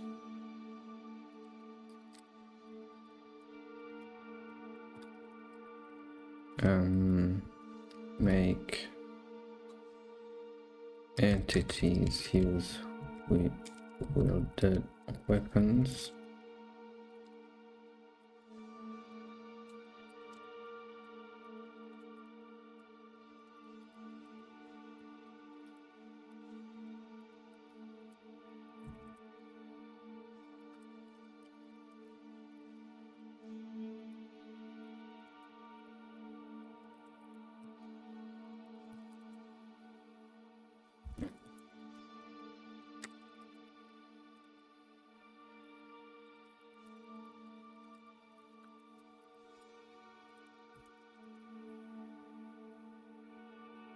Okay, that was weird.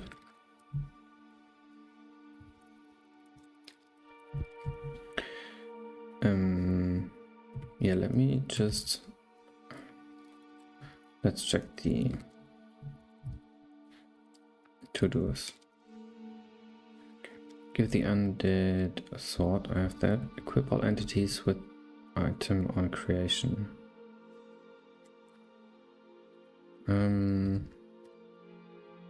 Show the item.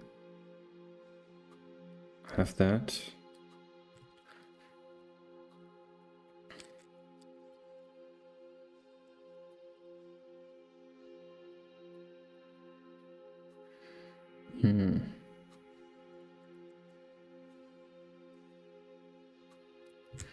Equip all entities with weapons.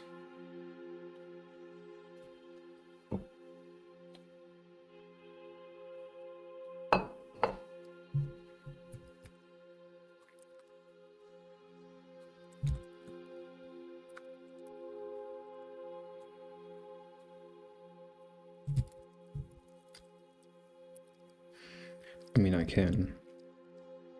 It shouldn't take too long. Oh god. What is this code? There we are. Sheep, no. Injured remains, no. Octopus, no. Little spider, no. Ant, no. Sentry, thief.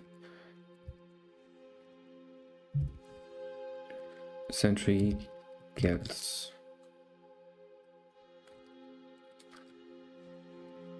axe maybe. 48. He has chase and strike. That's fine. The thief gets a knife.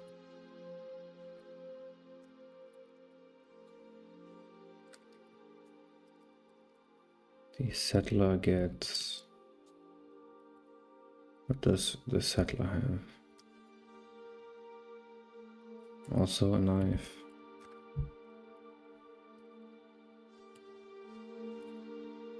Well, let's give this... Oh no, the settler has an axe. The sentry has a sword.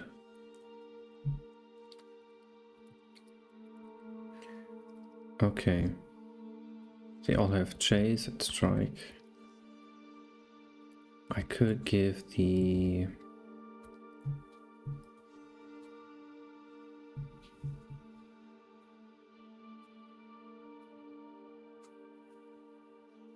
I should not give them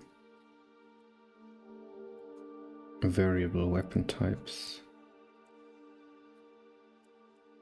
because they should have...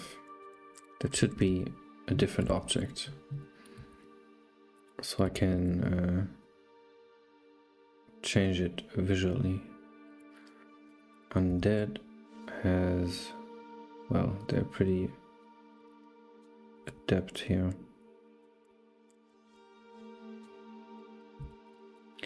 Undead settler gets a...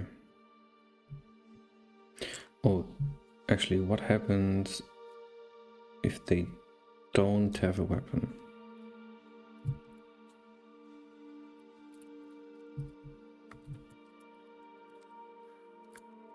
That's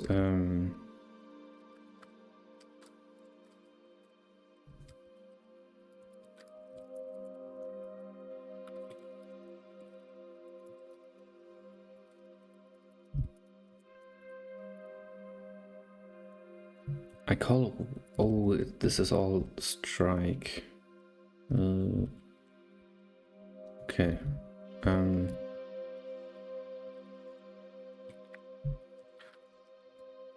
This should be wield. Where am I? That's settler. Yes, wield. Bear doesn't wield.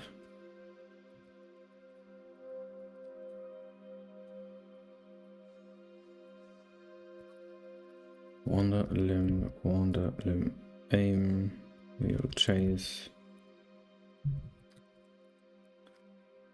Okay, I'll just have to set this to strike.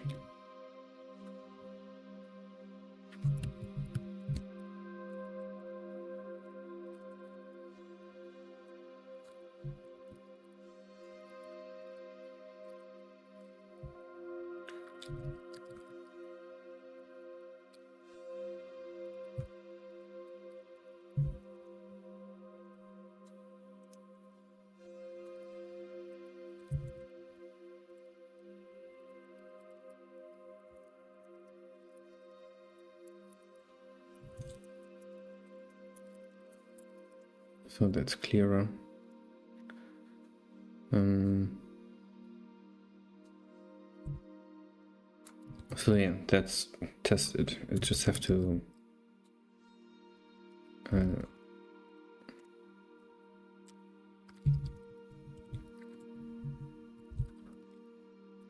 should rename this punch.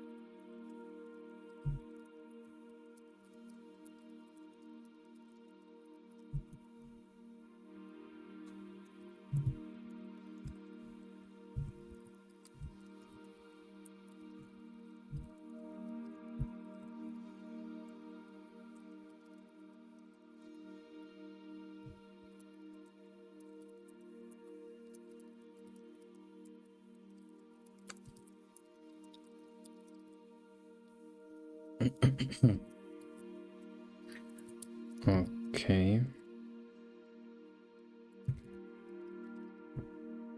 So the task was to give them all weapons. And there are not many here. The undead. Typical undead. Maybe one of them gets a bow. Let's give the sentries a bow.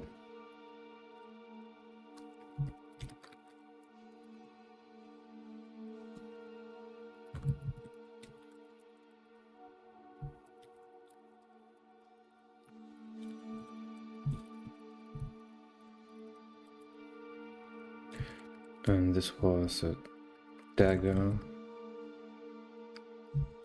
axe,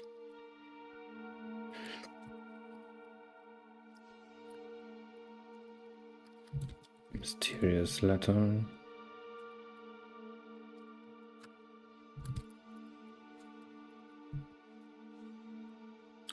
the undead gets, not sure, nothing.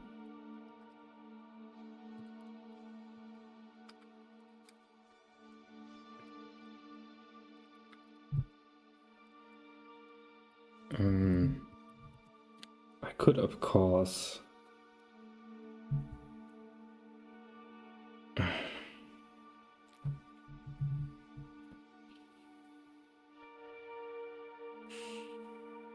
why is it wield and why is it strike?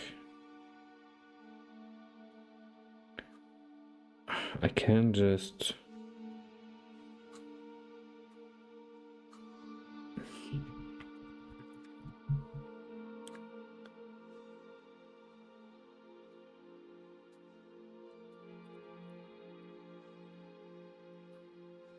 I have this stupid whips here.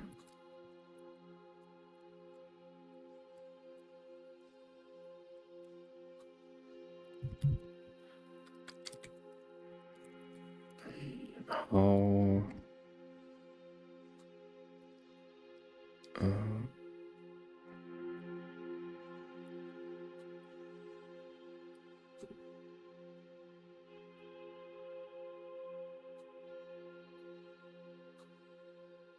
I mean, this doesn't cost that much.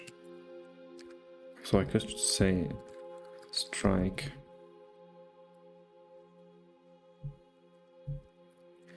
If this succeeded, return success. If not,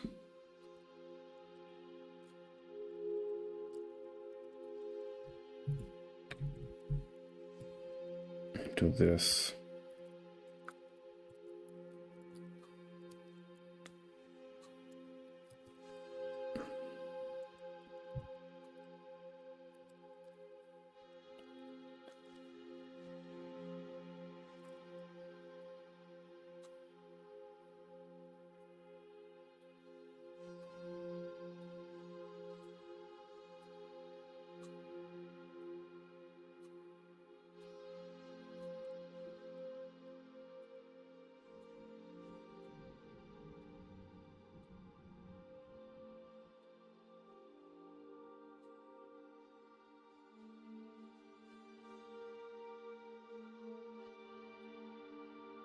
Um,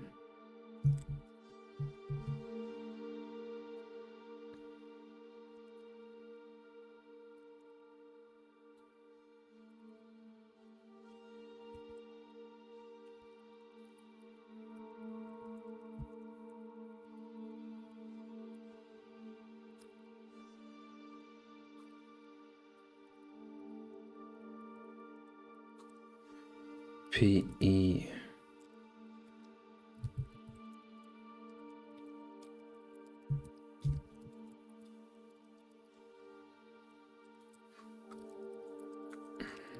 That was close.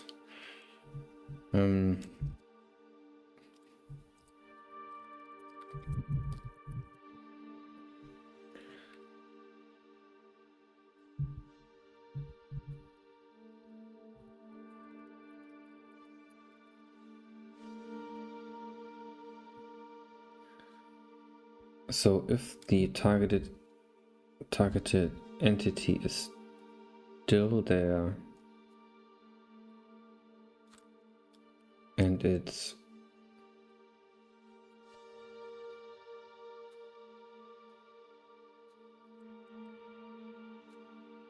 in a cardinal direction, then try to wield a weapon.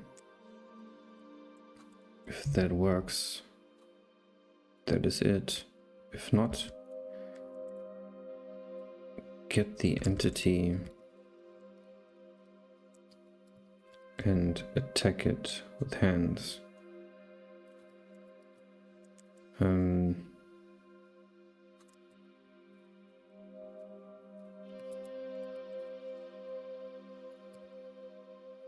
Yeah. Now what's missing is this part right here. So I have this, but what about this? Whips.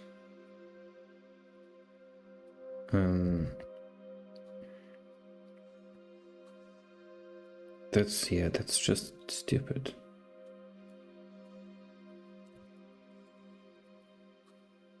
Why is this not a behavior?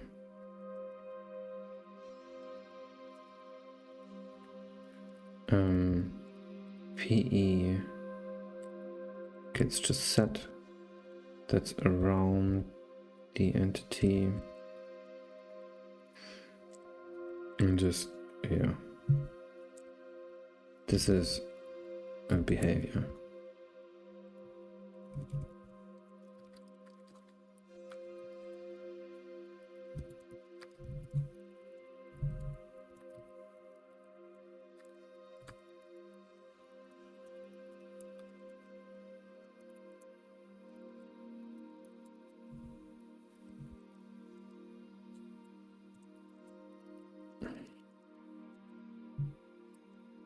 Turn success.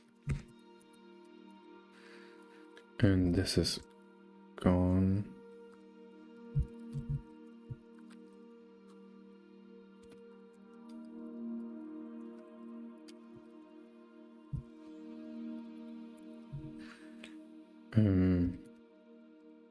That's not even false. The entities.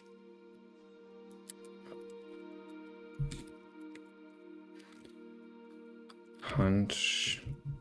Punch.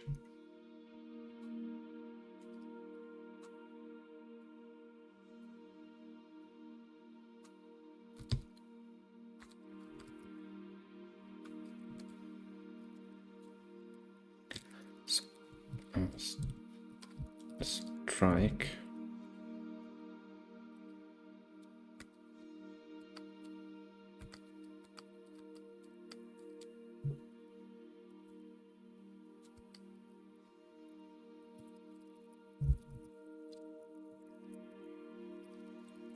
Wield.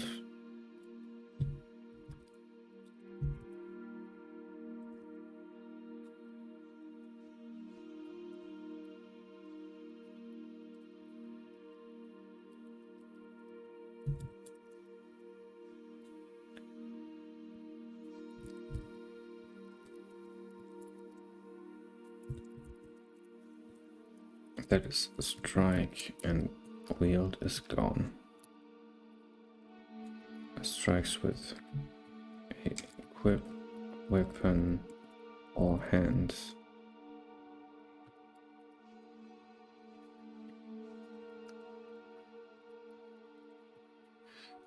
At target.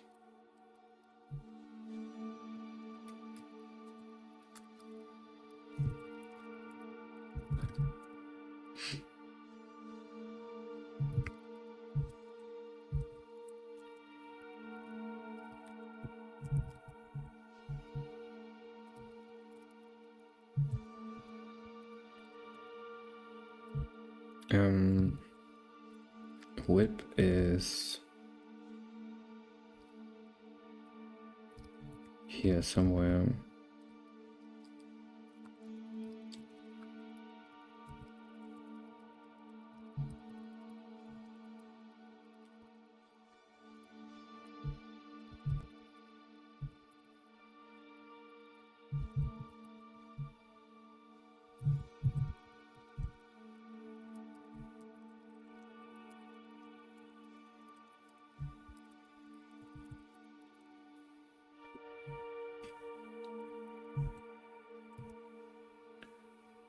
Okay.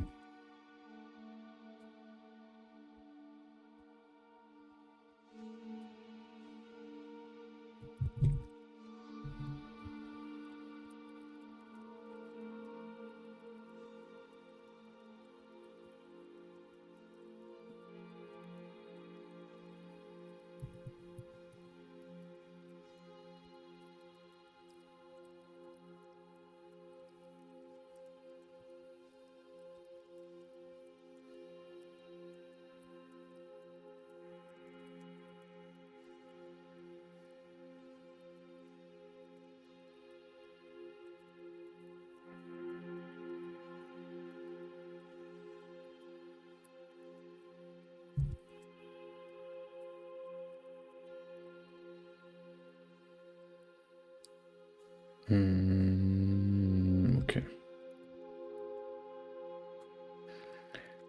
So I think I have them all.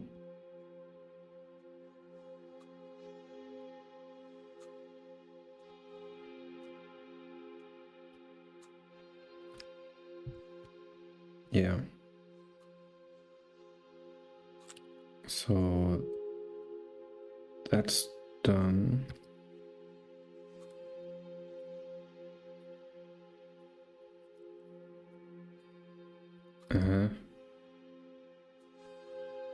Oh, this is basically random loadout.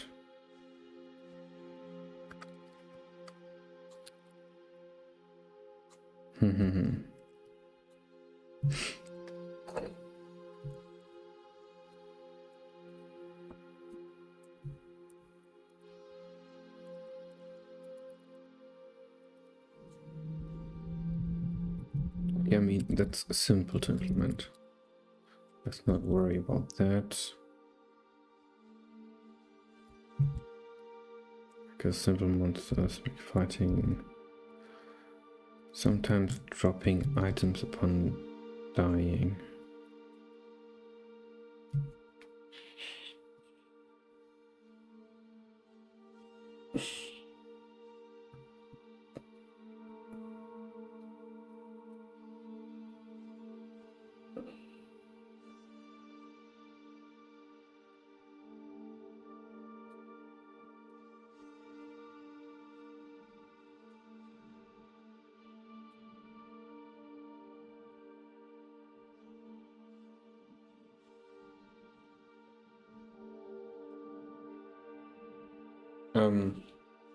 Yeah, I'll finish that tomorrow morning. The dropping items upon dying. Oh, well, okay, let me take a look.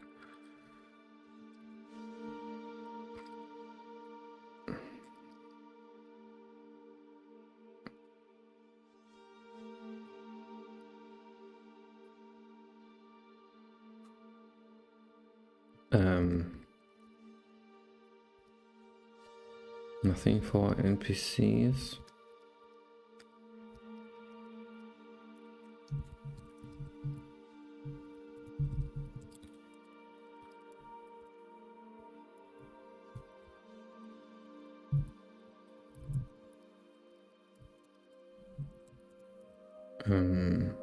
What do I call this?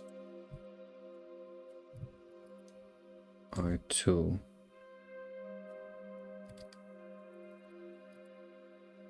P E L, something like that.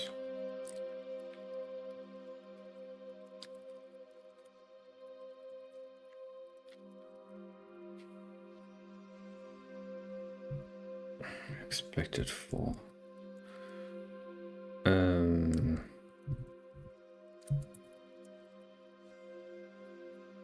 Oh, color.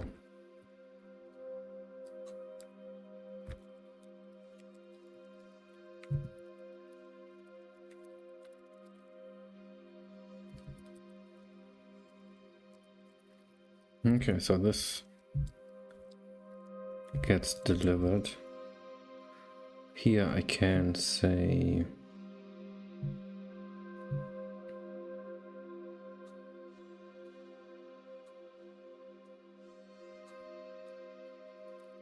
I want a random item.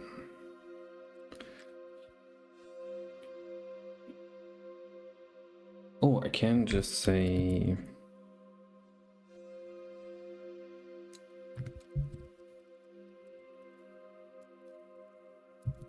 struct I, let's say I can say I is entity's inventory size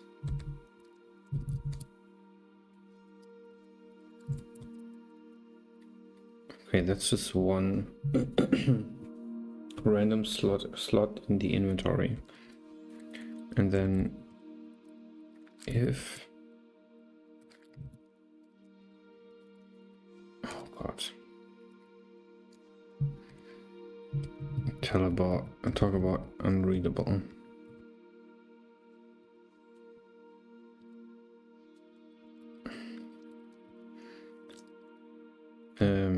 Well, I need to save this. This number. Actually, this whole number.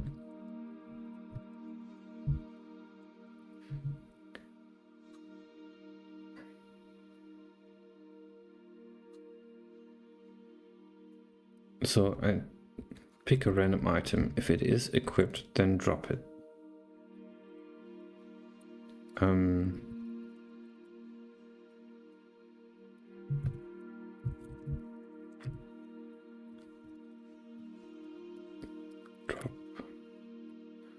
Drop item on ground. But I want this not directly.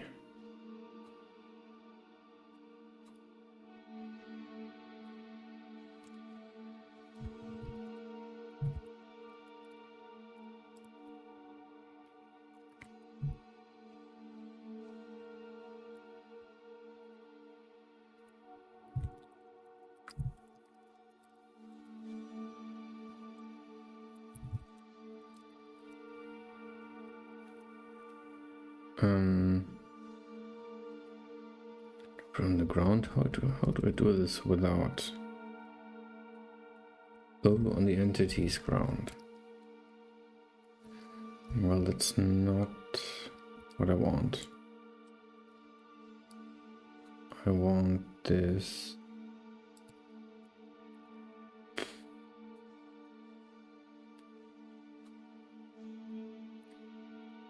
Create pile entity. Item to entity.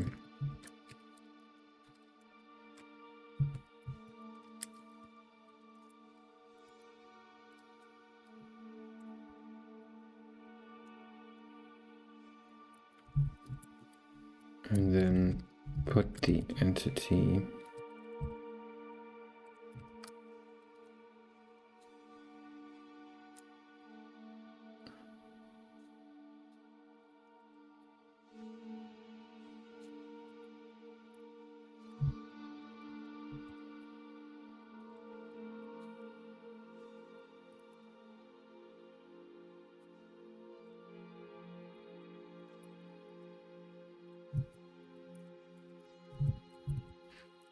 let's get a, okay, I have ET.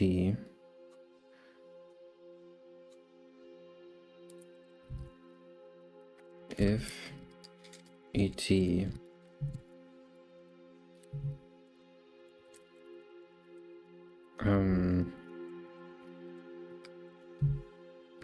let's make this other way around.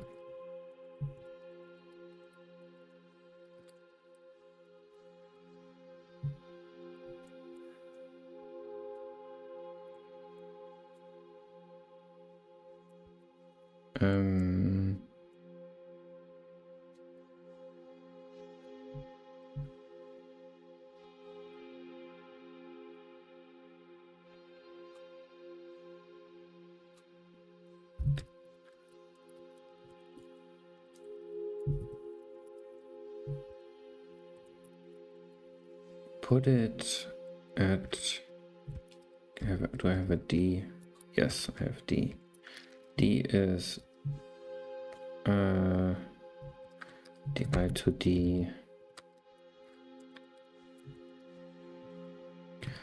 0 to, that's a random cardinal direction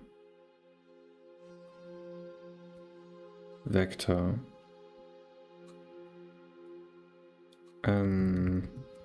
See it north, south, east, west, north, south, east. Yes. And I can add that to the position, and that puts the item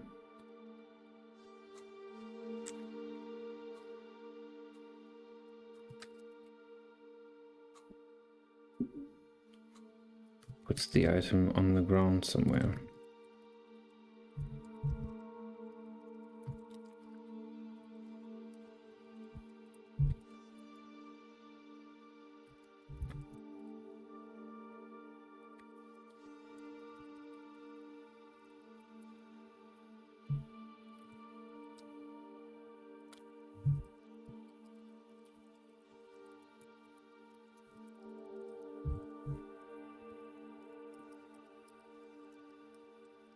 Okay, that one.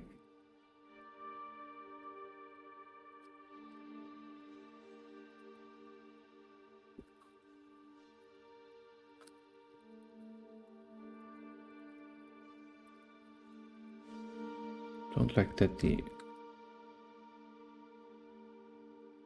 the fog is still on down here. Are they not dropping something? They should only have, or they have some loot, I guess.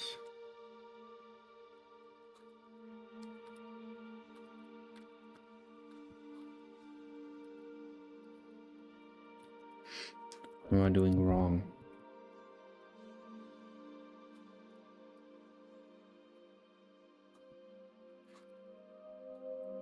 Break if it's not equipped.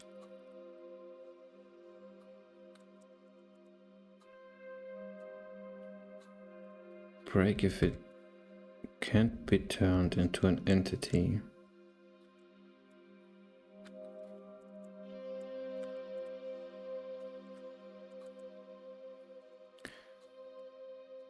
And break if it couldn't be put into the world.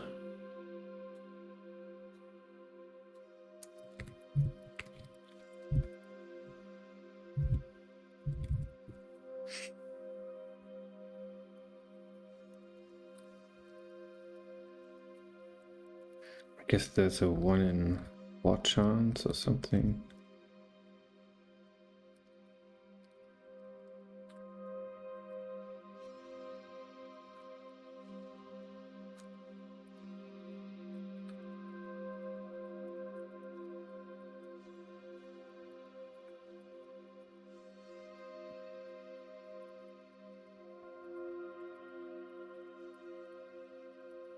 No,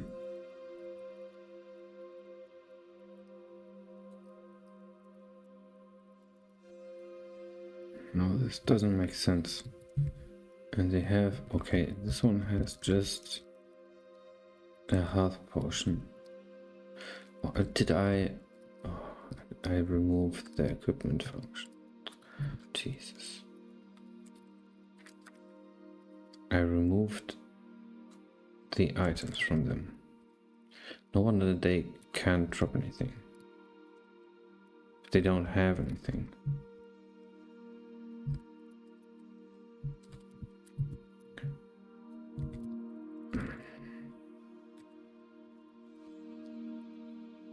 And they dropped it on the first try. On the first try. That's actually nice. I like this a lot.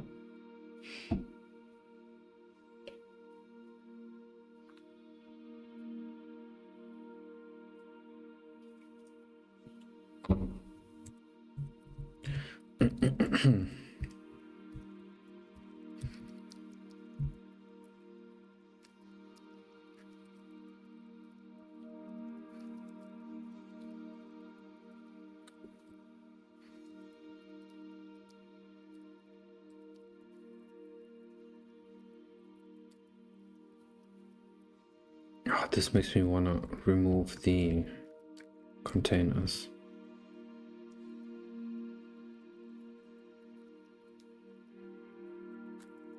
It's much more satisfying.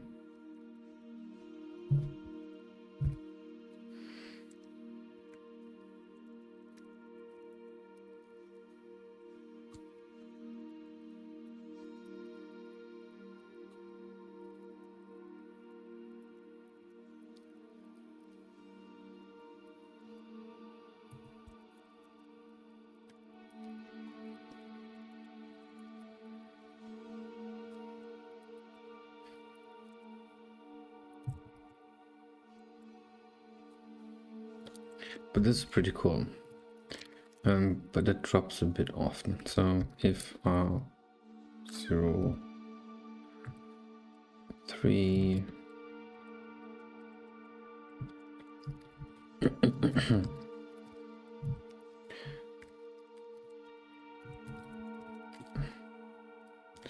make it a bit less likely. And so I need the explosion still. So I'll do that tomorrow. Looting, yes. Afflictions, yeah, this also has to be done. But it will be pretty fun making an explosion with lights and particles. That could actually be pretty amazing. I'll do that tomorrow. And yeah, that's it from me for today. Well, actually, hold on. Too fast. I still have to commit all of this and upload it.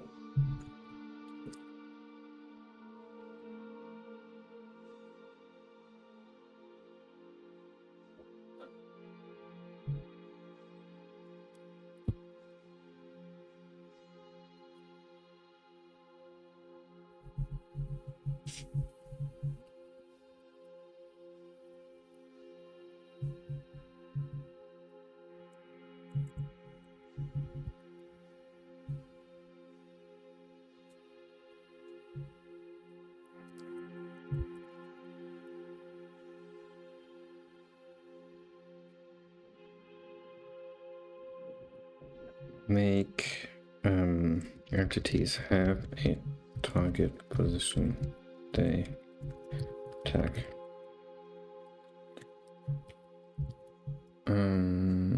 Signal struct node. Okay.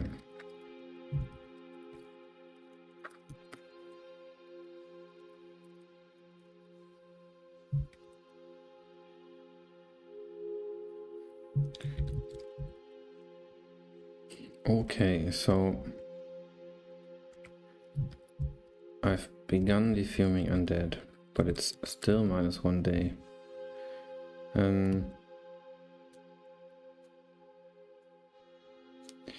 Yes. But the rest will be pretty fun with the particles and lights. So it's okay.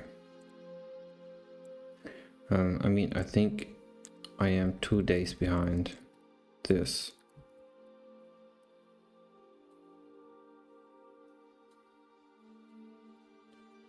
And I have 1, 2, 3, 4, 5, 6, 7. I have actually more than this. Should have counted these, but I can't count them. It's not a problem. Yeah, 2 days behind here, but I think 6 days ahead elsewhere.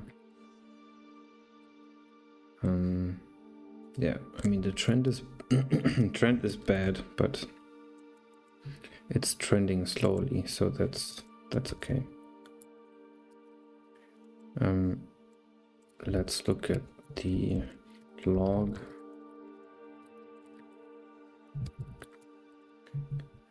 I add entity item wielding and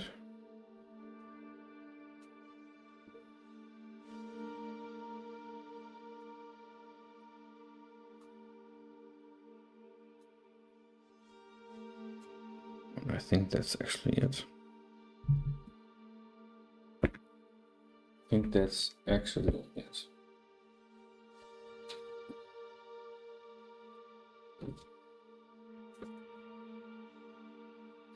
That's pretty sad.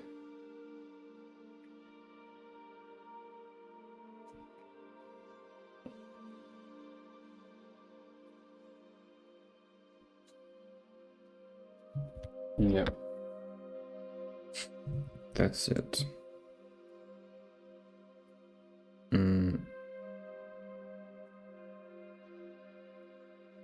Oh, I streamed.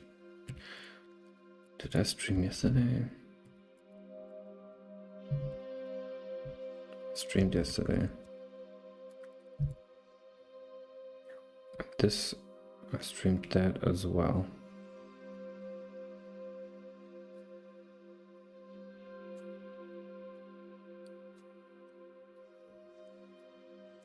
Don't think I streamed that.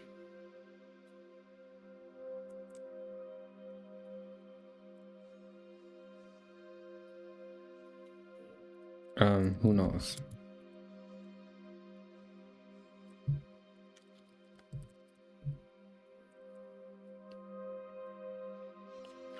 Well, it was much thinking today about overlapping systems and features. So there are bound to be some days where, yeah, where it's more the concept of things and not the implementation. But that's fine. So anyways, thanks for watching, and I will be back tomorrow, I guess. I think so. Pretty sure. Alright. Thanks for watching.